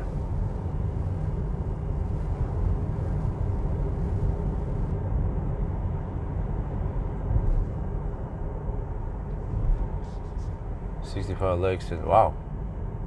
So actually Sweden has more. Wow. Huh.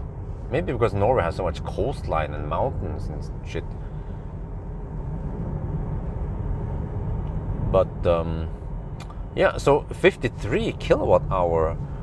I mean, can you guys mention cars with small batteries nowadays? Well, we have the freaking Honda E, and the Honda E was only around 35 kilowatt hour. Oh, we have the Citroën E. Yeah, Citroën. Those cars are around 35 kilowatt hour, 36 something.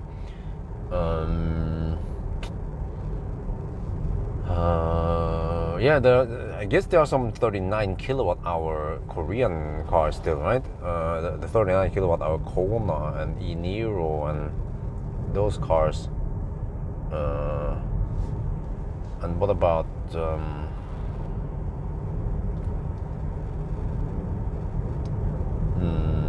but the smallest Tesla battery is around 60 kilowatt hour.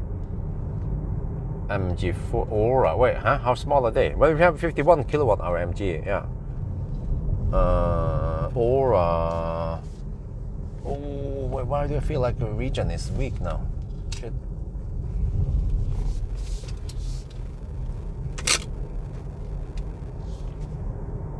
Okay, so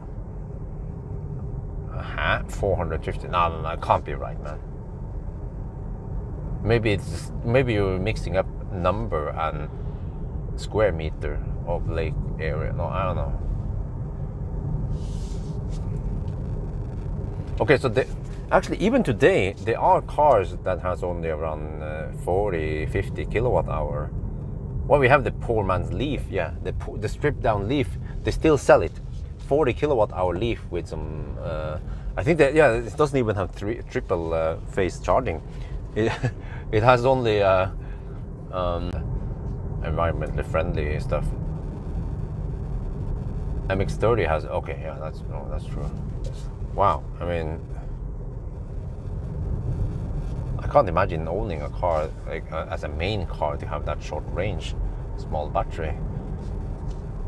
Even the 60 kilowatt hour LFP seems, yeah, I mean, that one is okay. Okay, I mean, you can still get 300, 400 kilometers range from it, from the, Model 3 and Model Y rear-wheel drive. But this one here, I mean, it's a big upgrade, because before, I don't know, but I measured only 41 kilowatt hour net capacity. I had the higher measurement before, but then at one update, when they also updated the charging speed, they also, I don't know, cut down on the net capacity or some shit. Oh, Aura is 47 only, damn. MG is only 51, yeah, okay. So that, there's still people who want small batteries. But at least 10 years ago, then around 20 something kilowatt hour was more common, like i3, Leaf, triplets, or there we have Otto 3.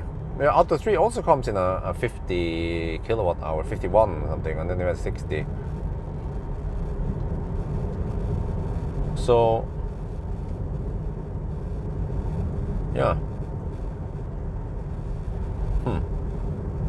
I was hoping for that the smallest battery available, or commonly available, would be around 60 kilowatt hour. Well, you have the MEB cars. They have the 58 kilowatt hour.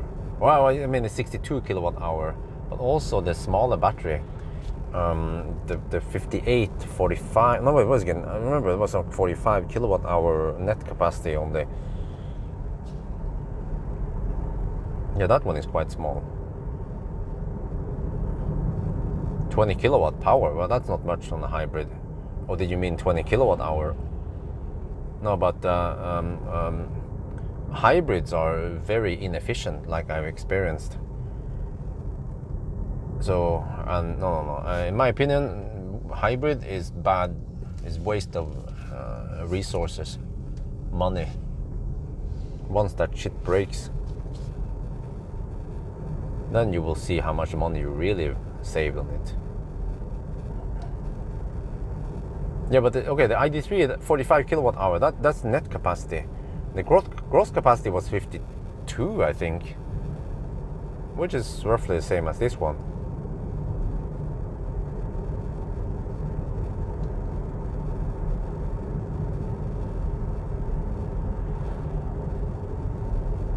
Okay, but it's slowly improving. But it seems like no car manufacturers wants to go much higher than 120 kilowatt hour in the high end. Maybe because there are some physical limitations. Even though, you can make a very expensive battery like EQS or Lucid, but it becomes heavy. So they are just waiting for more or a bit higher energy density batteries. But I suspect that as long as you already have around 500, 600 kilometers of range, then range doesn't become a problem. Charging speed and charging speed is more important, and maybe charging network. So when I talked to this with some guys yesterday about the range, and for example Lucid, Lucid is doing a Tesla approach where they go for low volume, high price EV. That might be a quite big mistake, simply because the timing is wrong. Tesla managed to pull it off because they had Elon Musk, and he's genius, he's God, he's Jesus. Yeah, No, I'm just kidding. Yeah. I know so many people hate Elon, and they don't want to buy Tesla because they don't like Elon. I'm like, okay. No, but Tesla managed to pull off that shit, low volume, high price car, because back then there was nothing there. You know, we had freaking triplets and Leafs and shit, and Q at what they were, toy cars. So of course the Roadster had high performance, good looking, super long range. Of course it sold, and then Model S also. Model S had something unique. It had plenty of space, the comfort, a supercharger network. It was also outstanding when it came out. And because of Roadster and Model S, Tesla managed to get the momentum, and they can get where they are today. But I believe that Lucid trying to follow the same recipe is a recipe for disaster, because today, why would you buy a Lucid? Oh, it has good range. Well, you cannot get 800 kilometers range if you go for the all-wheel drive. Then you get less range. So they are it's a little bit misleading, the advertisement. They claim that, oh, you know, Lucid get over 800 kilometer range and 0 to 100 in 2.5 seconds or some shit like that. No, you can't get that in the same car. You have to get two different cars then. But I think the problem is that today I think nobody is hyped up about, oh, I have to get 800 kilometers of range, or even 700 kilometers. I think most people are happy with around 500, as long as the car charges fast enough. Which means that Lucid might have a hard time selling their very expensive cars. If people want something luxury, they should go for EQS instead. EQS might even be cheaper than Lucid. I mean, Lucid, they have pretty awesome tech, yeah. I mean, I'm not gonna lie, they have pretty awesome tech, but are people willing to pay for that? Do they even know what kind of awesome tech Lucid has? Do they care? No.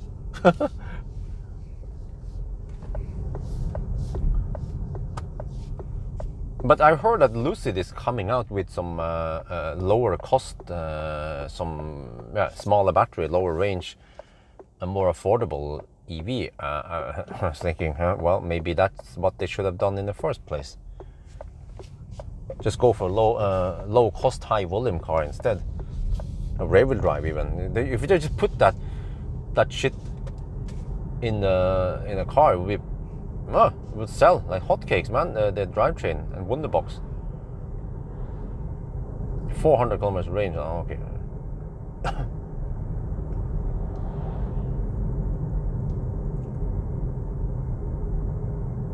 Some big manufacturer might buy Lucid and go down. Okay.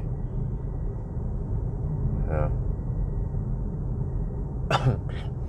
Yeah, maybe some Chinese manufacturer will buy them, and yeah.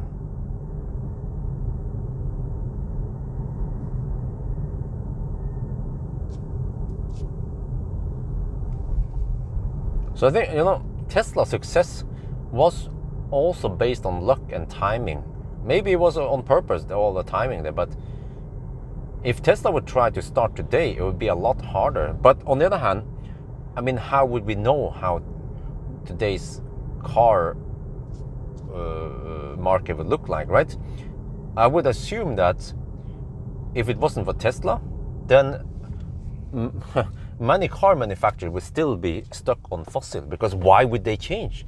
There is no motivation for them to change. They are milking the consumers for money with the fossil cars anyway. So Tesla probably pushed them into the change. Which means that if Tesla started with a Roadster today, they would have better battery technology to start with. And all the other car manufacturers would have just shitty electric cars. And the whole history might have been shifted forward 10 years only. This is actually an interesting topic I could talk about in the 4K. Yeah, maybe I can do that.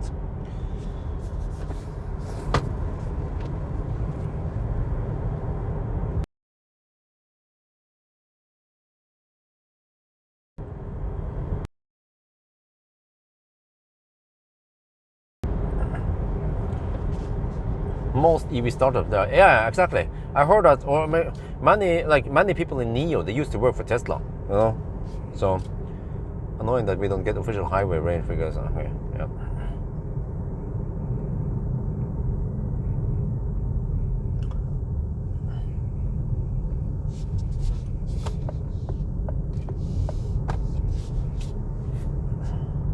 Okay, let me prepare for another speech then. This one might be interesting, more interesting for some people.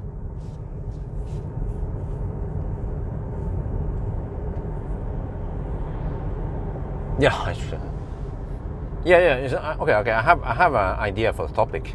What if Tesla didn't exist? Yeah, we're gonna discuss about that one. That would be interesting, man. It's gonna spark so many discussions and arguments. Let me prepare for another 4K shot.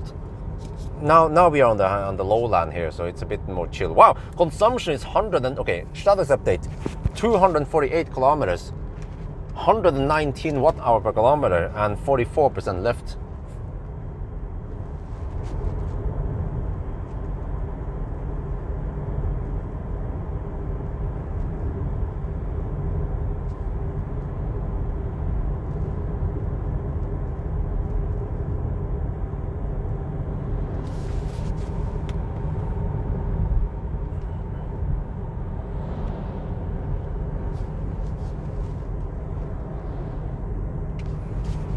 Yo, what's up? We are now sitting in the Citroën ë-C4X. I'm still doing the Sunday drive. It takes many days to finish a Sunday drive.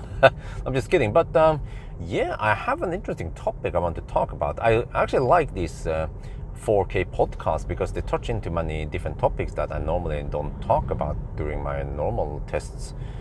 So the topic today is going to be, or the red line here, it's going to be, what would happen if Tesla never existed? What would happen with the car industry if Tesla never existed? Yeah. I also talk about, I'm also live streaming. We touch into many different topics as we live stream and talk about stuff. So I mentioned that, you know, Lucid, I heard that Lucid, they are coming out with a more affordable EV soon, or they're planning on it or something like that. So I'm thinking, yeah, that's a good idea, because think about this, Lucid, they go for an expensive, very expensive, luxurious, low volume, high cost EV with insane range. Well, if you go for the rear-wheel drive at least. So they are actually trying to follow Tesla's recipe, because that's how Tesla started many years ago. They went with a classic Roadster, which was very expensive, but it worked. It worked back then, because it's all about timing. You know, in I was in 2008 or 7 when the classic Roadster came out. Back then, all the EVs were so shitty. You had Q8, you had Buddy, you had, well, Buddy Q8, yeah, that's the same one. You had the Thing, you know, you had a bunch of low-range EVs. People were just pointing and laughing at those EVs, you know? Even Leaf and whatever. And then suddenly Tesla came out with 400 kilometers of range, or whatever they had, right? 300, 400 kilometers of range, and it was like, wow, and it had that performance. It was a fast, sexy sports car. And yeah, actually I heard from someone, when was that again? Yeah, I heard that, no, it was a blog, yeah, it was a blog post on Tesla, that the Roadster, it's actually not based on Lotus Elise. I mean, okay, in a way, yeah, they went to Lotus, but it's not just a regular Lotus Elise platform chassis, whatever. They took and modified it. They actually, okay, they took the idea from it, but a lot of stuff on Lotus was modified. So if you put them side by side, you can probably see a big difference between them. Yeah, but okay. Anyway, so that was the whole history behind Roadster. And then some celebrities with lots of money, they bought them. Yeah, I don't remember all of the guys. Maybe you guys can list. I think someone mentioned Arnold Schwarzenegger and some other rich people, right? They bought the car to get the wheels spinning, literally, and that gave Tesla enough momentum to then focus on the next one, which is the Tesla Model S. And the Model S was a lot better in many ways because it wasn't just a tiny sports car. It was actually a family car. I mean, I even own one of them for now. Yeah, Millennium Falcon.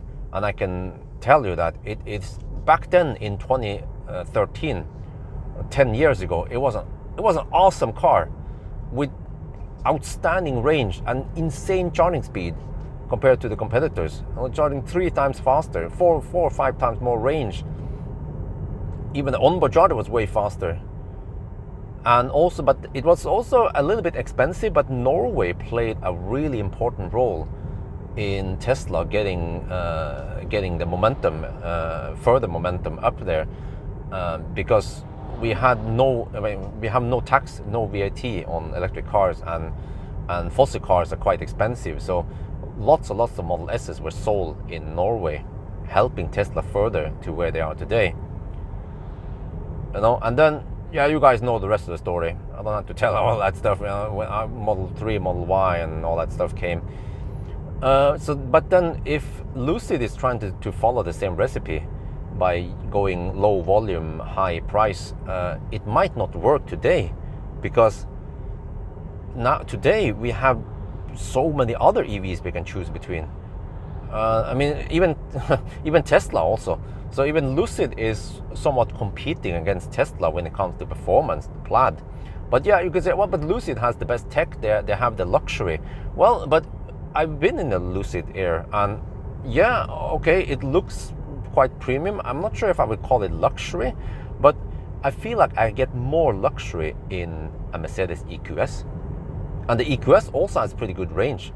Okay, maybe it doesn't charge as fast, but it seems to me like people might not care too much about the most optimal 300 kilowatt charging power, as long as it's charged at 200 kilowatt in the EQS, and it's a very well-known brand, and it has the design and the comfort as you know it in the Mercedes.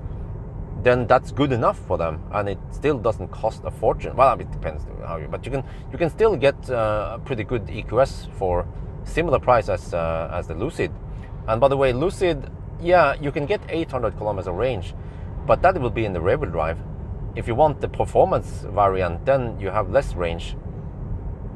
So yeah, so by the end of the day, they might have a hard product to sell, Lucid. I'm not trying to talk down the Lucid. I think I tried the car, it's awesome. I'm still waiting so I can test the rest of the car, put it through my test. But now that they are trying to go for some lower cost car, I think that's a better idea, because it's all about the timing. You know, it's too late today. I also feel like nowadays that people might not care about 800 kilometer range. I even see there's some news on IAA. You know, it's like, oh, you know, this car is gonna get 700 kilometers of range, and even beating Tesla. But do you think Tesla care? You know that the battery pack in the Tesla, the latest and greatest Palladium, they have, of course, like all the other car manufacturers, they managed to get the energy density up, and Tesla could make a 120 kilowatt hour battery, but they didn't do it because they probably figured out that people don't need it, or they don't care, or Tesla is probably sitting on lots of anonymous data about how many kilowatt hour of the battery, or how many kilometers the users actually use. So maybe based on that, they figured out that, okay, we don't need 120 kilowatt hour. We can just go for 100 kilowatt hour. We focus more on making the car super efficient. That's what Tesla is known for nowadays. And then 100 kilowatt hour is enough. And then you get around 600 to 650 kilometers of range.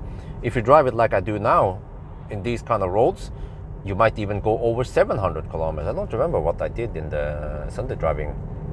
Yeah, I think it was around 700, wasn't it? But my point is that is good enough. My point, yeah, because today we have so many high power chargers, and even Tesla, you have superchargers everywhere. And I think the owners, they realized that they don't need 700 kilometers of range. As long as they have 400, 500 kilometers of range, that is plenty for them.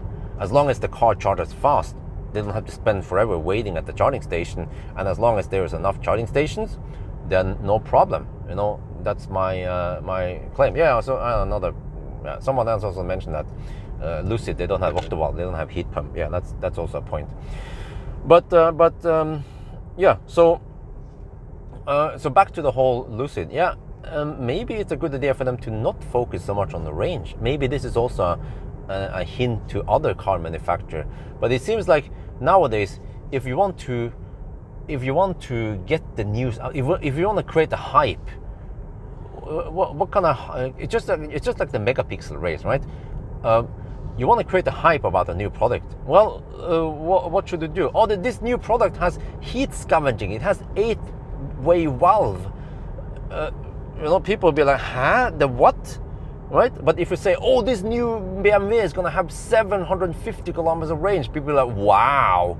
That's how you hype up something for consumers who does not know too much about electric cars or tech in general. That's my claim. That's why car manufacturers, some of them car manufacturers,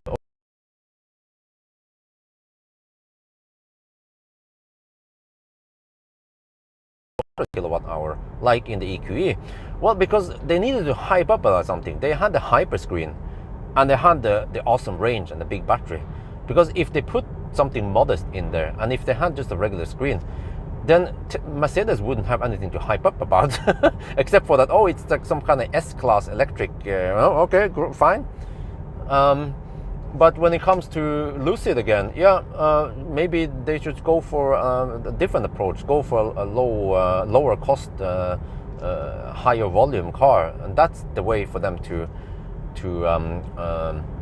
establish the market, into the market.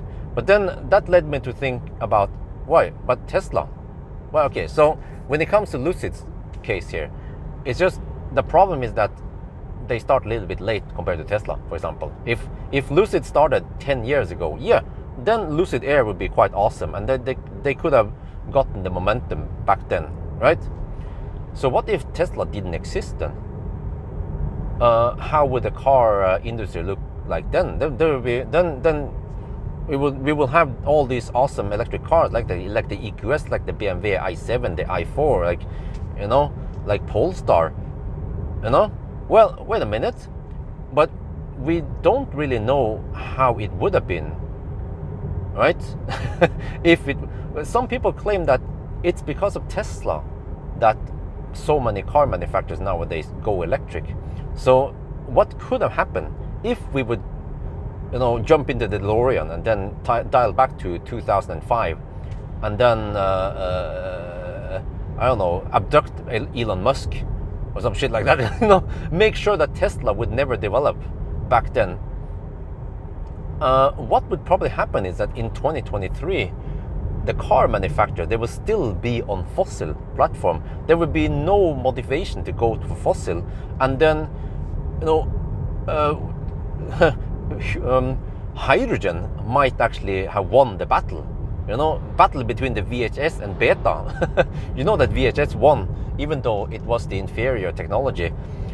So yeah, that could have been the case. And I think, you know, just look at all these brands we are seeing right now, the fossil brands, that still has the majority of their cars in fossil, and then just a few electric versions.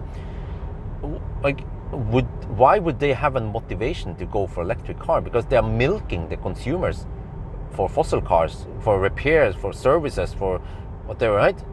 And that the cars don't last very long before you have to replace them. But electric cars are just superior. But they had to do it. They were pushed into the electric revolution, partly because of Tesla. So, of course, it's impossible to predict what would have happened if it wasn't for Tesla. But I mean, I want to ask you guys, what do you guys think, huh? I think actually that would be the case. Yeah, there could be some companies out there. I mean, there will probably be it. For example, I mean, Nissan was already on the Leaf. So yeah, you can say even without Tesla existing, Nissan would develop Leaf and probably dominate the electric market big time. But it depends how they develop. It took a while for them to make bigger and bigger batteries, and there was actually a demand for long-range EVs like Model S back then. So yeah, maybe if it wasn't for Tesla, there would be another startup somewhere who would start something that could make a long-range EV. But you guys saw how long it took even for the legacy automakers to develop. So yeah, I'm not sure if the other ones would, I mean, the big brands, you know, for example, Mercedes, BMW, Audi, if they would even care about making a long-range electric car.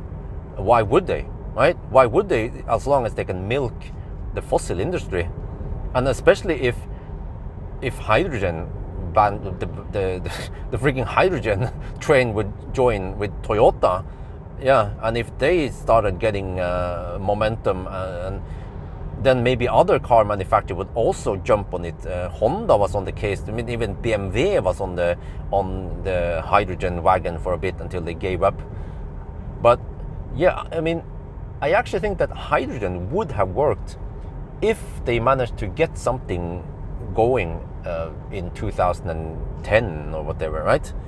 And if they started building those freaking expensive hydrogen fuel refueling stations, yeah, as long as you have a big enough population of hydrogen cars, it should work. It doesn't require that much of battery tech, just hydrogen tech.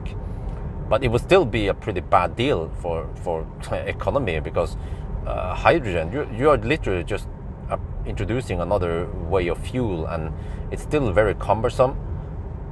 But yeah, at least the other brands, you know, the big brands, they will then be able to show the world that they are green. You can buy this green hydrogen car. Whoa, yeah, we're saving the environment. And then, well, but you know that the hydrogen comes from steam reforming, which is dirty. And then the big oil, they will be happy because they can still sell their shit. Yeah, but what happened now with the revolution, or the electric revolution, is that we don't have to be dependent on big oil. Oh shit, wow, that's a lot of driftwood. Holy shit, there's been some flooding here in the past. Damn. Yeah, speaking of flooding, what caused this flooding? Was it climate change? No, we don't believe in climate change. It's just randomness, random variation every year, every 50 years. Yeah, don't blame, no, this is not climate change. Yeah. So yeah, that would be actually, that would be an interesting, you know, maybe someone should make a movie about what would happen if Tesla did not exist. Or the alternate reality in 2023 without Tesla. And yeah, I would assume, I would guess that there would be way less electric cars out there in the market, and maybe Nissan would be dominant, maybe CHAdeMO would be dominant throughout Europe. Yeah, because if a company gets enough time to sell cars or to dominate, you know, it could change the whole car industry. Yeah, that would be it, man. Nissan would be dominating on the electric mobility, and then other car manufacturers, they are so far behind. Renault would be coming out with Zoe, but I don't know if they would be digging around with that Chameleon charger and don't want to implement DC charging. Or if maybe Renault eventually would go for some CHAdeMO, yeah. And then what about the charging network? Well, I mean, the problem is that Nissan, I mean, Leaf, they rapid gate, so you don't really need high power charging. High power charging is pointless with Leaf. Even the latest and greatest 63 kilowatt hour Leaf is pointless. So the reality could be that, the alternate reality would be that we will have some fast chargers around here, but they might only be 50 kilowatt. There wouldn't be any, the industry would not be pushed towards getting high power chargers out there, and there would still be a very small amount of electric cars on the road, and most people would still be on either fossil maybe even hybrid technology, or hydrogen. Yeah. So I mean, it's an interesting topic, right? What would happen with Tesla? I mean, without Tesla. or am I just bullshitting now? No, Björn. I know you like Tesla. Tesla paid you. You know, they come with all that bullshit, man. Tesla paid me. Okay. If Tesla paid me, why am I still poor? Huh? Shit. No. Tesla did not change the world. No. It's the big car manufacturers. They wanted to make those electric cars. It wasn't because of Tesla. Yeah. Yeah. So yeah. But I think this at least this topic became a little bit short. Normally, you guys expect some 1 hour chat about all this, but yeah. But also another thing I should mention, by the way, is that like someone else cars catching fire and all that. Yeah, I should mention that. I don't know too much about this, but what I can tell is that a couple of years ago there was a big fire, a freaking humongous fire at a parking garage at Sola Airport. That is in Stavanger, the southwest part of Norway. And when the fire started and it came in the news, people were speculating that an EV caused the fire. Yeah, I'm not sure if some news place even just wrote EV possible cause a fire or some shit like that, you know? Yeah, but then by the end of the day, do you know what caused the fire? Opel Zafira diesel, fossil car, caused the fire. Yeah. And then also lately there was a fire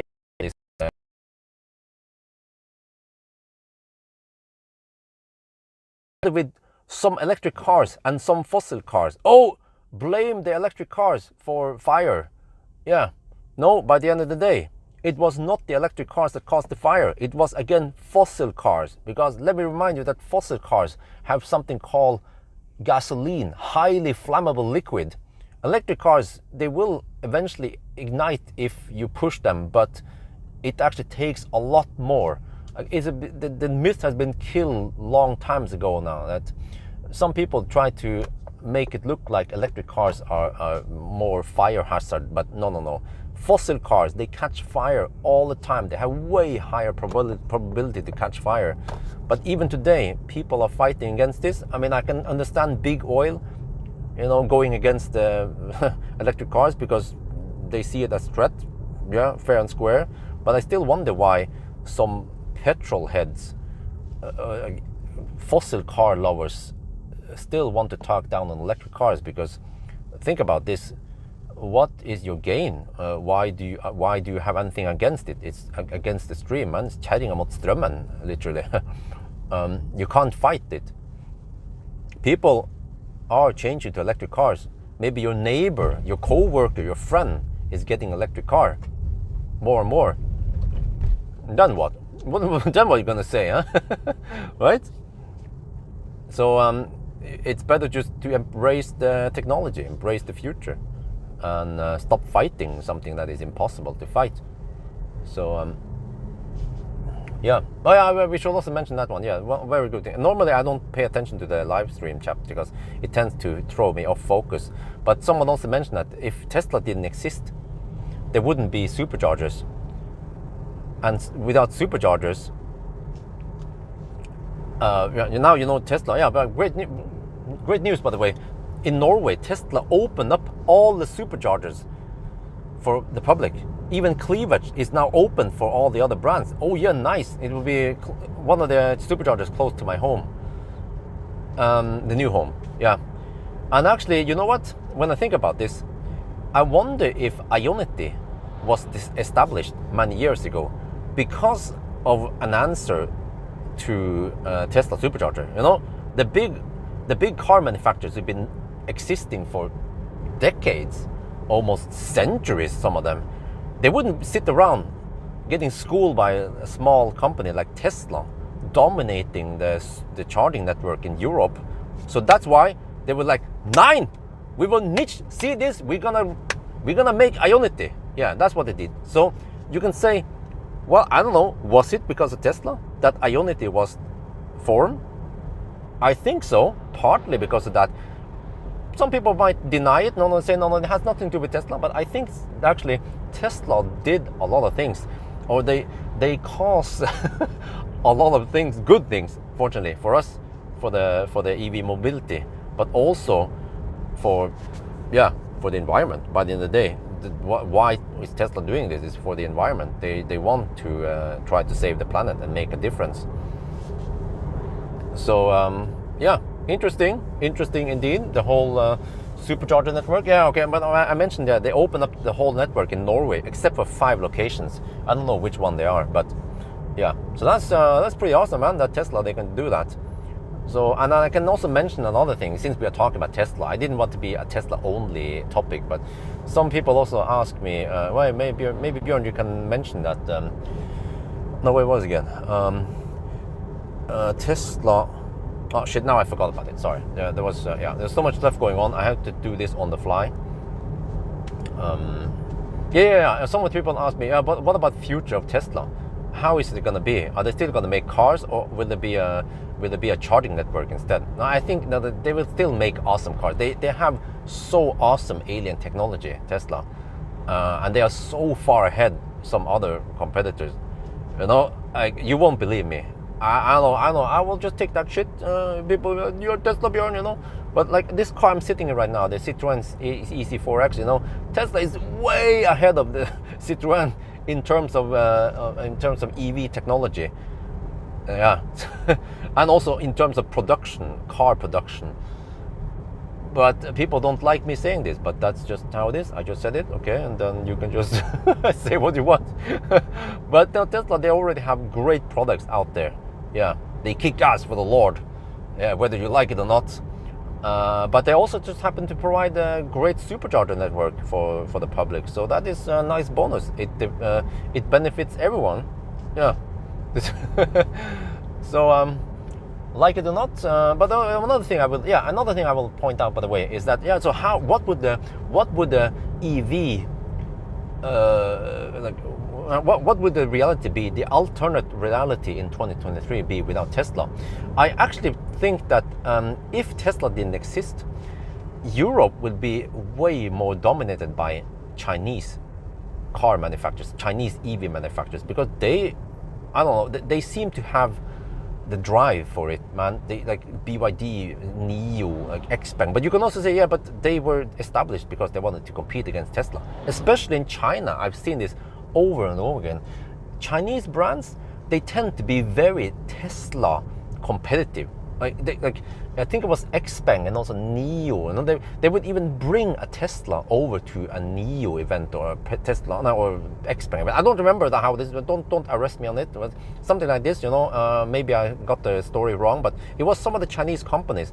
They even brought a Tesla and covered the logo. How are you gonna know this is a Tesla, right? So they would show the Chinese potential buyers that, you know, look at our Chinese brand. It looks way more premium. It looks way better than this other American brand or Tesla even, right? Or some brands didn't even cover the logo. Yeah.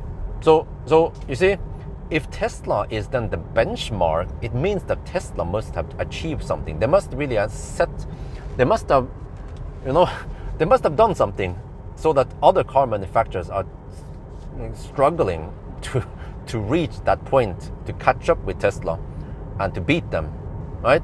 And competition is good. Competition is healthy. It's the competition that makes you improve. Yeah. So wait, I need to change the ND filter. Sorry, you can see the whole. It's the ND filtering going a little bit in and out. So but I believe that if it wasn't for Tesla, then there should be some Chinese EV brands out there who would probably have a stronger presence in Europe than today.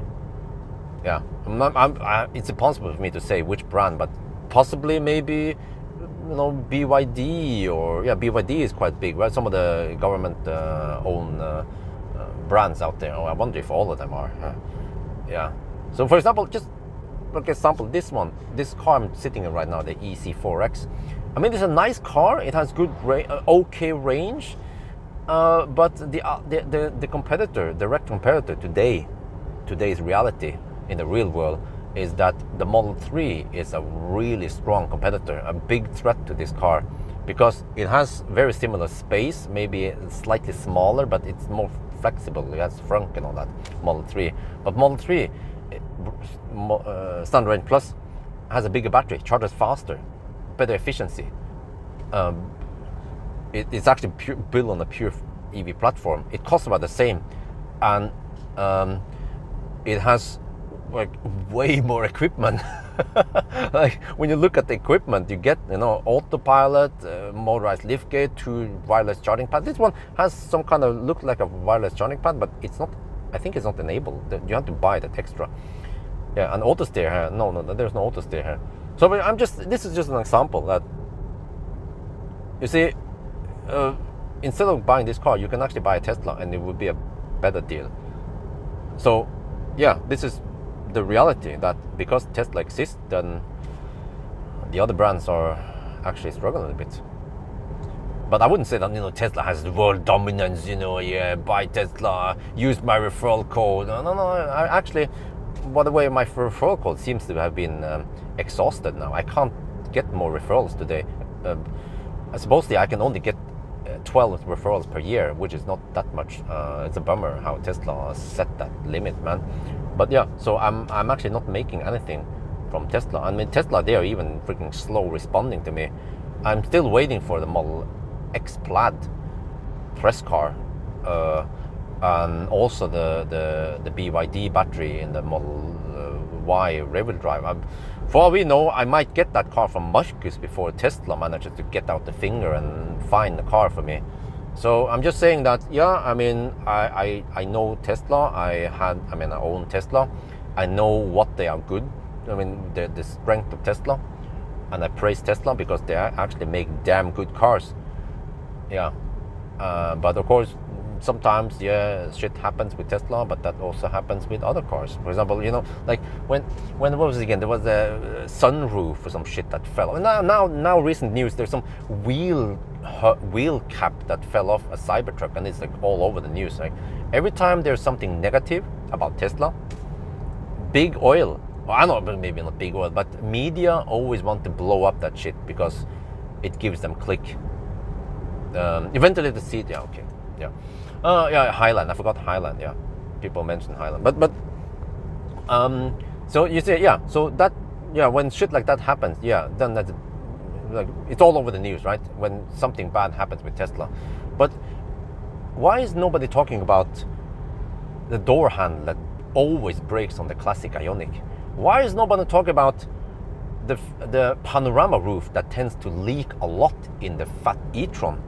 And why did nobody talk about Mach-E GT that has power limits when you just push it a little bit, or all the Mach-E that got stranded, that got bricked when they regen too much around down steep hills like Geiranger? Did you hear about that before? No, you heard it from me first. Because that's not Tesla negative news, then it's not blown up by the media. But anyway, I think I talked enough about Tesla now, and actually made this video a little bit longer for you guys' enjoyment. So yeah, but anyway, so back to the main topic again. I want to ask you guys, what do you think would happen if Tesla never existed? And is electric mobility and charging network today, is it like this because of Tesla? So I think that's going to be it for now. I hope you guys enjoyed this video. As always, thank you for watching, and talk to you later.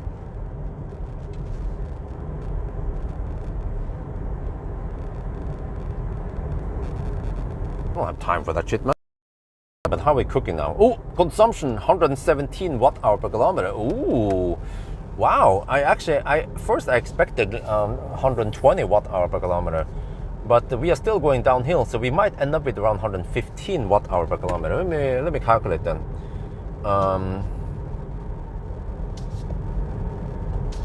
Well, okay. What do you guys think? Was that speech okay? Ooh, 443 kilometers then.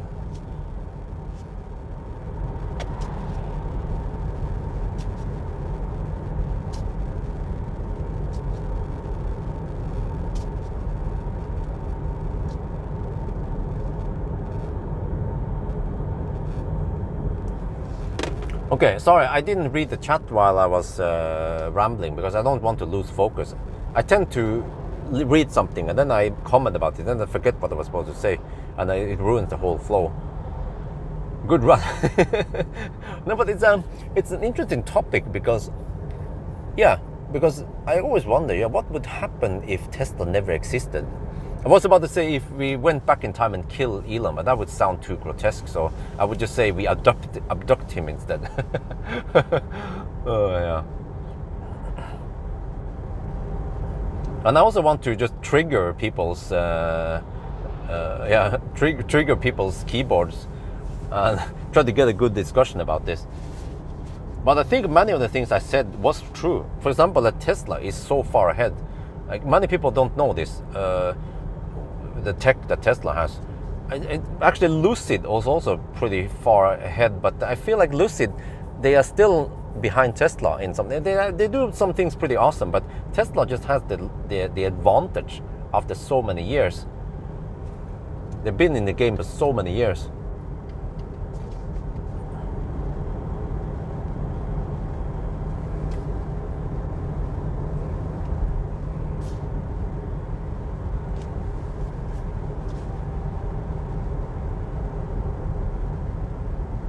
No, yeah, Elon, yeah, yeah. Okay, maybe like Elon with a red cross over it or something. You know, yeah. What if Tesla never existed? Yeah, you know, yeah, just some shit like that. I see all the channels are doing it. So this would be probably my first time or second time I use Elon in the thumbnail.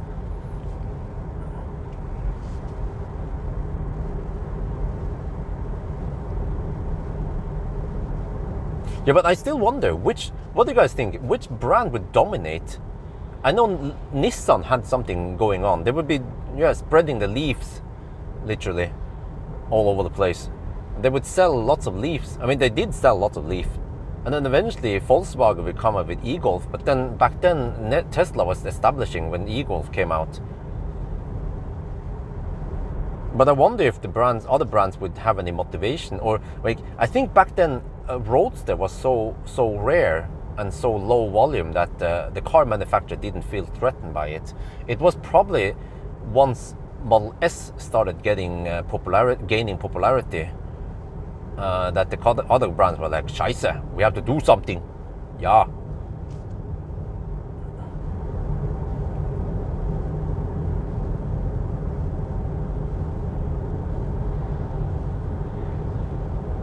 Well, it's getting cold in here again, but 15 degrees outside. Well, we have to drive without HVAC then all trip. Okay, I will try my kanelsnurre now from the bakery. They say it's supposed to be really good.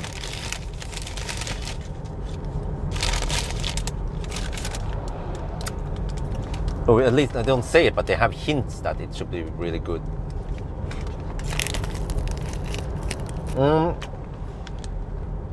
It's okay. A little bit dry. I think the kanelsnurre from IKEA are better. You still see Volkswagen develop EVs, yeah. Yeah. I forgot to mention Volkswagen. Yeah, I forgot about e-Golf, e-Up and e-Golf. But I mean, we still have the CCS. The CCS, well, there are some strong brands out there pushing for CCS. So, Nissan and maybe Renault might lose the CHAdeMO battle either way, with or without Tesla, because I believe that all the Germans around will be pushing for CCS.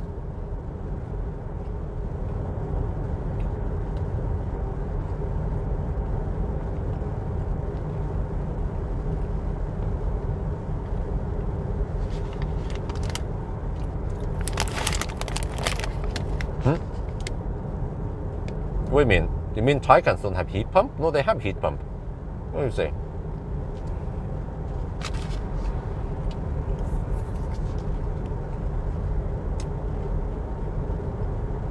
No, that guy's hammering it. I mean, recorded his hammering it.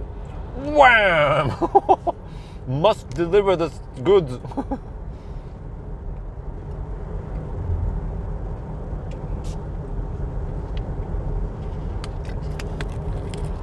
Oh no! You know what? Oh, okay, that's what you meant. Why didn't you say it in the first place? But you know, I forgot to mention this. Yeah. Oh shit! I should have mentioned this. This would have triggered so many people. My claim is that if it wasn't for Tesla, Porsche wouldn't build Taycan. Do you guys agree on that one at least? It was because of Tesla that Porsche built Taycan. Why would they waste money, R&D and shit like that on the Taycan if they could still sell their fossil Porsches, right?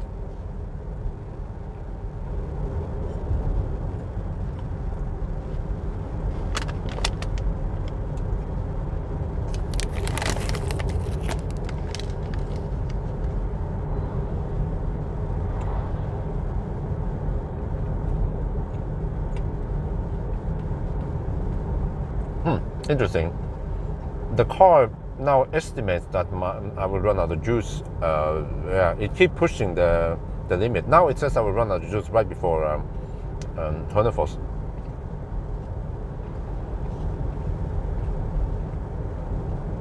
Well, the problem with Rimac is that it's just a low volume sports car. It doesn't really have that much importance in the EV.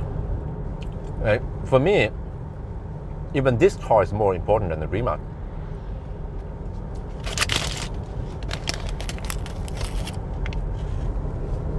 I would like to see more affordable EVs.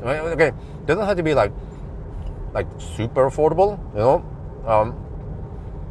I mean, even Lotus Electra, many people can afford it in the Western world at least, and also in China, and that's good enough. But you have something like Rimac. It's so expensive and so limited use that it will only be a millionaire's car, and it's so fast that you can't really utilize it in many places. Like a Plaid is already good enough, you know. Even the Plaid, you can't unleash the power, half the power or half the potential in most places.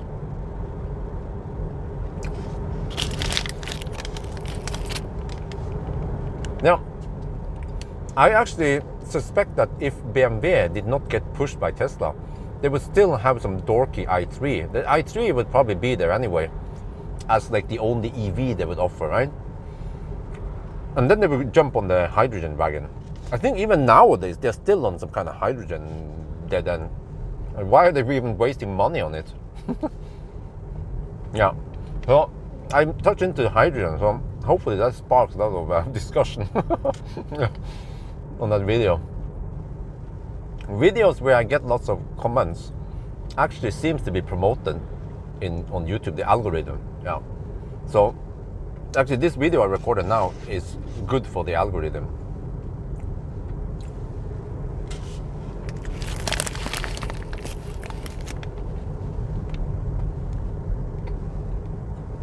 Well, okay, that makes sense, yeah. Pretty much they make for future more affordable cars like Porsche and yeah, Hyundai. Bugatti I'm not sure, but at least Hyundai, that's more affordable for the masses, for the people, by the people.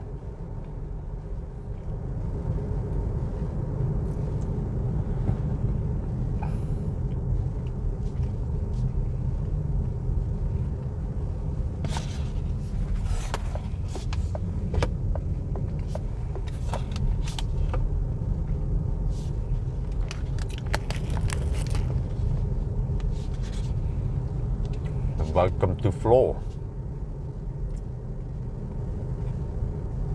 There's a place here called Floor, and then another place called Flom. And both of them on the way to Bergen, so that's a bit confusing. And then there's a place in Norway called Kristiansand in the south. And then way further north there's a place called Kristiansund. That also becomes very confusing.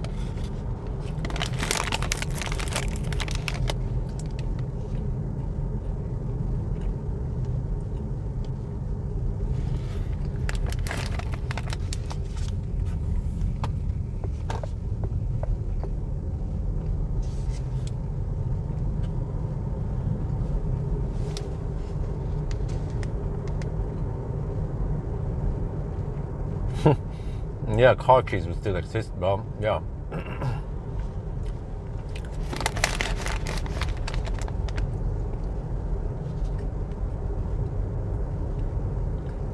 Oh, yeah. Okay. Without Tesla, we will still have laggy and not user-friendly apps, mobile apps. Oh wait.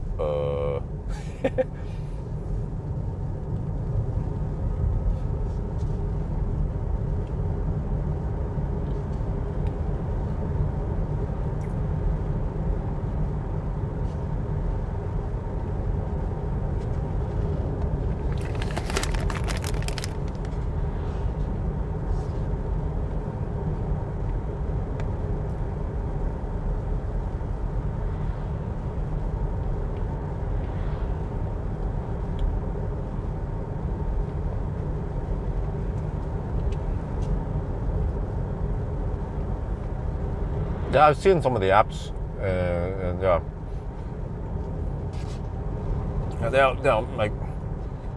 they're really bad. Pretty much all of them compared to Tesla.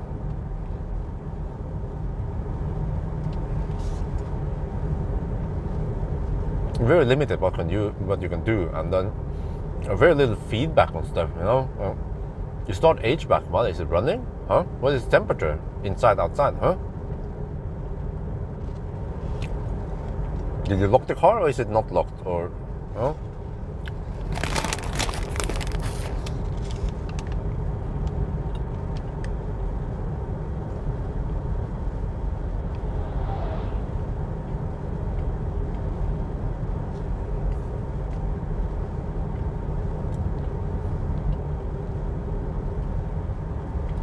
Well,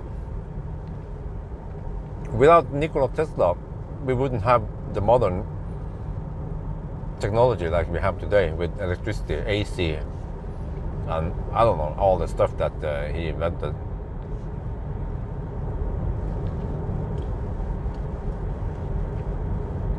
But maybe someone else would have invented it, you know? Eventually it must be, right?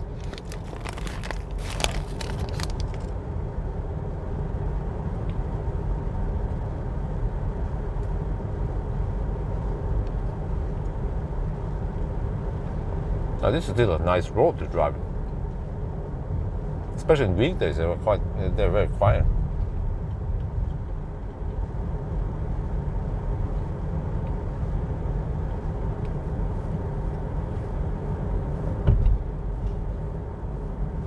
We can say that without Volvo, we wouldn't have 3-point seat belts and the car safety we have today.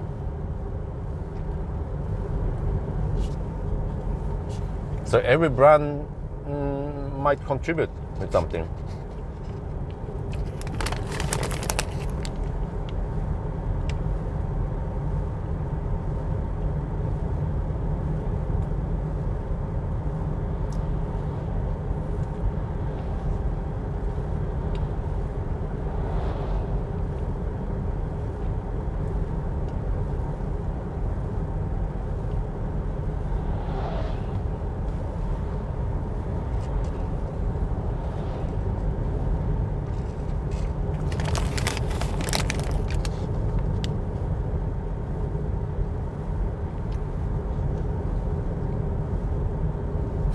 Without Volkswagen, but okay, no, have a good one. Without Hitler, we wouldn't have Autobahn, huh? I was about to say hail to Hitler, but that's wrong, man. I can't say that.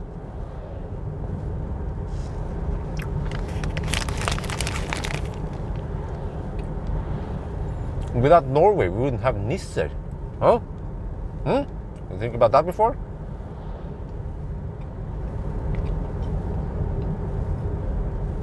Without Lapland, we wouldn't have reindeer. What the heck would the Sami do then, huh? Kill whales instead?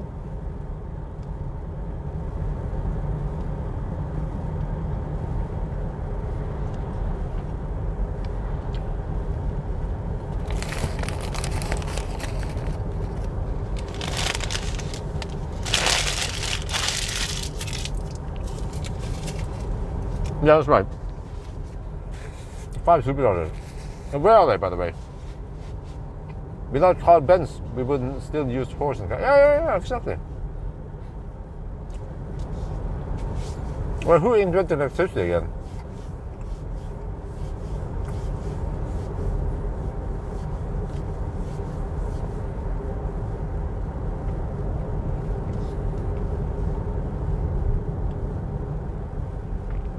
No, without Mark Zuckerberg, we wouldn't have Facebook. What the heck are we supposed to do with our free time then, huh? Stare on the wall?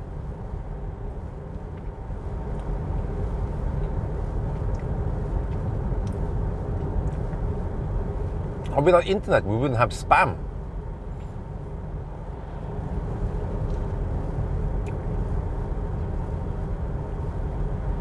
You know, without Audi, tailgate would be invented. Yeah, shit, man.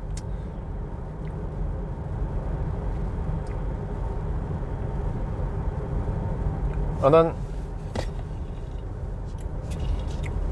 without Audi, we wouldn't have Vorsprung.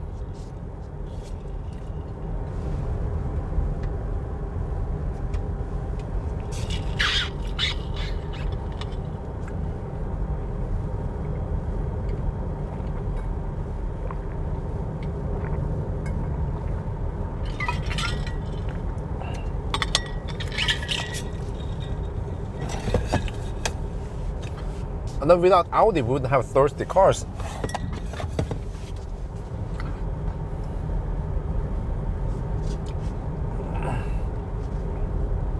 Yeah, and BMW, you know, no need for blinkers. What about Alta Vista? And Yahoo? And Netscape?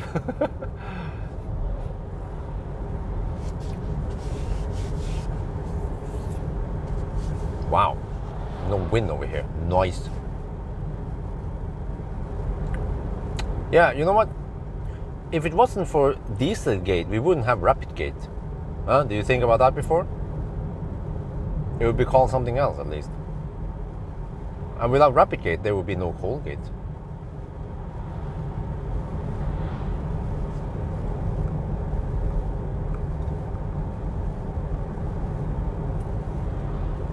But did you guys think about this, that without the Indians, you know, without India, we wouldn't have Indians? Yeah, that one goes really deep.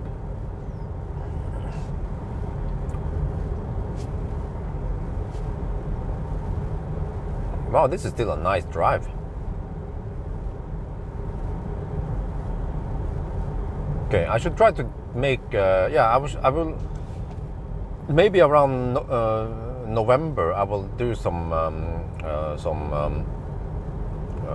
yellow test again. November, December, during winter. Yeah.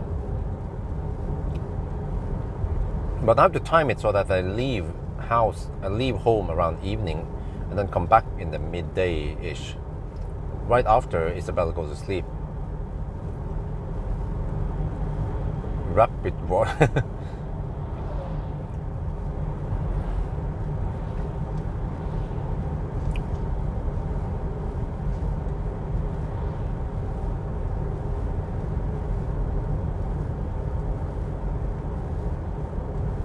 Yeah, that's true. It wasn't only Volkswagen, it was actually many German automakers.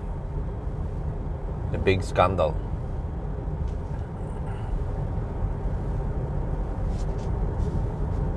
Benjamin Franklin, okay, electricity. But I mean, eventually someone should discover electricity. It's just that all that stuff happened many, centuries ago or decades ago. But eventually I think someone would have been found out about it, right? Wait, what? Is someone even slower than me? The fuck? Dude, he's going 10 kilometers under the speed limit. Shit.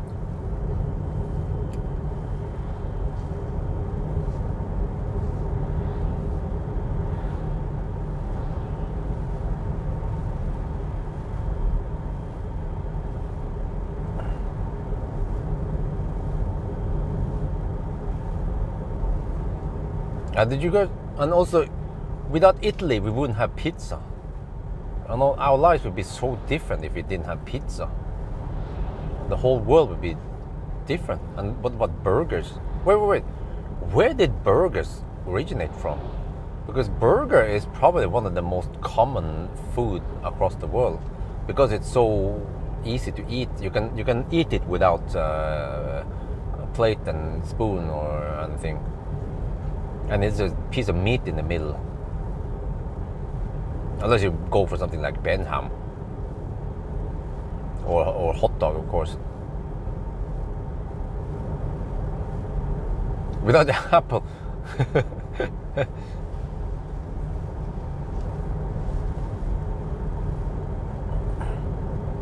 From Hamburg, yeah, of course, from Hamburg, yeah. No, I actually don't know. Is it really from Hamburg? No. I think Hamburg is just, every place is called Burg something, right? In Germany, because Burg means castle, isn't it? So just one of is the Ham castle, the Hamburg, and then someone just named it Hamburger. No, but what do you mean? So the Frankfurter comes from Frankfurt. Wait, what about the hot dog? It's not a real hot dog. Why did they end up calling it hot dog? Why don't you call it a hot penis instead, right? Because it looks like a dick. Hot dick. Yeah.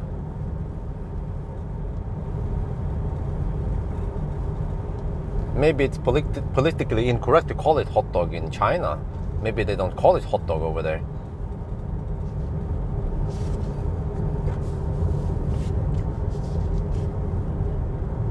Wiener comes from Vienna. Oh, okay.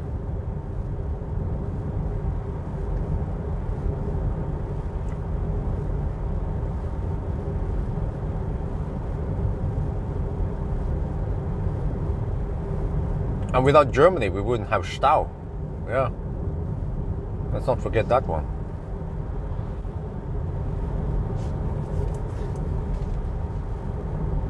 Oh, it was invented in Hamburg. Oh, interesting. Huh. Wait, really? I had no idea, man. I thought it was a coincidence that Hamburg was Hamburg. But wait a minute. Why would they call the food the same name as the town or city? Like, you don't call it, oh, can I have a big juicy Oslo? Huh? Yeah, what?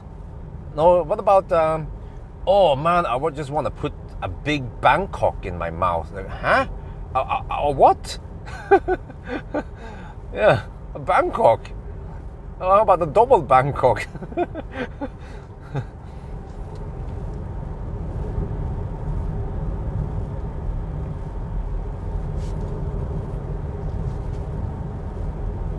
The little wiener, yeah, shit, man. Wait, I need to pee one more time, maybe. Oh, wait, let me see.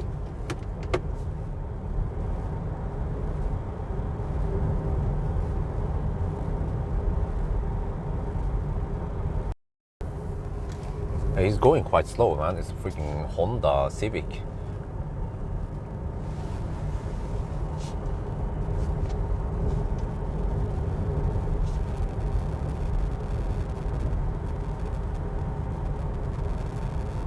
Buck. Okay, I'm down to 30%. Let me see. Let me calculate how many kilowatt hour I've used and how many I have left, roughly. Okay. Status update, 318 kilometers. Divided by 44 kilometers remaining. Wait, huh? The fuck? Oh shit, no. Okay, 14 kilowatt hour divided by 127 kilometers left.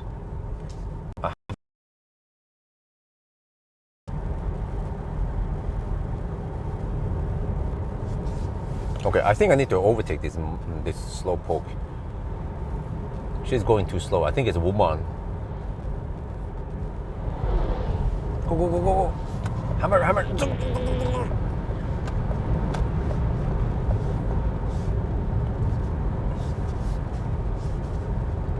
Hehe, you're gonna be stuck behind me now. Yeah. No, I suspect that he's going to be dog slow in the tunnels. Let's see. He's already kind of dog slow in the curves. Bolognese was in Bologna. Okay. Ah, well, that makes sense. Okay, okay. Parmesan from Parmesan. Okay, okay.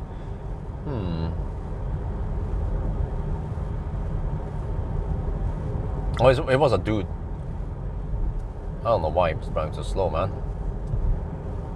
You're making the men look bad. Shit, come on. You have to hammer it as a man.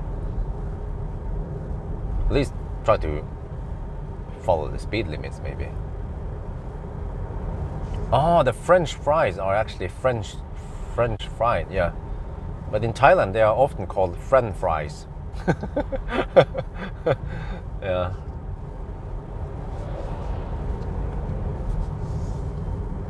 Ah, shit.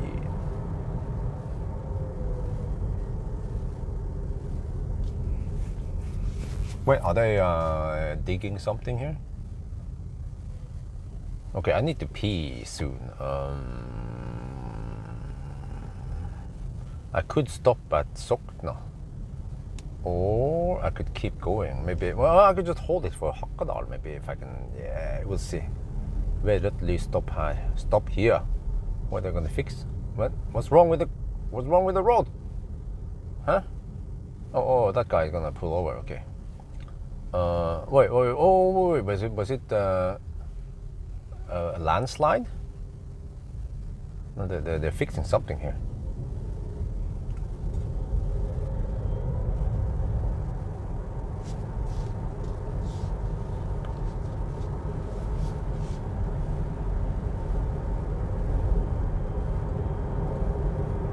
Okay, let me see. Only, okay, Lillesand. Oh, okay, I don't care about that one. Klatt, oh, okay. Krokstrand. Wait, Krokstad. No. Oh, okay. Jaren and Haukås. Oh, okay. Yeah. Not two critical places.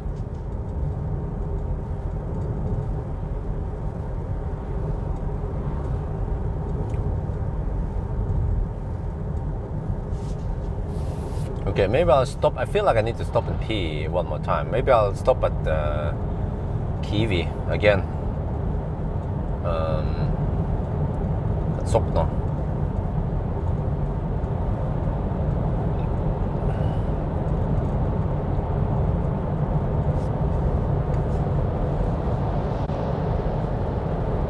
Man, I should have brought the long pants.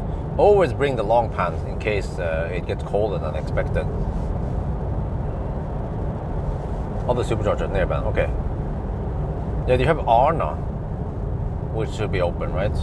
In Bergen. And then Lillesand, we have. Yeah, I don't remember. Around there. Bamble. Wow, so they will actually open up a lot of superchargers. Damn. Kudos to Tesla for doing that.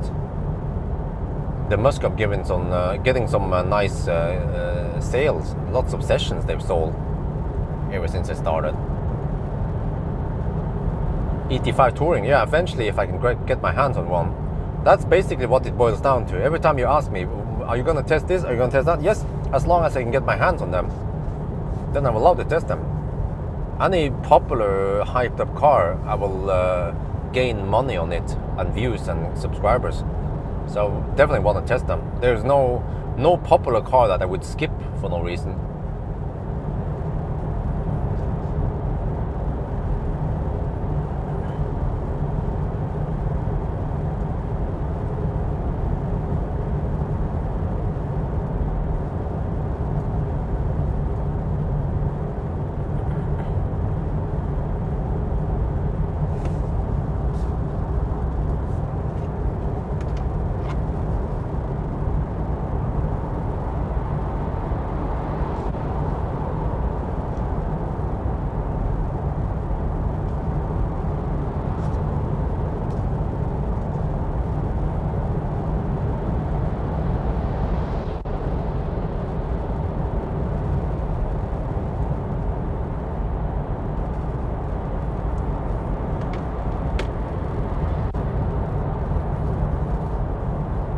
Let's go where?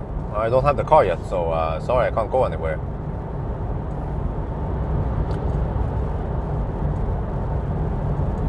What is not about Ocean Fisker? Well, I don't have the car yet, so I can't tell you how it is.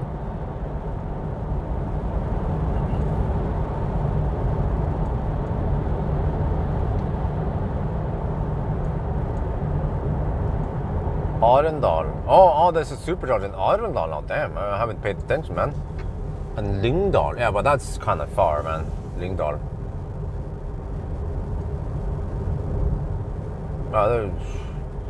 Supercharger popping up like mushrooms, and I can't pay attention to all that. I have too many other cars to test, so I can't focus too much on Tesla nowadays.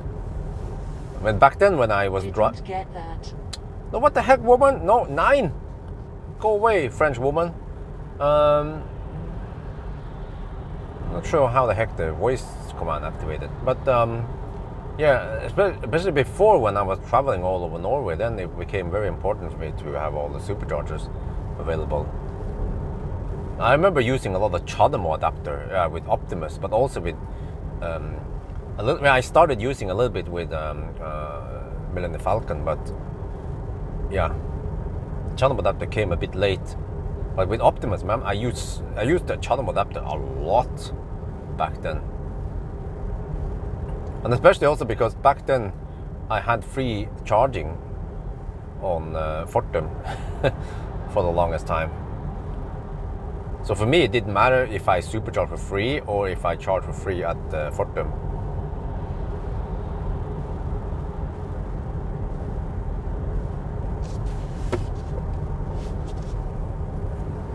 But of course, supercharger was faster.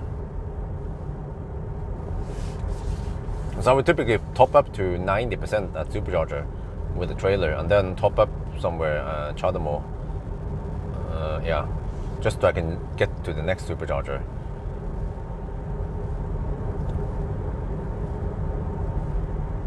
Status update. Okay, 328 kilometers, 117 watt-hour per kilometer.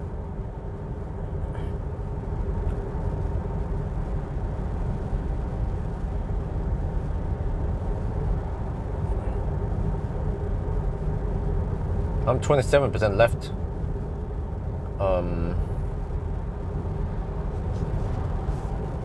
Wait, I wonder if I go Solihøgda. Can I make it to Solihøgda now?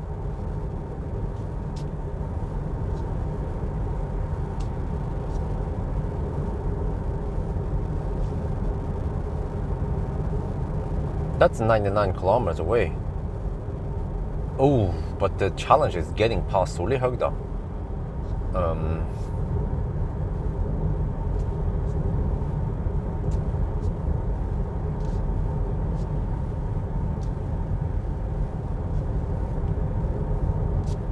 I have 12.5 kilowatt hour left.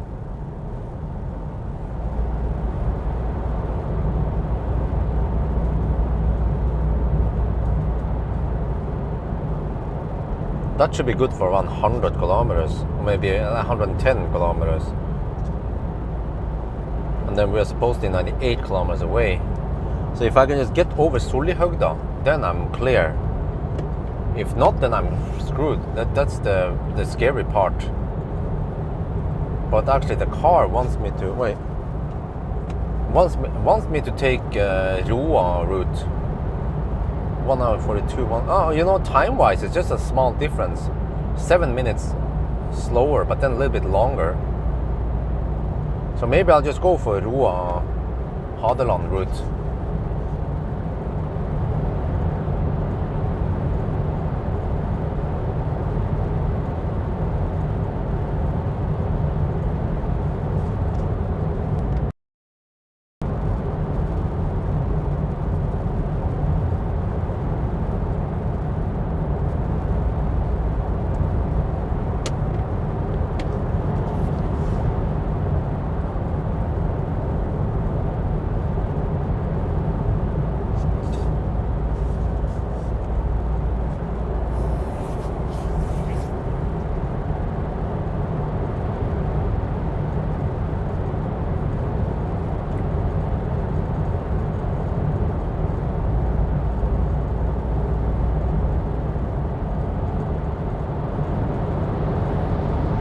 Yeah, so it is likely we can go 400 kilometers. So we can hopefully match the VLTP and go a little bit beyond it, but not that much more. And this is even with HVAC off all day long. Just no fans all day. 15 degrees outside now. So it might not be the warmest day today, but yeah. Okay, I'm planning on doing some coasting downhill afterwards now. Oh, this mother trucker behind me probably wants to go faster.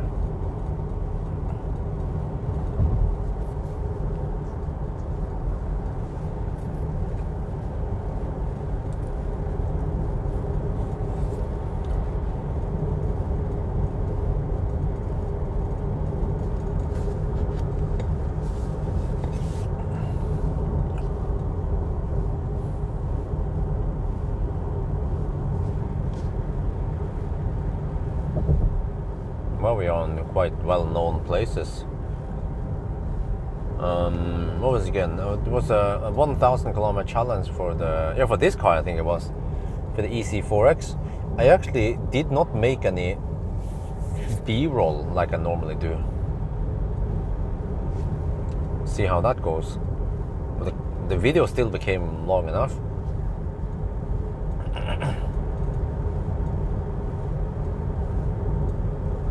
Because then I don't have to waste time finding music and do shit like that. And then feel like many of people already seen the B-rolls around there. It's like it's gonna be the same thing over again, right?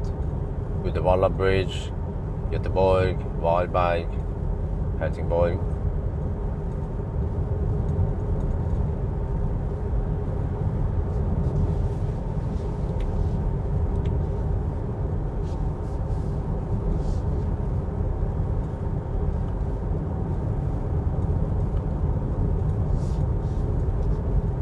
Okay, now we're coasting, gaining a little bit of speed. Yeah, okay, we're gaining speed now.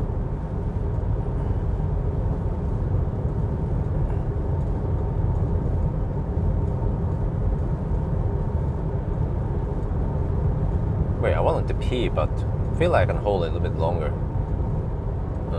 Not sure where I could stop. Maybe I could stop at Roa. Or, let's see.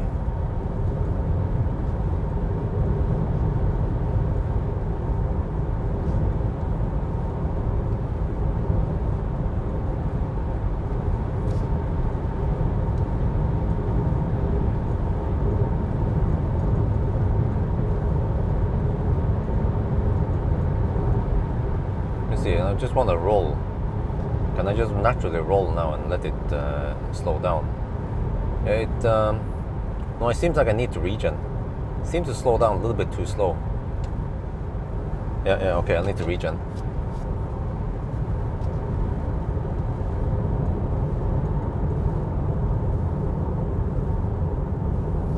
Which means that drivetrain efficiency should be quite good. And that's probably why the consumption can be that low. Because in the fat e-tron you can never get this low consumption, no matter what how slow you drive.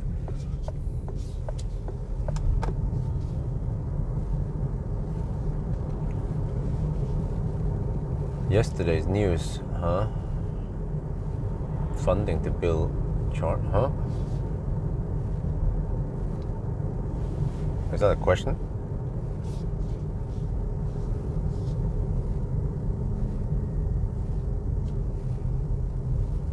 Okay, this is Sokna. I'll just oh. Well, I could go to Kiwi here. No, I'll just hold it a little bit more. Always be holding it.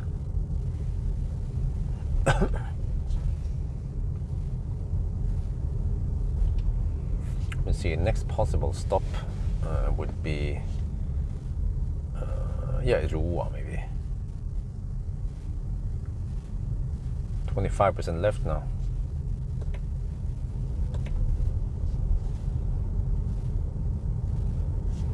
Oh, Large DK donated $15. Greetings from Denmark, Tesla Model Y owner. Oh wow, nice.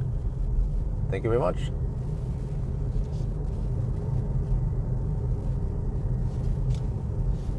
Good choice on Model Y.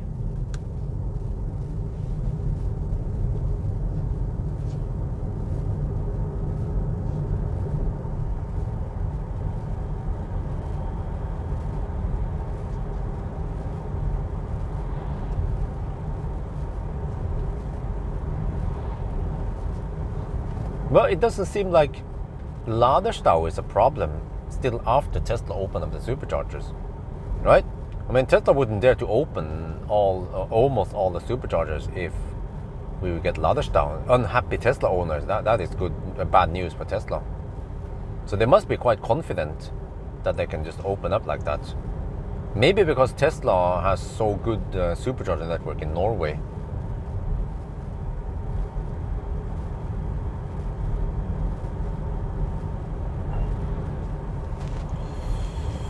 So yeah, nice day. Okay, let me see. There's got to be a dude. Wait. Yeah. Have I check here? Phone. Media. Wait, no, shit. Application drawer. Phone. No device connected. Oh shit, I didn't connect it yet.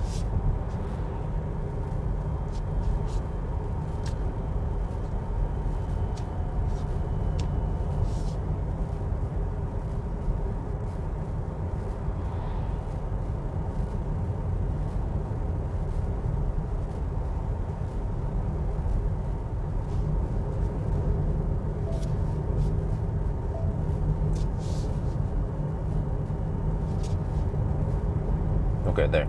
Right, good. Phone has been connected because there's supposed to be a dude at my home in around half an hour. I can't be home by that time. I started a bit late today at 11 I started, yeah. Ideally I wanted to start around 9 and 10, but simply couldn't get up in time because of last night's activities. Oh shit.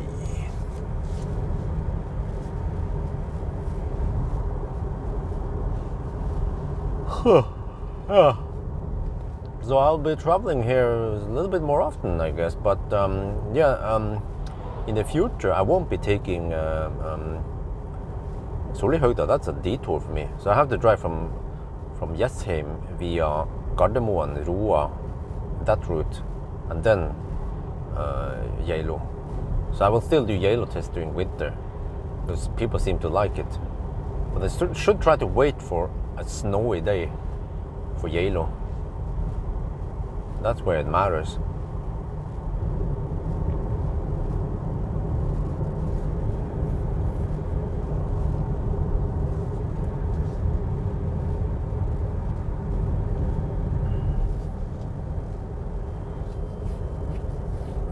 Also, I consider starting 1,000 kilometer challenge from my home instead.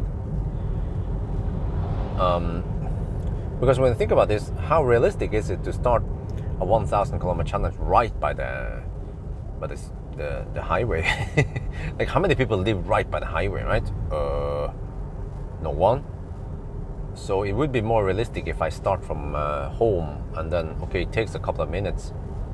But fortunately, I live fairly close to the motorway, so I need just a couple of minutes. I think maybe 2 minutes to drive from my home over to the autobahn. So maybe that doesn't matter. Maybe I can start from home. It will actually save me some time instead of having to go to some fast charger and start from there. So that's usually around 10 minutes extra, 10-15 minutes extra. Because I have to go there and then charge it back up again. House updates. ë-C, you mean ë-E, right? No, not yet. So I will see the feedback on the house update. If people are too much backseat constructors, then I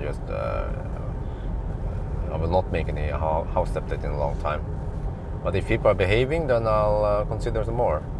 I mean, there's still people today who's like, oh, Björn, why don't you put on solar panels there? I'm like, oh, Jesus, man. Like, we have had this discussion tons of times before.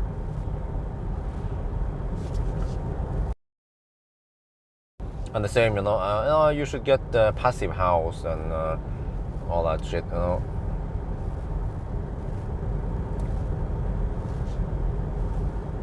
Oh, this road is really slow. So let me see, 17, okay, we're getting close to 6 hour mark now, total. We started right past 11. So, yeah, 6 hours, so hopefully I can finish in 1 hour-ish. No, wait, no, it'll be more. Okay, I'll be home by 6:30, roughly. But fortunately, yeah, if I take Roa route, it'll be fairly safe. As, from Hakadal down to Oslo, it's somewhat flat-ish. So I can figure out where I can stop and bail out.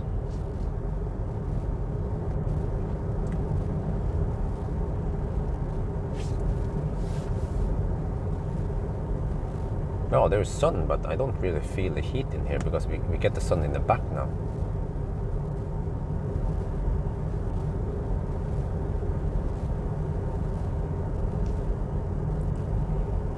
Wait, but what about other countries then? So Tesla opened up almost all the superchargers in Norway, but other countries? So it might be somewhat unique for Norway, right? Wait, your fly's open. Shit, that dude. Oh shit, man. Freaking dude with his e-sol with a charge port open.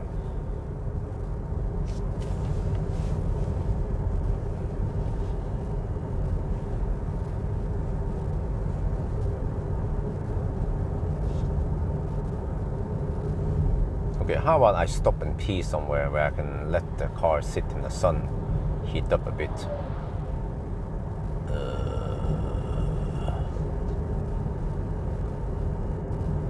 DK, oh really?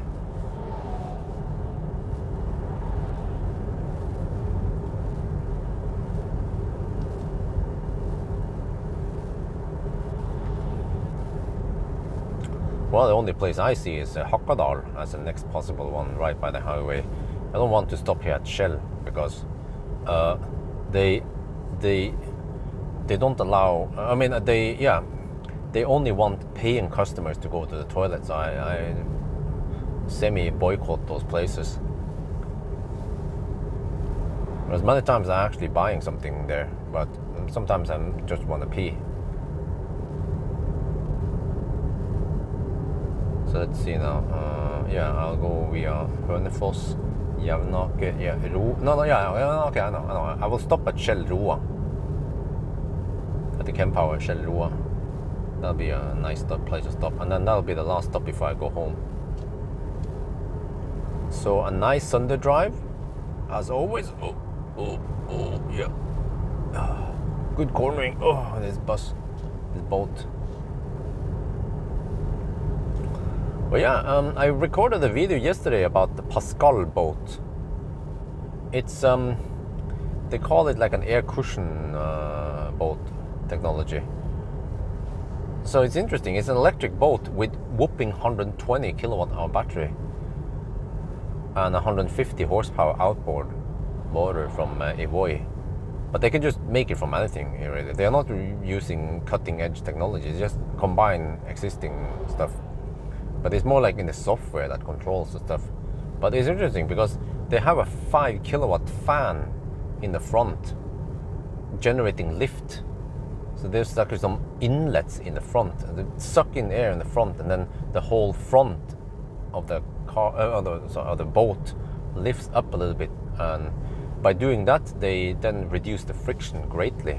And I've seen it. It's, I mean, I was there, you know. It was insane, man. You can cut the friction or power need by half, roughly, once the fan is running. So that was some impressive shit. Okay, it's not as efficient as hydrofoiling Candela, but Candela is somewhat brittle, but also very expensive and somewhat limited how big they can make it. And these ones, you can make it bigger at least, because you don't lift the whole boat out of the water, just parts of it.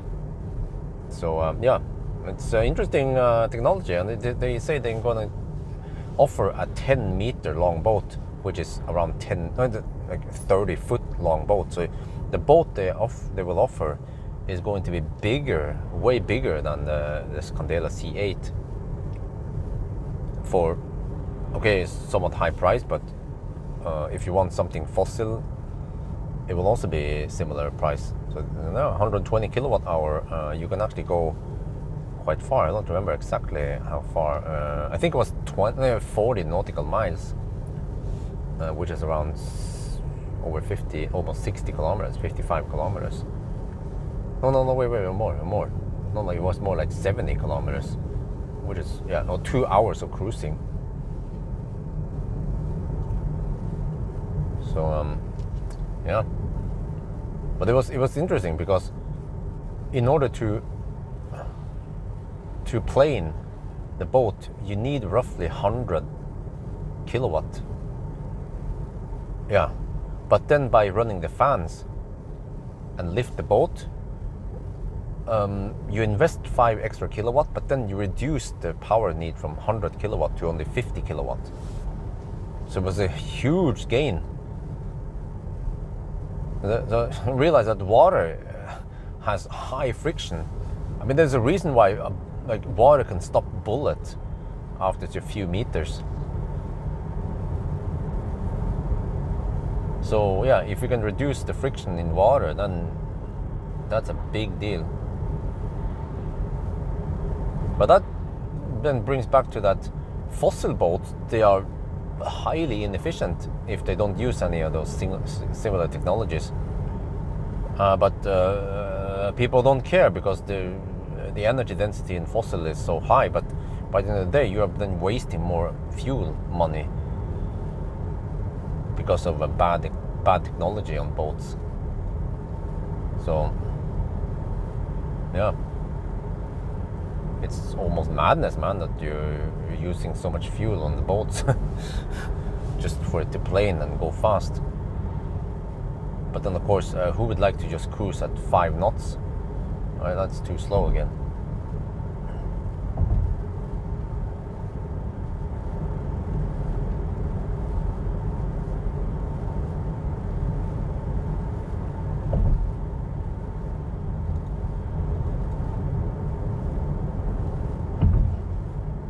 Wow, consumption. Okay, status update. 353 kilometers. Consumption is 115 watt-hour per kilometer. Wow.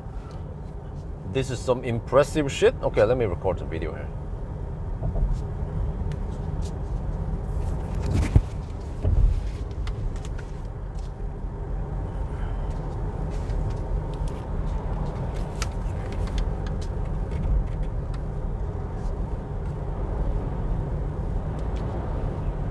We are getting close to Hønefoss, and we are now down to 22%, but look at the consumption, 115 watt-hour per kilometer. Wow, this car is quite efficient, man. Wow, I have to say.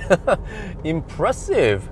But then, okay, see, this is the thing about this car. It will estimate that I will run out of juice there, but it's not going to happen. I calculate that I will run out of juice way closer to Oslo, but I will take that route, because if I take a Sollihøgda route, that one is risky because there are no fast chargers nearby, and it's a quite high hill I have to pass.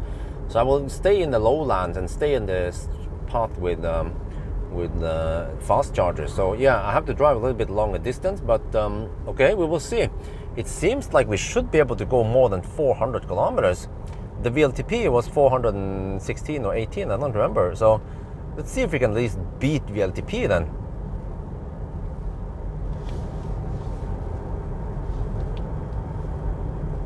And yeah, I'm still on no fans the whole trip now. We've been running on no fans. It's a little bit cold. Yeah, note to self, I should have brought long pants instead of the Schwartz. But okay, over here it's 16 degrees Celsius. But what I can do is I can stop the car and then pee or let the car sit in the sun for 10 minutes. That should heat it up. So we'll see. Maybe I'll find a pee stop somewhere nearby.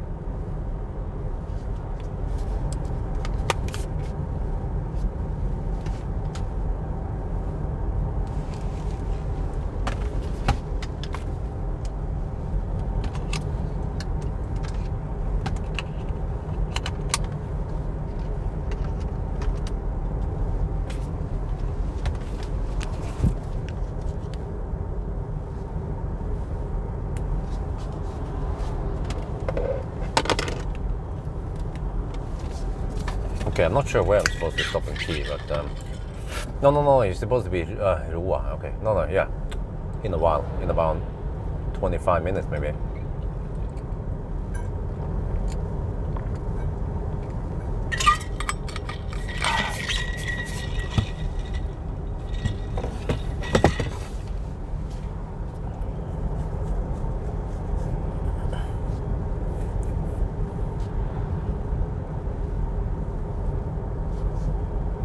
Wow, but I'm impressed with the consumption, man. I didn't expect it to be that low. 115 only. Huh? PSA for the win. French engineering. Okay, let me see. We go this way. Yeah, not too busy yet. Well, no, it's 5 in the afternoon now. Okay. Okay, that means that the guy is gonna call me soon. He will pick up the mirror at my home. Sell it for 300 NOK, okay, whatever. I asked wife here, do you need a mirror? She said no. Okay, I'm gonna sell it. Good thing is that IKEA stuff is like Apple products. People know them, and yeah, they will buy them. Or it almost sells itself. You just name what the heck it is, what mirror it is, and then yeah. I just say that it's a mirror and it's in good condition, and they'll be okay, then they buy it.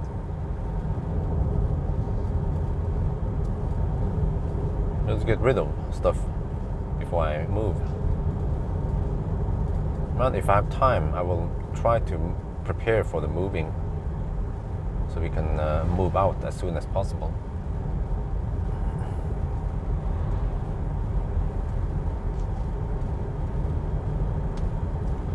Well, I don't think that it works like that. We can't simply just sell the handbags, you know. I can tell that you're not married, Pascal. You're a single guy.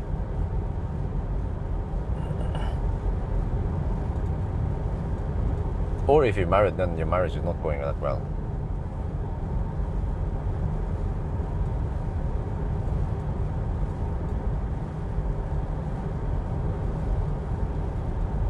But yeah, tomorrow I have to do, well, actually tonight I have to do some stuff already.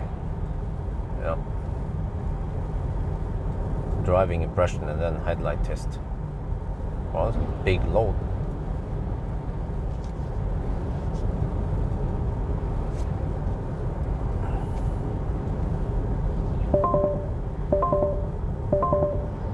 What the heck was the car bugging about? Stay in the lane. Yeah, I'm staying in the lane, staying in the lane, staying in the lane. Wait, that's quite a big detour I have to take. Oh no, I'm skipping. Oh yeah, I'm skipping downtown. Downtown Hønefoss by going this route. And then take the back roads. Then we get over there, yeah, and then we get to the Roa route. So it's a nice road where I avoid most traffic. But I can see that the sun is getting low already now. 5 in the afternoon. It's getting a little bit low and weak, so I won't be getting too much heat from it.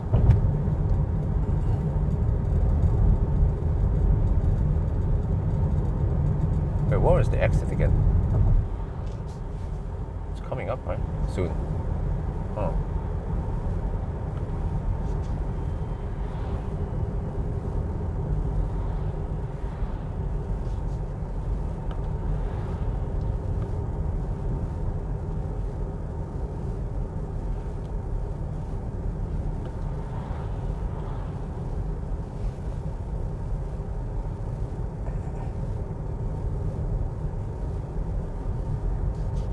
Okay, yeah, exit coming up. It's like a little ring road, or Oh, the ë-Berlingo 7-seater also keeps blowing me, but staying on the ë-Berlingo. Huh. Well, there are a lot of vans I haven't tested. Maybe I should try to test the Toyota. What's it called again? Toyota. A Toyota van. Yeah. But also, you know, the Jeep Avenger was ready. It was ready on short notice, so they just had it ready. So just nobody requested to borrow it. So there are probably lots of cars out there that I want to test that are ready soon. So I need to start booking cars. Maybe just book them and then leave a space in the second half of October something. And even if I'm booked on one car, I could also just take a couple of days off just to do the moving part. And I can even, I could even use whatever press car I have and move some banana boxes, no problem. It depends what car, of course. But I mean, even the whatever you call, even the Jeep can take at least 10, 15, more like 15 boxes. Okay, maybe I don't fill it up all the way to the roof line, but yeah, okay, if I can just move 10, 12 boxes at a time, that will also be okay. But preferably if I get one of the bigger cars. And also if I get one with trailer, I could consider using trailer also. Pro-Ace, yeah, I think, yeah. So Pro-Ace has been out for a while, but maybe I should test it.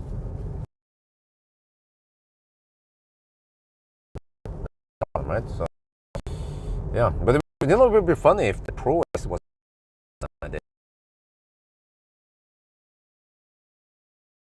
because the Pro-Ace is using the PSA platform with 75 kilowatt hour battery.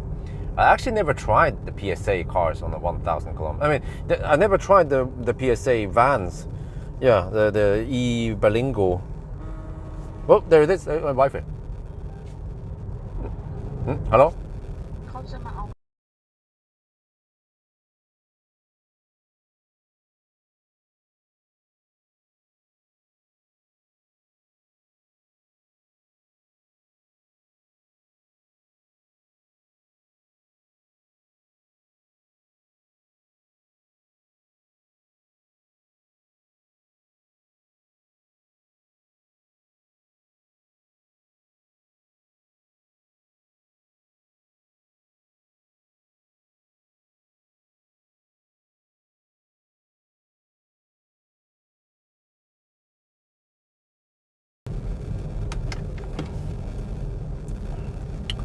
Okay, let me see.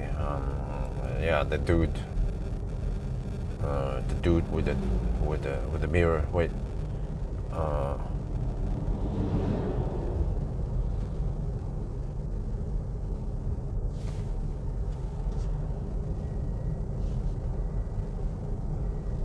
Okay, let's turn left.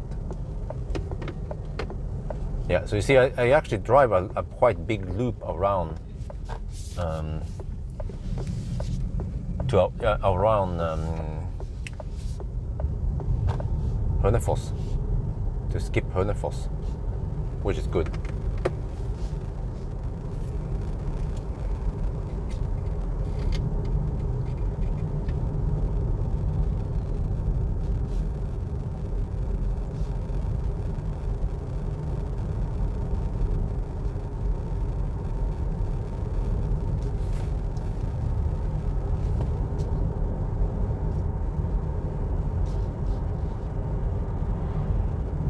Well, he said 7 to 7:30. 17 to 17:30, okay.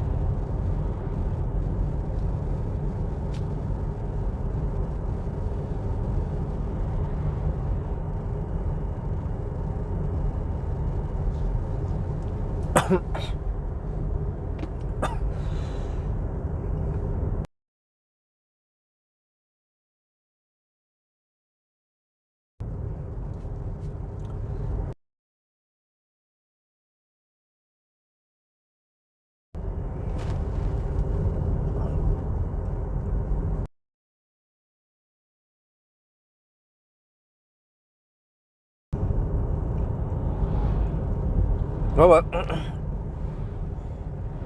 what I remember is that the 75 kilowatt hour, sorry, the 75 kilowatt hour battery didn't charge that fast compared to what it should do for such a big battery.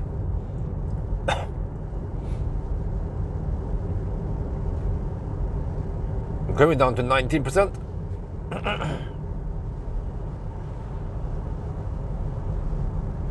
Still going. Consumption has dropped to 114. Yeah, status update. Oh shit, sorry. 367 kilometers and 114 watt hour per kilometer. The consumption keeps dropping because now we have tailwind and some downhill.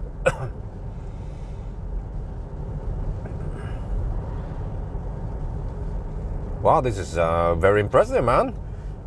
It was actually one of the lower consumptions. I wonder if it even beat the Model 3, but the Model 3 was some reason it was quite thirsty. It shouldn't have been that thirsty. It was even thirstier than the Model Y rear-wheel drive.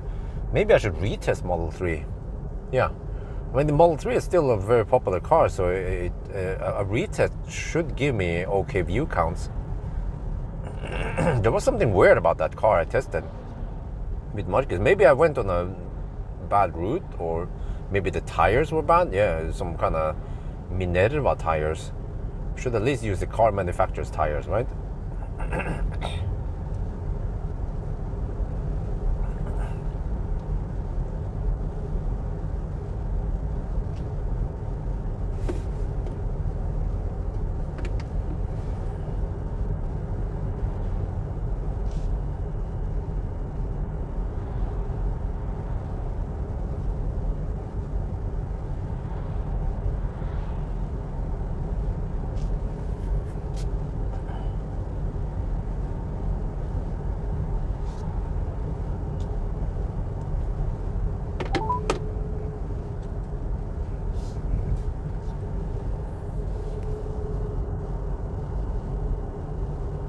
Hello? Hello? โอเคเขาจะมาอีก10 นาทีนะ โอเค แล้วก็เขาบอกว่าตัวเองเอากระจกไปไว้หน้าบ้านเลย แล้วก็เขาจะวิปเงินมาแทนไม่ต้องไปเจอใช่ไหมไม่ต้องไปเจอก็เอากระจกไปไว้หน้าบ้านที่มันไม่ล้มหรือว่าอะไรนั่นแล้วเดี๋ยวเขาจะไปถึงแล้วตัวเองก็ไม่ต้องรอแล้วเขาก็จะวิปเงินมาไปตามโอเคแล้วนั่นจะบอกกันโอเคแล้วตัวเองกลับกี่โมงนี่ตอนจะกลับมาอีกสัก1 ชั่วโมงลูกเบื่อมากๆเลยอ่ะโอเคน่าจะออกไปไหนมั้งไม่รู้แต่ว่าลูกเบื่อสุดๆเบื่อแบบตั้งนานแล้วไม่รู้จะเล่นอะไรอ่ะโอเคจะรีบปิกบ้านโอเคเนี่ยนะบ๊ายบาย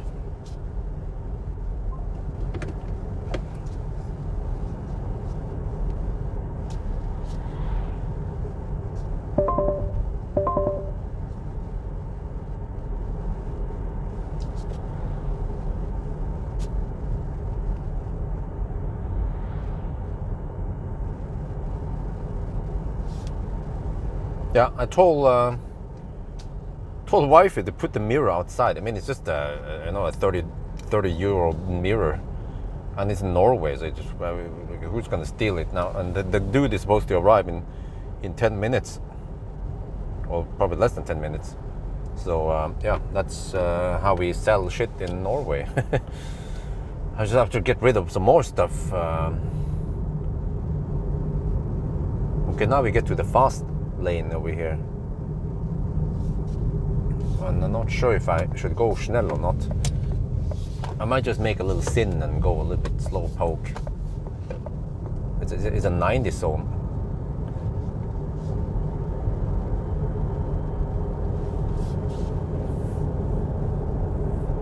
Well, actually I don't have anyone behind me, so that's fine. I'm gonna slow poke.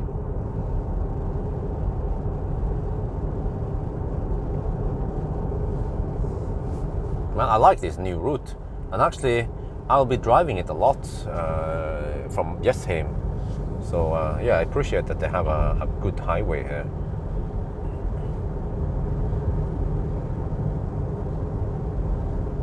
convenient and safe and not too twisty and fast also. And I can hammer a few slow pokes depending on where I go or what kind of test it is.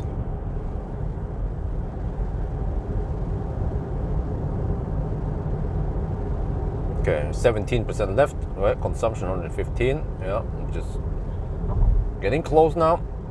Wifey asked me when I'll be back home, and I said in 1 hour.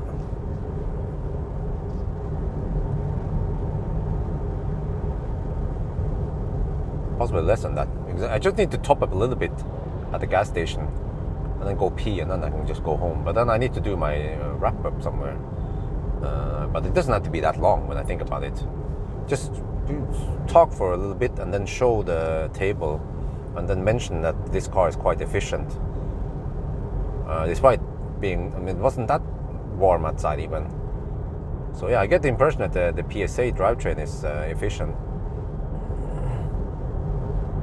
A big sign on Hamilton the Falcon and your, what? Okay, yeah.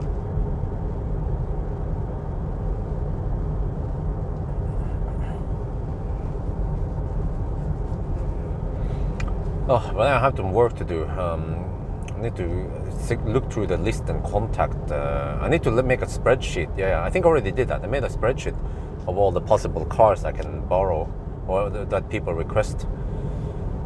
And then I need to ask, just send a bunch of emails and see if I get any replies.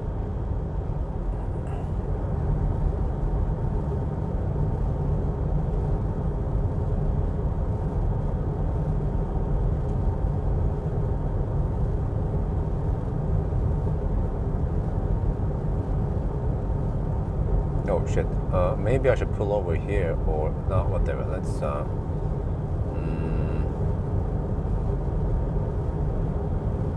I could pull over here and let the guy pass me. Yeah, let's do that. Let's be nice to the guy behind me. Okay, chatting plus. Let me just go. Pull over. Pull up. Is it? Okay. Then he passes and then. Okay, there we go. Yeah, because I know I'm slow, so I don't want to be in the way for other people.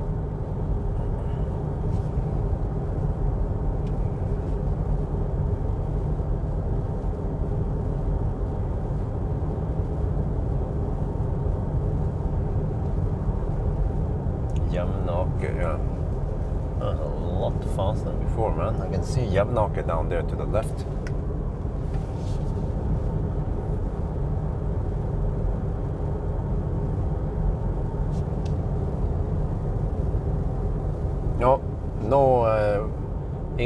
No German here. You have to use English in here. I know a few words German, but I don't know that much. I didn't know what the heck you were talking about.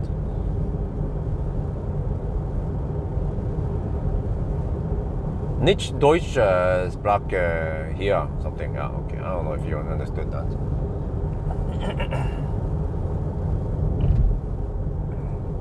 It was a poor attempt for me to communicate in German.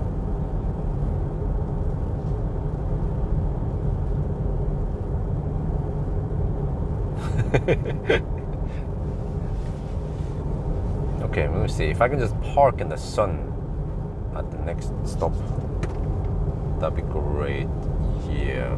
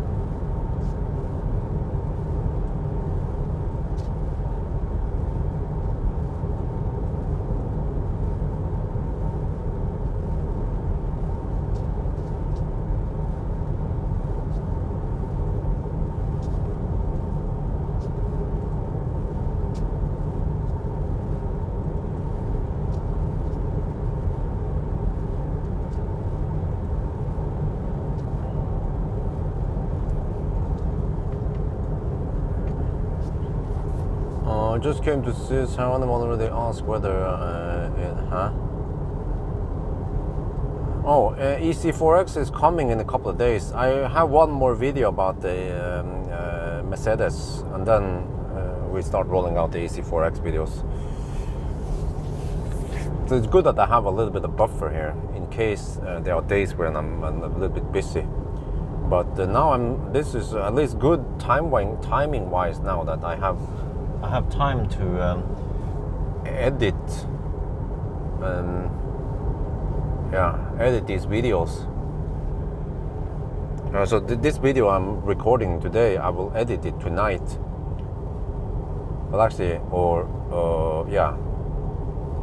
if I don't have time, I can edit it tomorrow night. But tonight I might have to go on a little driving impression.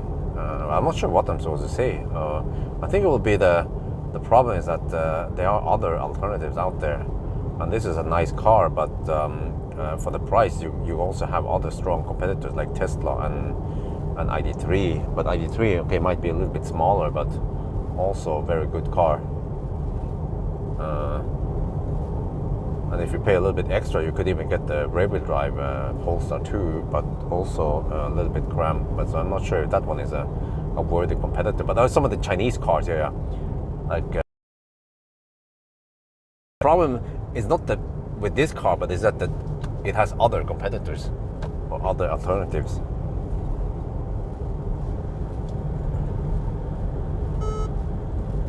It's low battery, okay.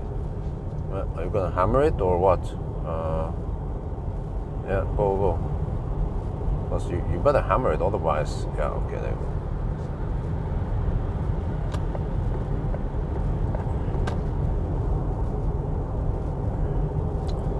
go. I have to send an email to Idéhus again. There's some house stuff I need to take care of. At 12% now. Okay, we're starting to get low now.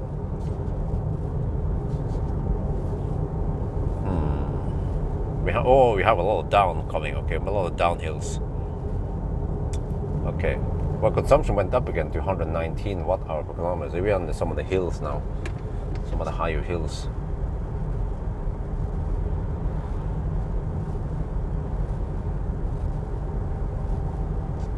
Let me check elevation. Wow, we are 430 meters over sea level. That is quite significant. We're going down to 150 or something.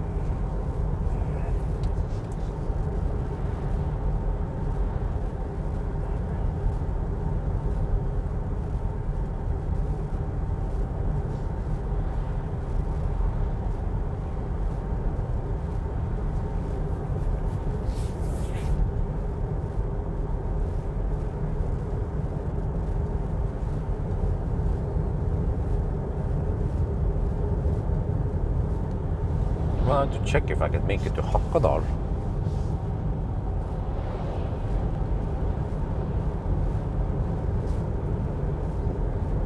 Okay, this place needs to be coasted.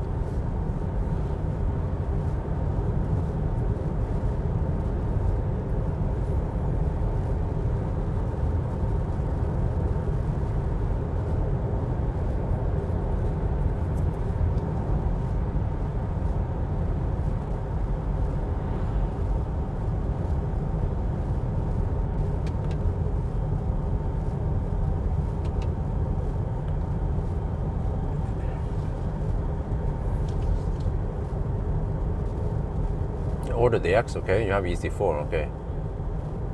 I'm a bit afraid to test it, but I mean, it's still a nice car. I mean, if you like the ë-C4, you're gonna love the ë-C4X even more. Well, except for that the trunk opening, but you probably know about that, right? The small trunk opening. But it's a nice upgrade. More range, faster charging, more power. So yeah. But back then, maybe the ë-C4 was a lot cheaper than Model 3. But I mean, even if you could buy a Model 3 today for a similar price, you might not want it in the first place, right? So maybe it's irrelevant that there is a better car out there. Because what is better for me might not be better for you. Battery level low, 12%. Okay. Now we have to go downhill. Now the regen downhill here.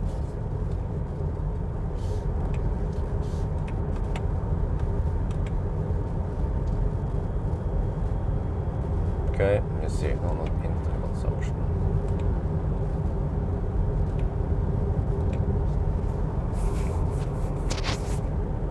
Okay, 118 watt-hour per kilometer. Okay, it's gonna drop now. Okay, I need to navigate towards Hakadal.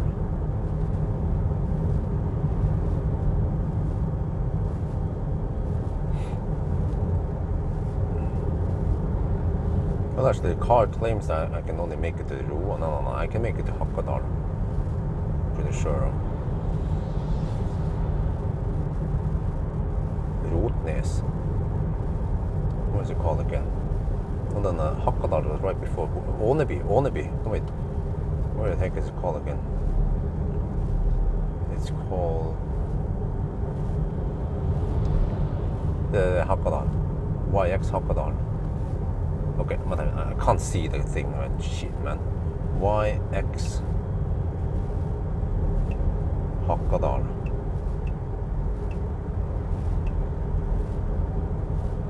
No results, fine. The fuck, man?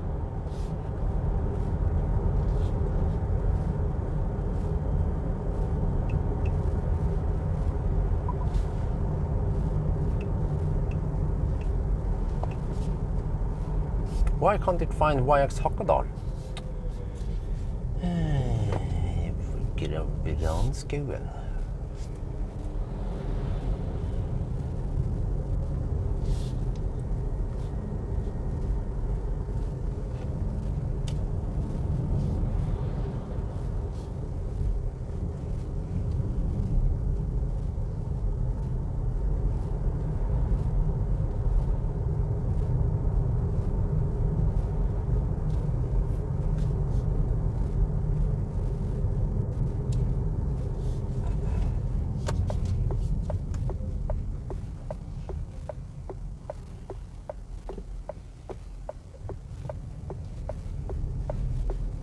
%12 now, that's way too early, man. Wait, I can kind of see where the heck it's supposed to be, right? Isn't it here? Why doesn't it show up there? Hakadal.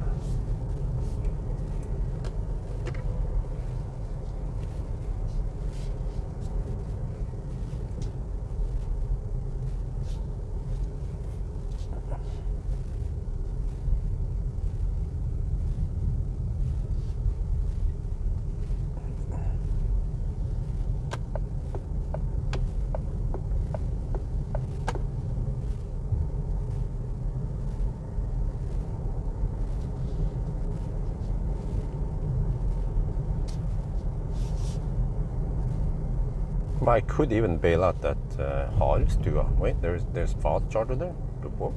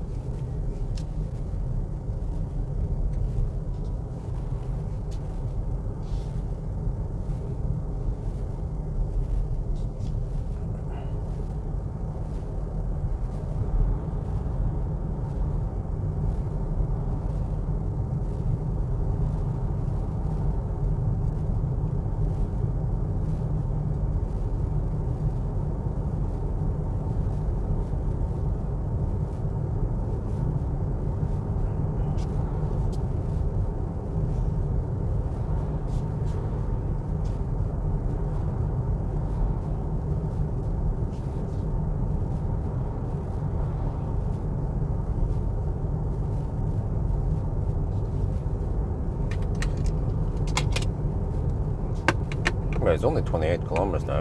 I might as well just go straight there. Then I can have my P-stop. Yeah, I can hold it a little bit.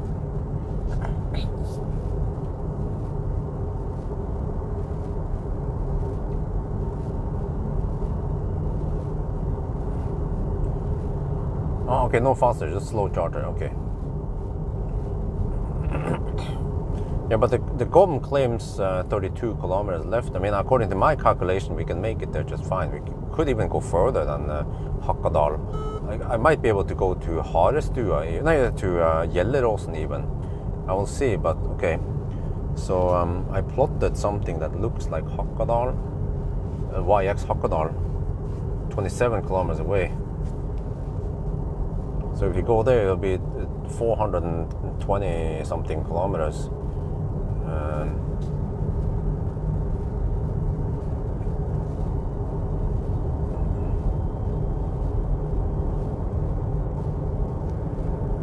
Consumption went up a little bit. Wonder why it didn't go down. Okay, but yeah, final run now. 10% left.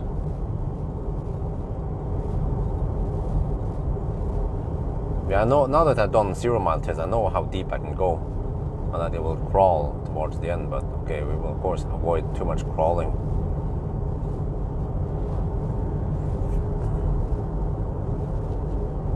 So yeah, let's see.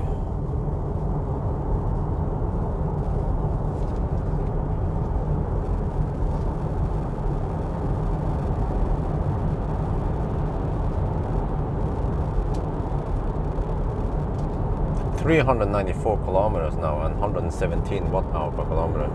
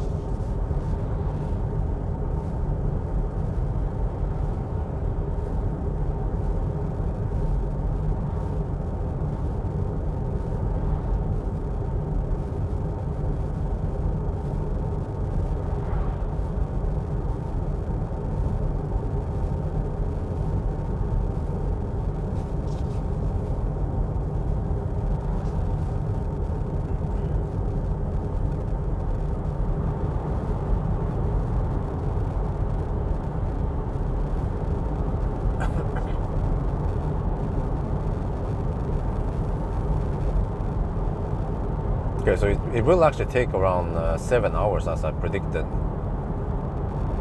Except that we couldn't make it straight back home, so yeah, could I have chosen a slightly different route though? Yeah, this is actually the route I wanted to take. Well, actually I could have gambled it and gone for Solihögda, but Solihögda is quite risky and to go over that hill, but it's a shorter route. And if I can just clear Solihögda, I can get in the lowlands and stop at Sandvika or Hövik or anywhere on the way back.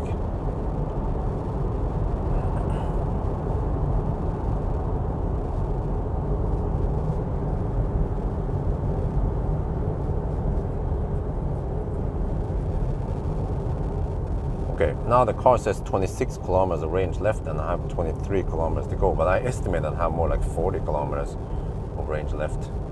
But actually, I'm not 100% sure because I don't know exactly how many kilowatt hour I left.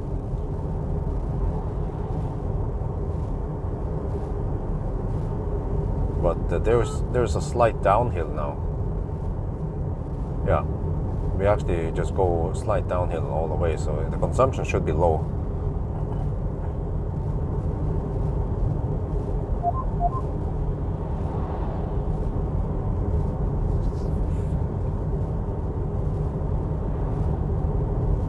There's an average speed zone. I wonder how the car displays that one.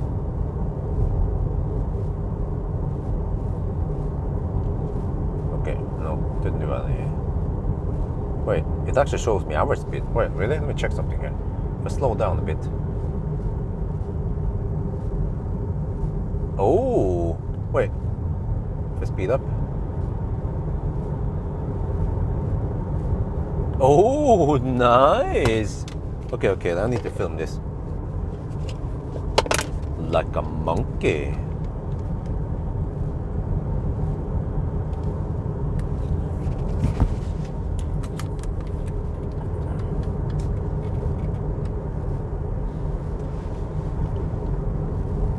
Wow, look at this. We are now in the average speed zone, and this car has a feature where you can show, it shows you how many kilometers you have.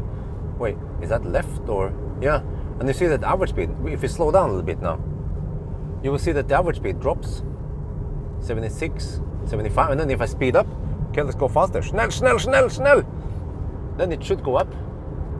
Wow, very impressive, man. Okay, I hope I have enough juice. I should have enough juice.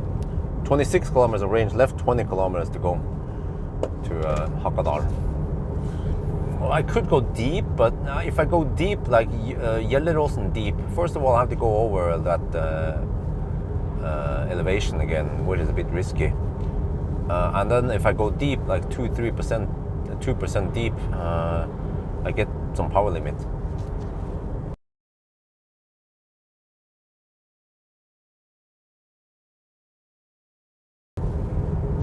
And either way, I have to drive the same route anyway, so it almost doesn't matter where I charge. Yeah, when I think about it. And then actually after I charge, I can go a little bit faster. I don't have to slow poke. So we'll see. Hopefully it'll be deep enough at Hakadal.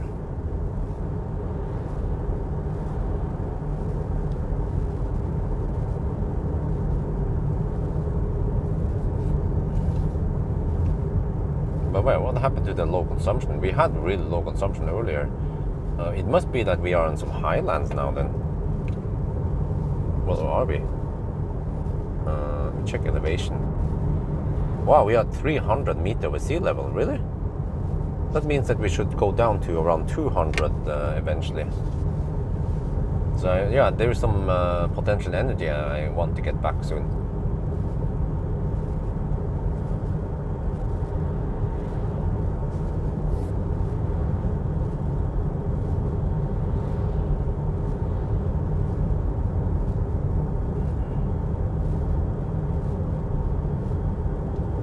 But I think this one will be one of the shorter range cars, except for the classic Ioniq that we do on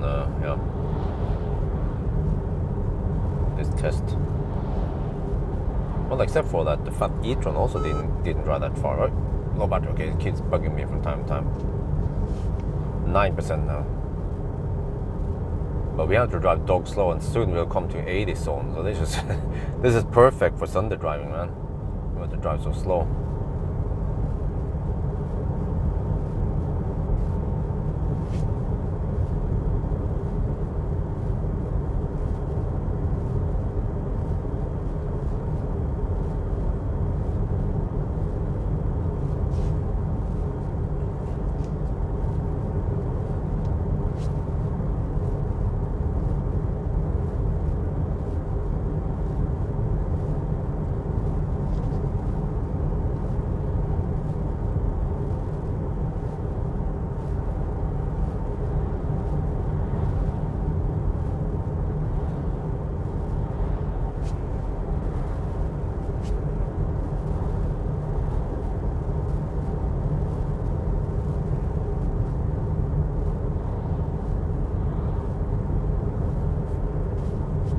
Yeah, but interesting, Viking, which Model 3, which year is the Model 3 you own? But there is actually some significant difference between those. You need to get the 2022 or later. If you're stuck with an old one from 19, then the suspension is quite harsh. And also high noise levels. But especially from 2022, it become a lot better. And of course with Highland, but yeah, that's Highland. 2020. Okay, yeah, that's why. You have all Tesla. That's the problem. They did some great improvements in the past. So 2020, yeah, it's considered one of the old one with more noise, harsher suspension, less comfort. I think actually that's right before you got the new interior with heat pump and all that goodies. So you just missed some of the good stuff. But even the one with heat pump, the early ones wasn't that great compared to 2022 and later. Okay, 14 kilometers left, 22 kilometers in GOM and 8% left. And we are just Sunday driving behind a bunch of other people.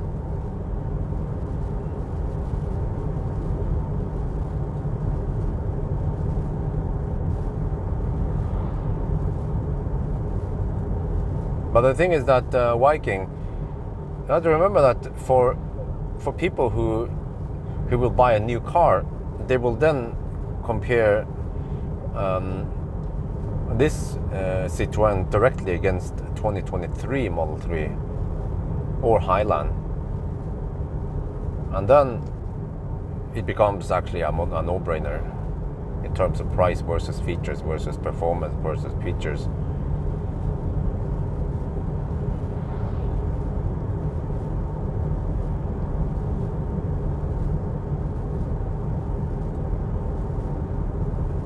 The car claims I won't be able to make it to that destination, but it doesn't even show me the destination. This is bad. Oh no, okay, I understand. Okay.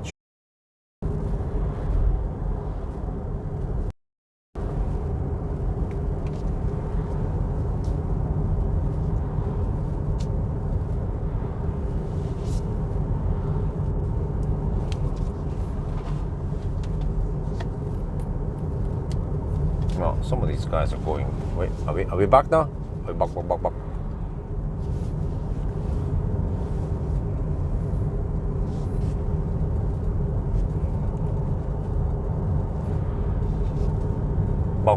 Okay. Wow, some of these guys are going really slow, like this Toyota, man. Holy crap, man. Oh, but whatever. I'm on Sunday drive, so I don't need to hammer these guys. Otherwise, I'll be hammering left and right. Okay, so we are now around 8 kilometers away. We still have 20 kilometers of range, so I could push it even further, but is there a point in it? No, I think the car is fairly linear, so we can just extrapolate the rest. Because it's a bit risky if I try to go for Gjelleråsen, and Gjelleråsen is only 50 kilowatt charger. So at least over here we have high power chargers, or HPC charger, like some people call it. Yeah, smør på flask, high power charger. Because HPC stands for high power charger. Like non-bread, LCD display, VIN number.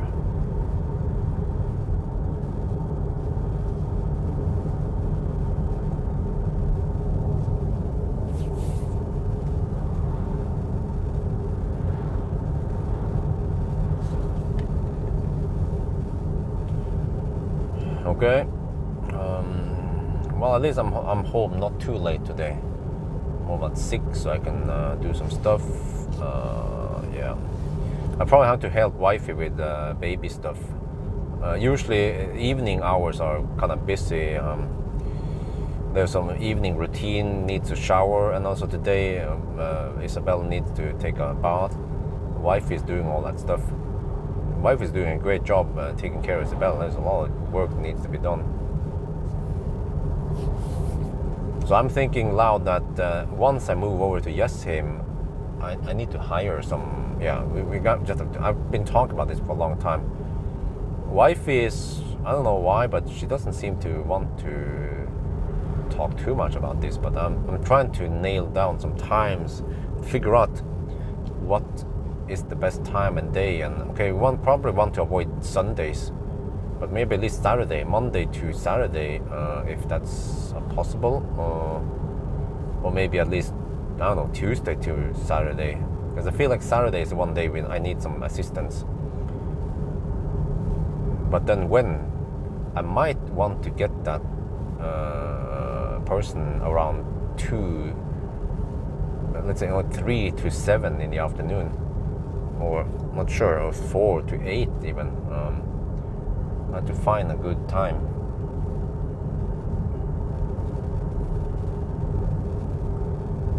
Yeah. Well, look here now. Consumption has dropped to 115. Okay, status update again. 414 kilometers and 115 watt-hour per kilometer. And we still have 7% left and 20 kilometers of range left. It has been camped at 20 kilometers range left for a while now. Mainly because it went downhill a lot. I wonder what they are building over here. It seems to be like a straight line with some... Is that a new road? No. Doesn't look like a new road. What the heck is it then? Whoop. Okay, whatever. Shit, I need to contact ë-C4X, man. The bank is holding back some payments because she sees that we won't be able to make the last payment. So I don't know what the heck I'm supposed to do. Can these guys at least just... I need to ask ë-C4X what they're planning to do. Because we have a little bit trouble retrieving the money from Thailand. Plus they haven't sold me the Falcon yet. Maybe I need to push Marcus a little bit. Like, yeah, what's gonna be, man? Do you wanna buy him or... we need to do this soon with the Falcon.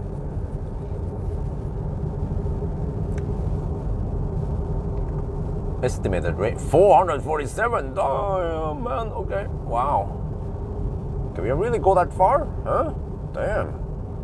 This car just keeps going and going and going. Wait, we have supposedly just a couple of more kilometers before we stop at Hakadal. Wait.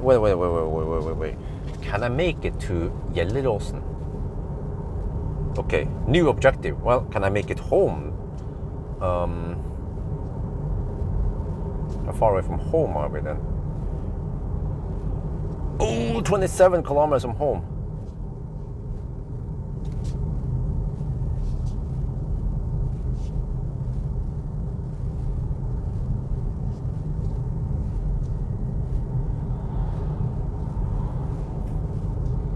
Would be nice if I knew how many kilowatt hour we had exactly.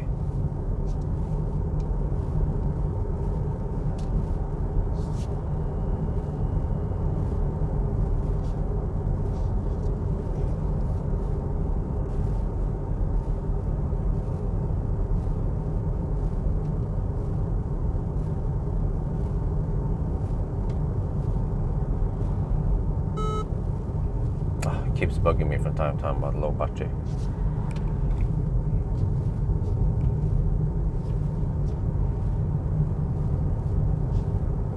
Well, I mean, I have 20 kilometers of range left, and Gjelleråsen is 15 kilometers away. Well, should we go for it? YOLO it? Let's see, double check here. 16 kilometers away. Yeah, Gjelleråsen.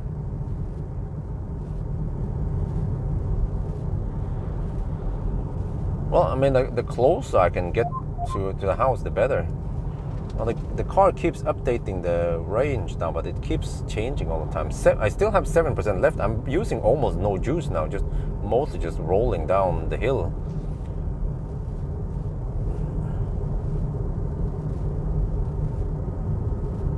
Let's see, Gjelleråsen. There. I found it. Recharge, Gjelleråsen. At least that one is on the map. 15 kilometers away. Yeah, we have 18 kilometers of range. Oh, shit. But we have to go a little bit uphill before Gjelleråsen. That is the scary part, man. What the heck if I get turtle mode up the mount, up the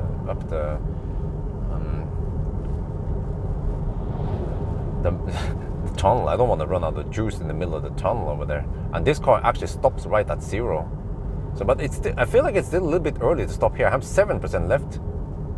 This was the place I was planning on stopping at.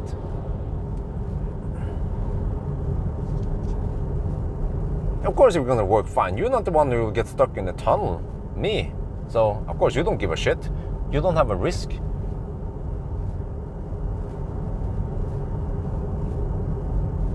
I always have to consider the risk and everything.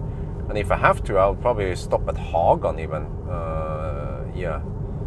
But I'll see. I wonder if there's also a charger in Hagan.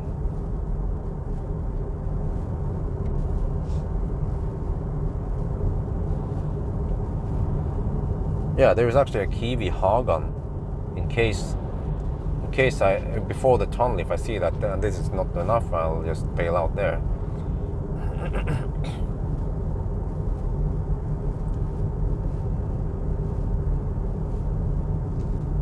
But I know my limits. Like, it's gonna stop once I see 0%. I can drive only, or I can spend only around half kilowatt hour, and then that's it. And then the car actually stops. It doesn't go in. I mean, it gets in a crawl mode, and then it stops. No power at all.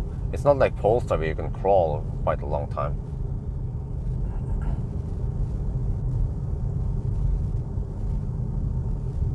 Yeah. I just need to charge a little bit, and then I can hammer back home. But I'm getting really close to home anyway now. So this car went a little bit further than I expected, and also we had to drive slow, so that helps a little bit. Yeah, consumption dropped even more now. 421 kilometer and 114 watt hour per kilometer. Wow, it's getting Ioniq-like consumption numbers. But it also helps that we have these slow speeds. Even semi-drafting behind some of these guys. Oh, went up to 115 again.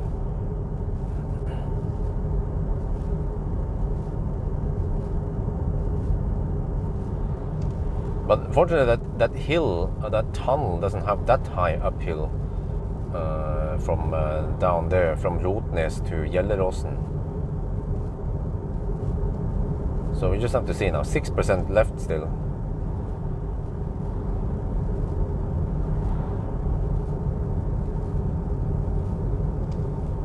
Sure, yeah. So 6%. That means, okay. Let me see. What does it say now? 12 kilometers left and 16 kilometers range. Okay, going deep. At 5% it will stop showing range, but I still know that I can trust the percent.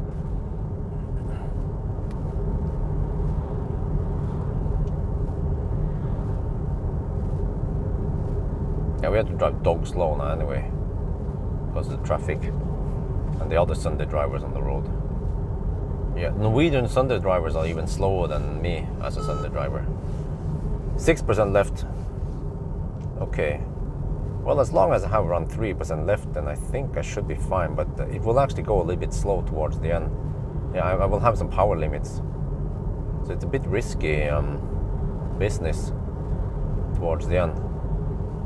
We'll see. We'll see now. The percentage goes down really slow now because we are going so slow. And we have the slight downhill, so that helps, of course.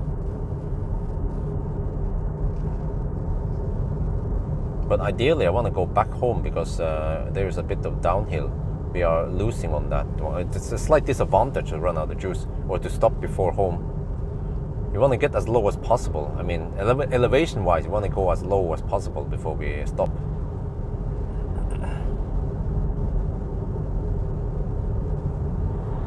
EcoFlow, nope. But I don't think we need to because this route here is very safe. We have plenty of fast chargers on the route. Yeah, I forgot about there is also a gas station to the right here coming up soon where we could also bail out at. But I feel like bailing out at 6% or even 7% that I had earlier was too early.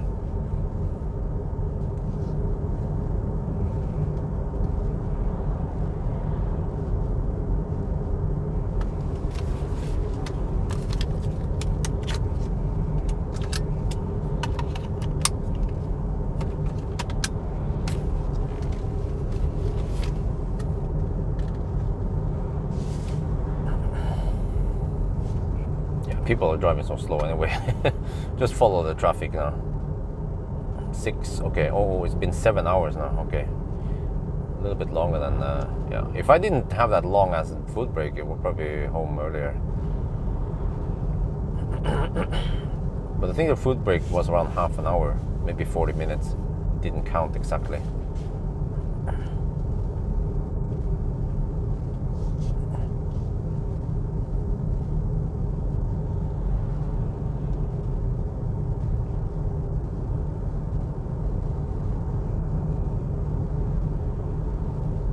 Man, this is almost hypermiling how slow we drive now. 6%. Wow, wait, that means I should be, yeah. Once I get to the tunnel, I will still have around 4%, 3 or 4%. Yeah, 1% lasts a long time. Now 1% is around 500 watt hour. And that is good for around 5 kilometers on this stretch. Maybe almost 6 kilometers because we have to drive so slow and there's downhill.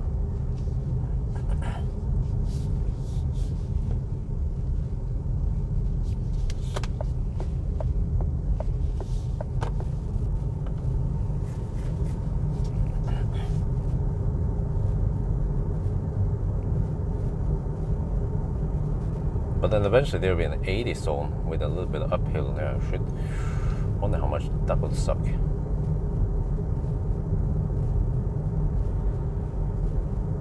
But fortunately the tunnel has 2 lanes uphill. So I can just slow poke in one, the right lane. And then I'm also going to the right lane anyway. Oh, it's still 6%.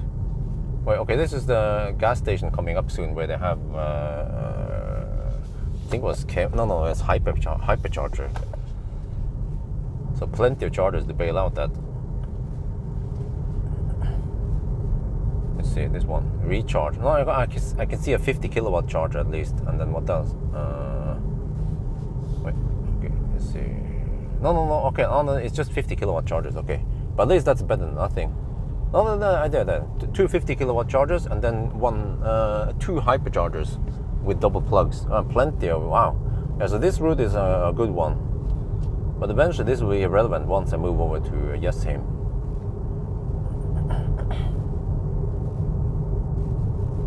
Yeah, that's true. The Jessheim route is a bit tricky because, yeah, no, actually I can go Gardermoen. Yeah, close to Gardermoen there are some spots. But then there is yeah. And then Roa is the bailout point. But between Roa and Gardermoen, there's a big gap with nothing there. Oh shit, now I have to go 80. I still have 6%. Oh shit, that means I will... Oh yeah, this is good. It means that I will probably have... have 5% now. So I will have 5 or 4% before the tunnel. And that is fine. Yeah. So that means I can make it to Gjelleråsen. So if I can make it... Oh shit. If I can make it to Gjelleråsen, there's a possibility I could even go further. And then the further down, because once I clear Gjelleråsen, it's mostly just downhill down to Alnabru.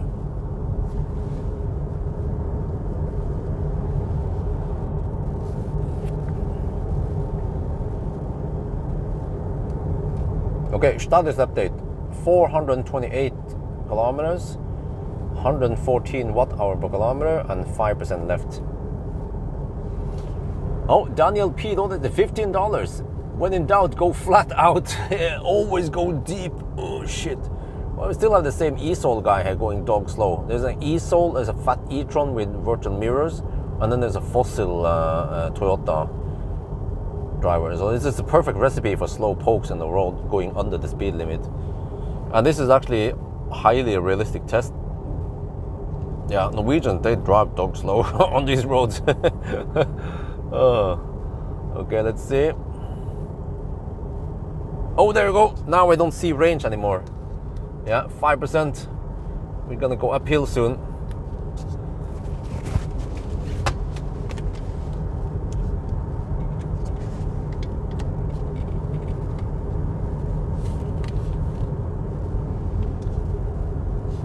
Oh, we went past that charging point. We now have 4% left. The car stopped showing display range left. Oh shit. Okay. And we have a tunnel with uphill coming up soon. Uh-oh. Okay, real man go deep. Yeah.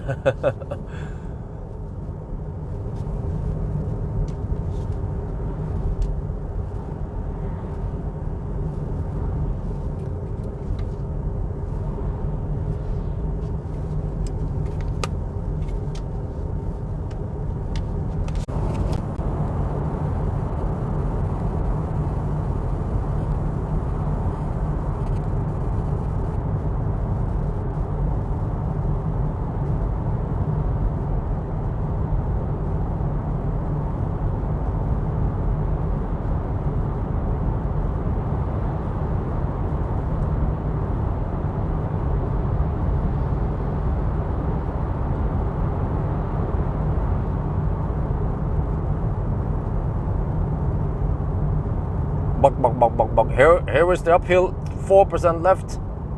Okay, if I had 2%, I would be worried here, but 4%, that should be fine, because the uphill here is actually not that long. But I might lose 1% now on the uphill. And then we have just downhill all the way to Oslo. 3%, oh shit, oh shit.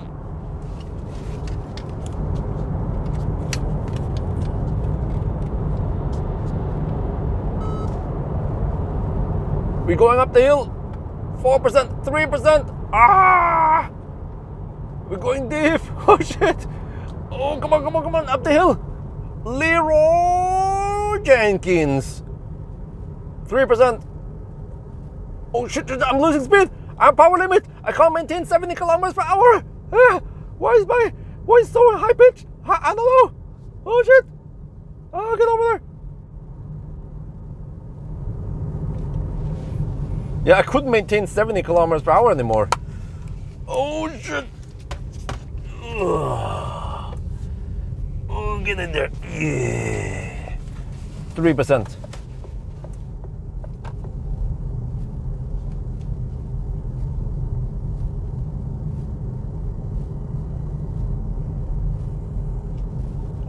Okay, we're 10 kilometers away from home.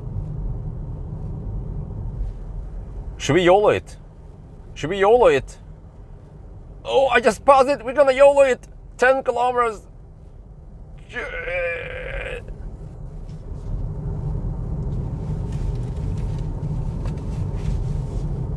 Three 3% left. Oh shit. Oh shit.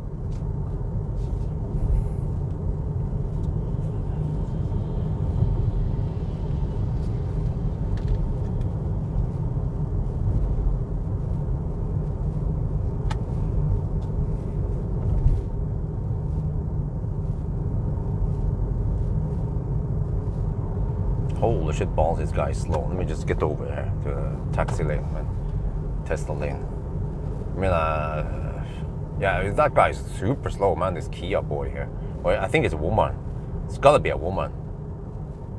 Shit. Okay, 3%.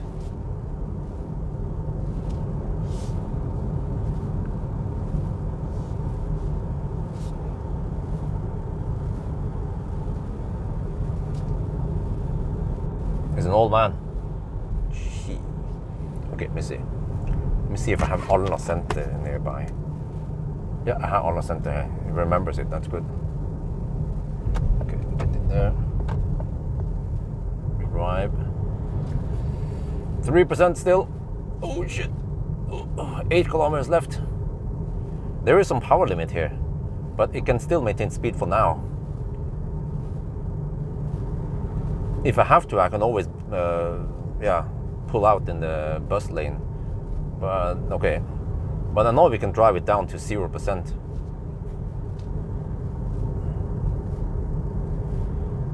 But just 0, like right around 0. Like I said, you can drive 3 kilometers past 0, and then it's game over. The battery will be dead, DED. But the Corsa E or some of the other cars, they might have some buffer below 0. But this one, nope, 0 means 0.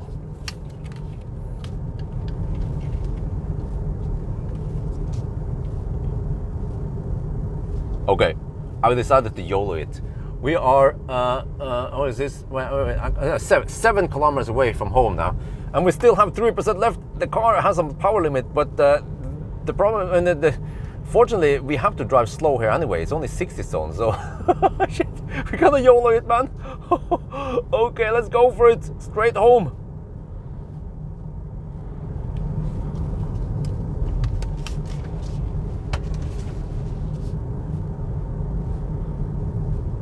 Yeah, because I measured on the old drivetrain or whatever.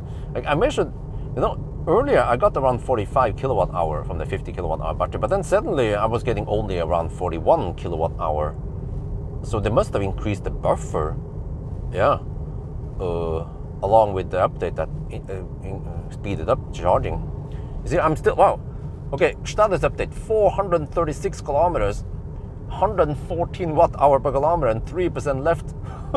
Still going strong. Come on. You little baguette. Come on, let's go.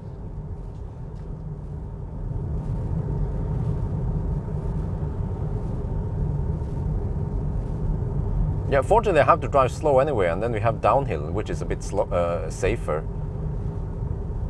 Because usually, if you can reach a certain checkpoint, and you mostly have downhill, then you know that you need almost no juice getting to your destination.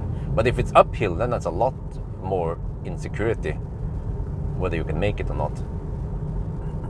Plus, that downhill uphill usually means higher power output, and then you will be crawling. But then at least downhill you will just be rolling down in the hill most of the time.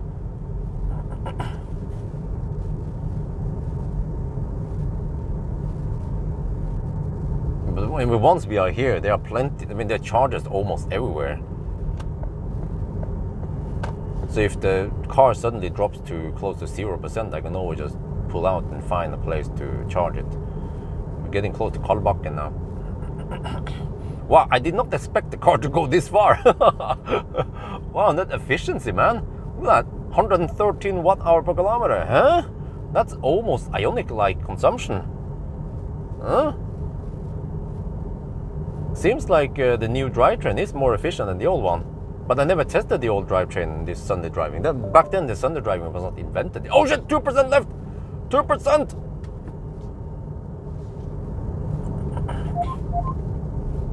No, shit, what the heck are you guys doing? Come on. Slow pokes. I'm gonna exit here. No, you can't exit here yet, boy. Well, he's driving with a hat. I can see his hat even. Damn. Freaking e-golf driver with a hat. He's gotta be slow. Okay, and then the bus. Yeah, okay, I don't want to exit before the bus. 2% left. Yeah, of course, get stuck behind the e-golf driver. No, I'm back to 3%. Okay, it's like 2.5% maybe. Yeah, it's around. Yeah, okay. Yeah, it might be 2.5% then. Okay. Yeah, see, we mostly have downhills now all the way. So this is the great advantage. Once you clear that one, clear Gjelleråsen, then we're good. We can now get the nice low numbers before home. Oh shit, the car is a bit. Oh, throttle mode is here. Throttle mode is here. Scheiße. Oh shit. Ugh. Damn. Okay, let me see. Get the camera out there.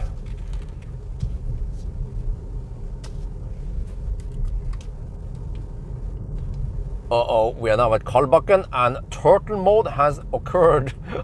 Or tortoise mode, yeah. Only boats get turtle mode. So 3% and turtle mode. No, it's tortoise mode. Oh, fortunately, I only have downhills pretty much all the way now to Alna Center.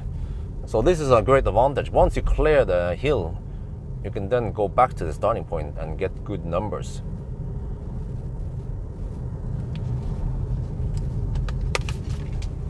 Well, this is good because it means that I don't have to waste time stopping somewhere to charge. I can just go straight home and then plug it in. Could even drive circles around Alnabru now. It seems like I will arrive home with 2%. So we can just, but there, we can just extrapolate the rest. We don't have to drive it down to 0. We've done it before in 0 mile test.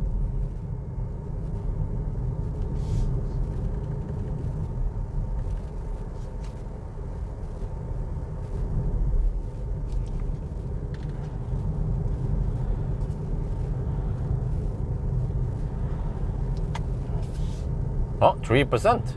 It's just hovering around 2-3% because it's probably, yeah, it's probably regenning a little bit. Some regen, some downhills. Yeah, there's a lot of elevation here, back down to Alnabru.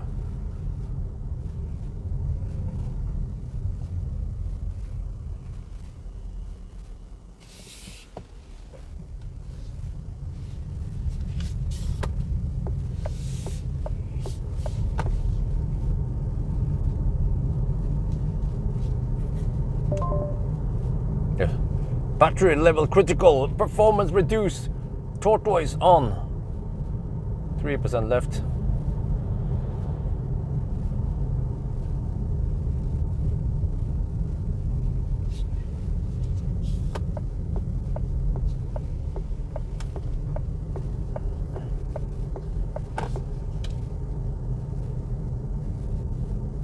Well, are these guys driving slow or what? Holy fuck balls, man. This is a highly realistic test. You see, I'm just blocked by lots of Toyotas. What the heck, man? There's a bunch of Toyotas here. Can't get past any of them. Oh no, it's a freaking Toyota L. Shit. And a bunch of other Toyota. Shit, man. You know what's slower than a EV in turtle mode? Toyota mode. Toyota mode is always the slowest. Oh, shit, man. Come on. They're freaking accelerating in 6th gear. They're teaching Toyota drivers how to drive slow. Oh, man. Okay, oh, consumption dropped to 113. Oh, yeah. Maybe I should drive a little circle around Alnabru before I go. Nah. I think it's accurate enough. We can just extrapolate the remaining. But I mean, if you have 3%, that could be 2.5%. Maybe I should at least wait until it drops to 2%. Not sure where I'm supposed to go. But, oh, the car gets a bit sluggish now. Okay, you see, I just have downhill and downhill and downhill, man. So it's been stayed at 3% for the longest time. I mean, yeah, because I could count it as 3%, but it could also be 2.5%. So it would be slightly more accurate if I went deep to, let's say, 1%, or at least 2%, right? So maybe I'll take another. I'll take a couple of loops around here. It's fairly safe to drive around here. Yeah, we have fast chargers right nearby.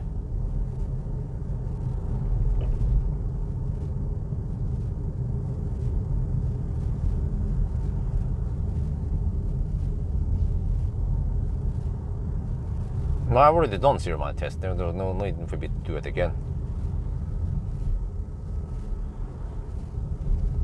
Well, we can just count it as 3% then. Because yeah, you know what? Maybe I'll just do that, because you see how slow people are driving over here, man. Holy shit! Just getting back home takes freaking forever. There's just too much afternoon traffic now. Yeah, let's go home, man. Traffic around here, where unless there's a flat route I can take, 3%. Let me see. Yeah, okay, let's try. Okay, let's give it a little bit. Okay, come on, get over there, man. Holy shit, man. I know you have a Toyota Pro Ace, but do you have to drive that slow in the roundabout? No? Oh shit, now I get stuck behind the tractor. Well, even the tractor is not going much faster than the other ones. Holy crap, you have to drive slow here. I'm doing 20 kilometers per hour only.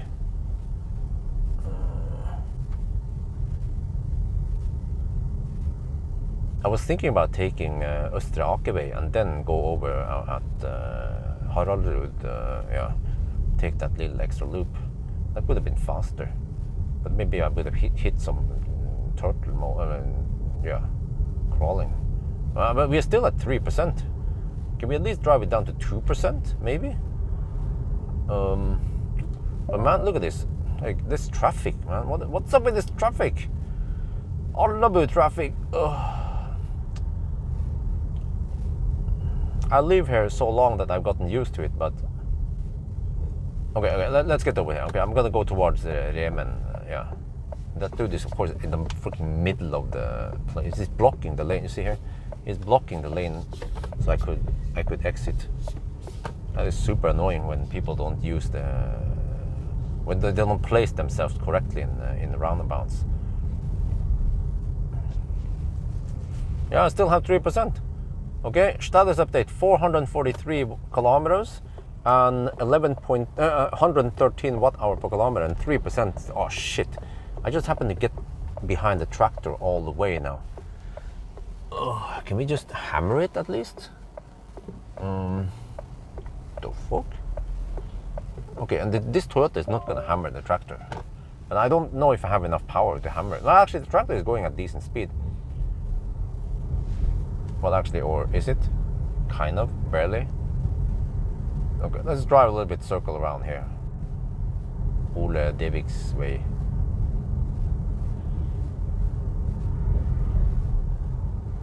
Oh wait. No, he's going slow, the tractor, but whatever. I don't have power to overtake. Yeah, I'm still at 3%.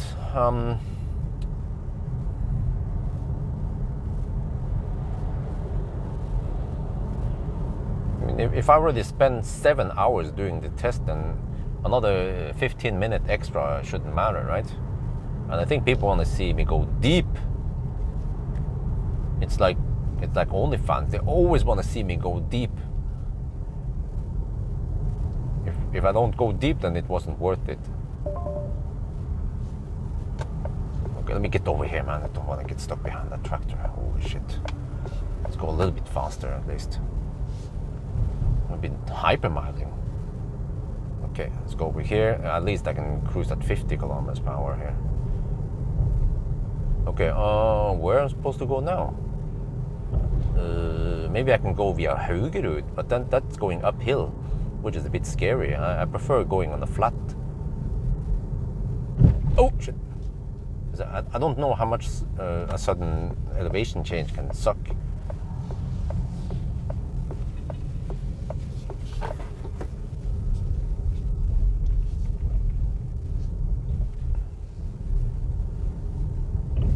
Wow, man, that 3% lasts a very long time. That's the longest 3% I've seen. Still 3%. There, finally, 2%. Okay, let's go home.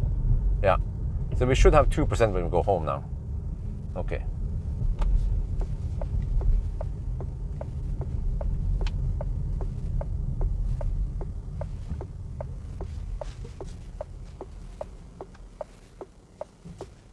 Oh, there's a bunch of cars here. Oh, shit.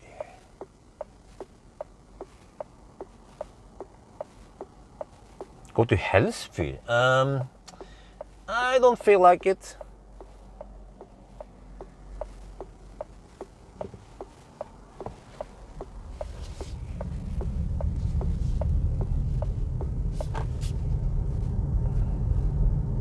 We could just extrapolate the rest. It actually doesn't matter that much anyway. This is deep enough. 2% left, turtle mode. I think that's good enough.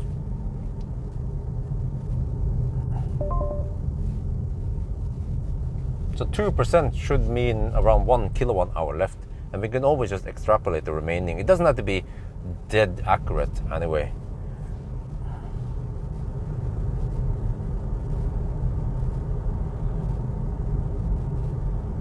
Damn, why are people driving so slow? What the heck?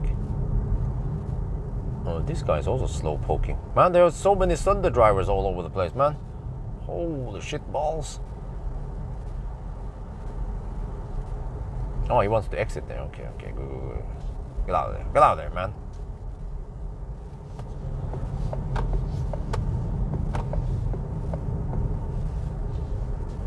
Okay, 2%. Well, I guess if I arrive at home, now I shouldn't arrive with 1%. It should be still with 2%. But maybe now it's 2.5%, so we'll see. If I arrive with 2%, that would be great. Yeah. But I don't feel like going home with 0% because that's dangerously close for the car to shut down. So, I mean, the car is still drivable, but I feel it's going slow now. So you can still drive around in the city, yeah, kind of. But at this point, when you have 2% left, you really should try to find a spot to plug it in.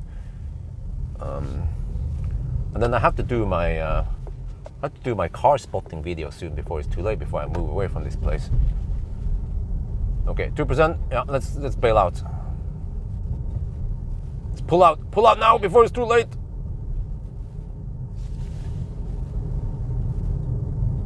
There is no buffer. Like I said, when you see 0%, it's most likely 0.5% left, because roughly 0.5 kilowatt hour beyond that point, which corresponds with the net capacity, then the car stopped, and it stopped completely. There was no, I mean, you have a little crawling and go slower and slower, yeah, but so there's no buffer. 0 means 0. Most likely, if I can look into the BMS, I would assume that 0% on display is 0.5%. I've seen this in many cars actually, that they will display something, but of course, if you can see 0.5% in the BMS, that's better. Okay, bail out. Pull out now, pull out.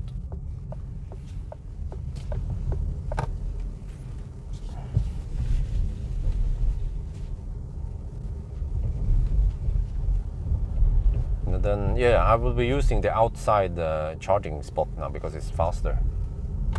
5.5 kilowatt hour per hour. And I think tonight, shit, I'm gonna do some stuff tonight also. I wonder if I have enough juice. Yeah, oh, okay, we'll see. Yeah, but I just want to go home right now and just charge. Let me see how many percent we get. Because actually, I'm gonna go out and drive around here for in around 3 hours. So I'm not sure how much juice I get in 3 hours. It would be great if I had 11 kilowatt AC. Then in 3 hours, I would fill up 60% of the battery. But now it's going to be around 30% of the battery only. But I think that's good enough. Yeah, that's good enough for driving around, talking shit, and then... Oh, and then I have the headlight test. Oh.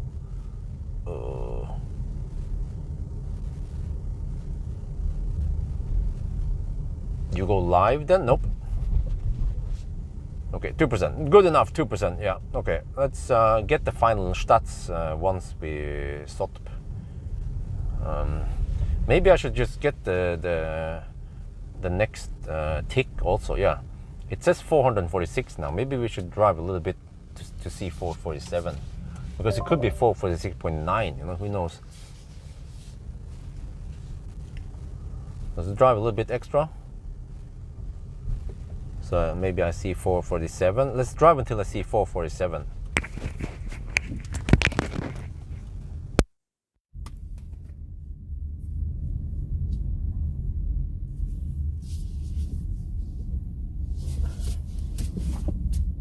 Come on, 446. There, 447. Perfect, perfect. Okay, let's go. Pull out now. 447. Okay, final stats then that I will count. 447 kilometers, 113 watt-hour per kilometer, and 2%. And this is most likely 2%, not 2.0%. It's probably not 2.5% because we had 2% for a while now. Okay, but I will get sun in my face. Maybe I'll just, yeah. I have to plug in quickly now, but I'll probably go outside and do my end chat, end speech. But I want to ABC. Before I do that, I need to record the stats.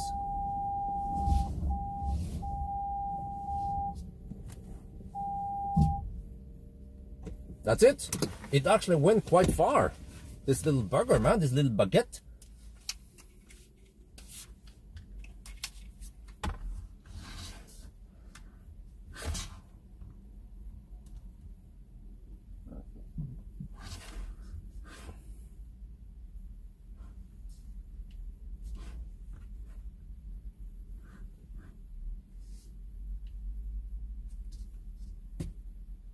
We're done. D-O-N. I don't dare to go too deep. I mean, I've already done 0 mile test, but okay, there's the end stats. Wow, this car went quite far, and the consumption was also good. Remember that we have 1% lower consumption than this because of... Oh, okay. 455 kilometers. Okay, yeah, you calculated for me. Okay, thank you. Let me plug it in first.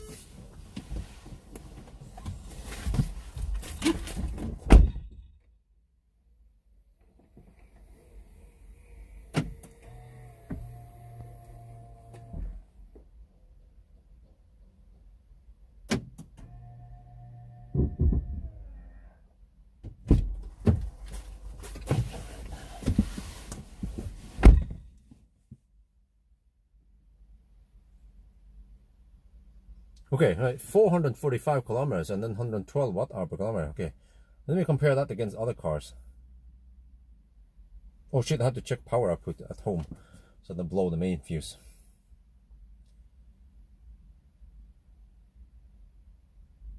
Oh, okay, 6 kilowatt. Yeah, that's fine. Okay, we're not overloading the house. Yeah, the electricity is dirt cheap nowadays.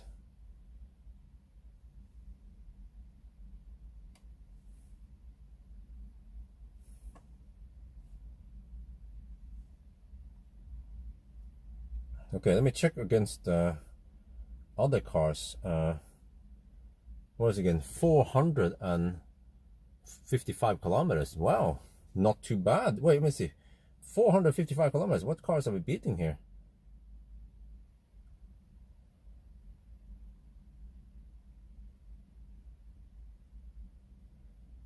$455.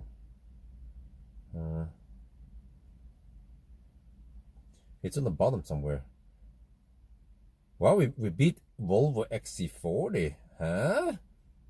We beat the MG4. Okay, we beat the ID3. We beat Fat e-tron. Wait, 444, 455. Wow, we even beat Fat e-tron. Oh, Scheiße. We beat, huh? We beat Model Y rear drive. Wait, what? We beat Model 3. Holy macaroni. But the consumption was really low. I was surprised the consumption was that low. Not many cars got that low consumption. Huh. Yeah, okay. Now we know.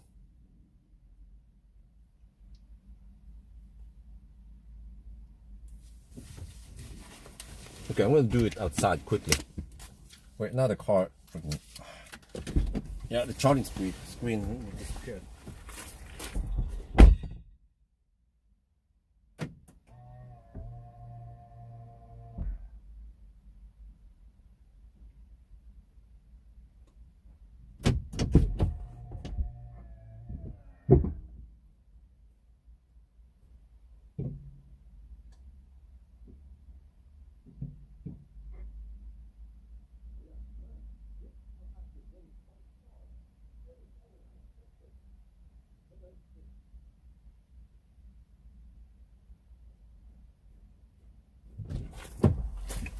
What was the numbers again? Let me see. It was the displayed was 452 kilometers. Okay. Times 113 divided by 0.98. Wow, we actually have 52.1 kilowatt hour estimated energy. So we get a little bit more now that we are driving slower. Yeah, we had no fans, but it wasn't that hot. I bet we will have better I mean, if the consumption, if the temperature was 20-25 degrees, we will have to run AC, but then there will be lower friction. So by the end of the day, this is close to optimal, I think. Okay. But wow, 52 kilowatt hour net. What we got.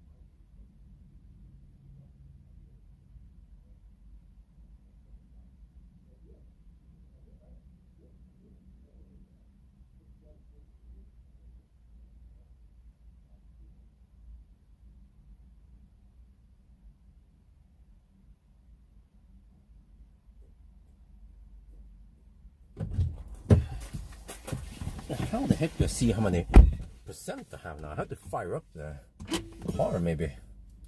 Will the car... Wait. Did I get this? Okay, I have 3% now.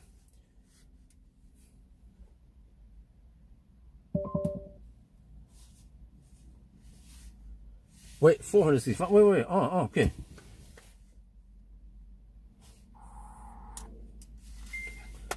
Yeah, I mean,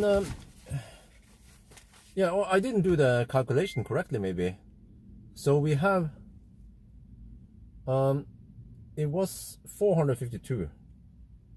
Okay.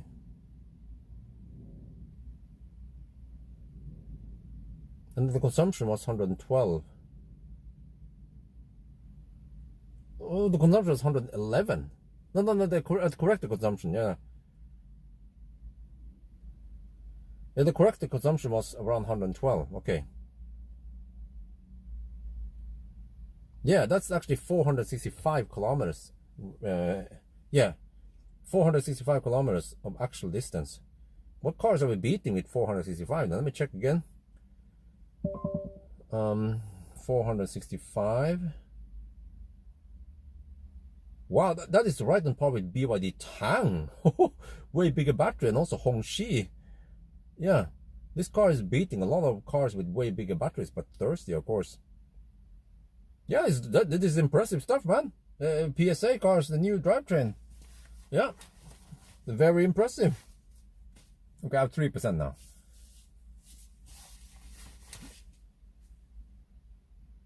Wait. It was 447 kilometers.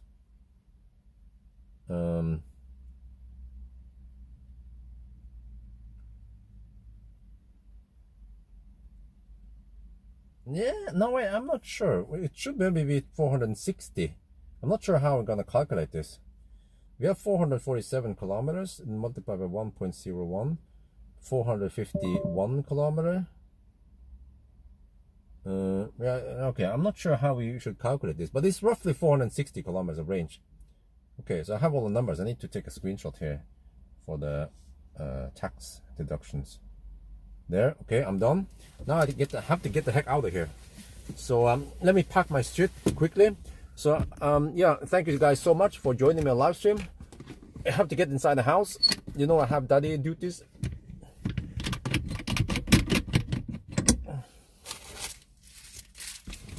Yeah.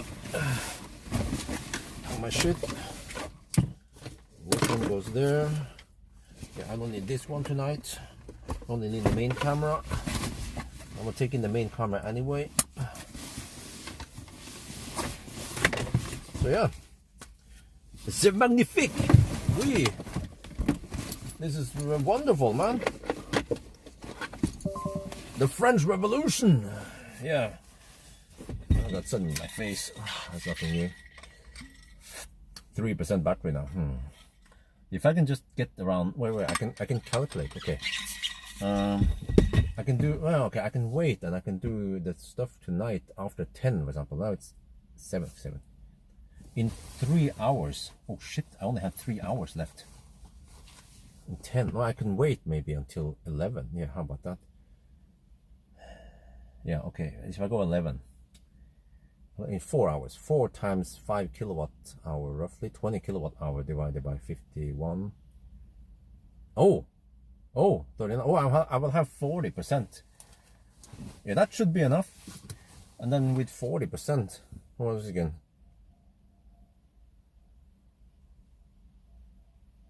$20 kilowatt hour. Yeah, I can drive 100 kilometers. I usually drive only around 30 kilometers doing the chat, and then I can drive, do my headlight test and come back, and I still have a little bit low juice, but then during the night I will fill it up again.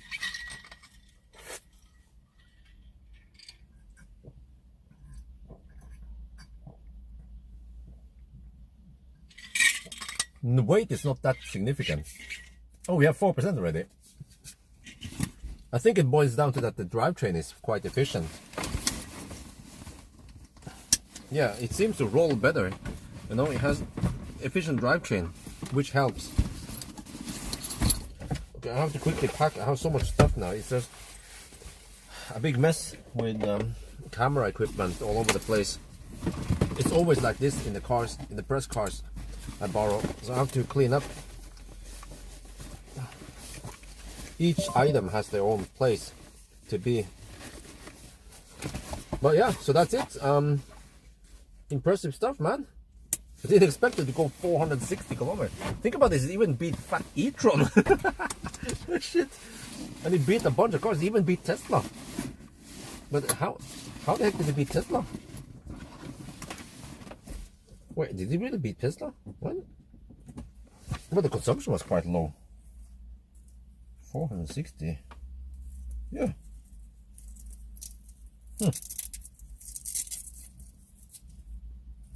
I have to have it in the thumbnail. Better than Tesla. Shots fired. Yeah. Beating Tesla. Yeah. Man, all the Tesla fanboys gonna come in and yeah. But it did actually beat Model 3. But the Model 3 had some high consumption, man. Okay, we can do a Tesla rematch. Okay. Come on, bring it on. We redo it with the Model 3 with proper tires this time, proper wheels, manufacturer wheels, not some Marcus Beals stuff. House tour video, yeah, but you will actually see lots of stuff that is missing, but at least the house is there in its form.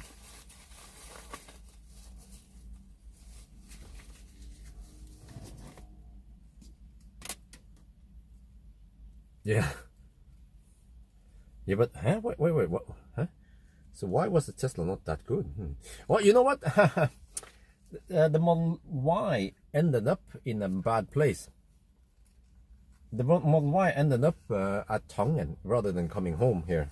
That is actually an advantage. And also the route we took here towards the end, it was dog slow. I was literally just hypermiling, squeezing out as much as possible towards the end. So yeah, of course that helps. That definitely helps. Consumption. OnlyFans, yeah, something like that. Now, well, if it runs 1 kilowatt, or let's say if it runs 500 watts, right? I'm not sure, but OnlyFans might run at, let's say, 300 watts, and then we drove for 6 hours, so that's actually 2 kilowatt hour. So it would steal almost 20%, almost 20 kilometers. Was yeah, I didn't run no fans with Tesla, that's true, but not every Sunday driving is the same. But okay, I'm gonna pack now as much as possible, so I'm ready for it. Wifey probably needs my assistant soon, but eventually we need to hire an assistant. You see, this is the busy hour. Like I need to plan ahead soon. Once we will get the woman who will help us. 4%. Put this one outside. I need to figure out when we need to hire that woman, and it's probably gonna be in the afternoon. Yeah, I'm thinking between 4 hours should be enough. Between 4 and 8 maybe, or between 2 and 6. Yeah, it doesn't have to be the same time every day, but roughly there. But probably between 4 and 8 or 3 and 7 is a better time. Then wifey gets time to shower and do whatever afternoon routine. Usually in the morning hours, the baby is just, you know. But ideally, we will have 2 people, or we will have the morning time between 9 and noon maybe, and then come back again. Yeah, 9 and noon, and then 4 to 8. That would actually be a full-time job. Huh. Yeah. Hopefully I can afford that in the future. But then I want that woman to also cook for me, so we can get some value for money here. Well, yeah, that's it, guys.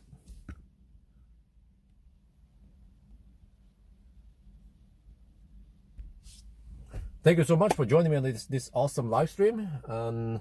Very impressive. The Frenchman, the baguette, did it quite well. So, hasta la vista, and talk to you guys later this weekend. Yeah, if everything goes as planned, I will do 1,000 kilometer challenge with a Jeep. The Jeep. Okay. Yeah, all right. 5% already. Wow, it goes up quick. It's a small battery at least.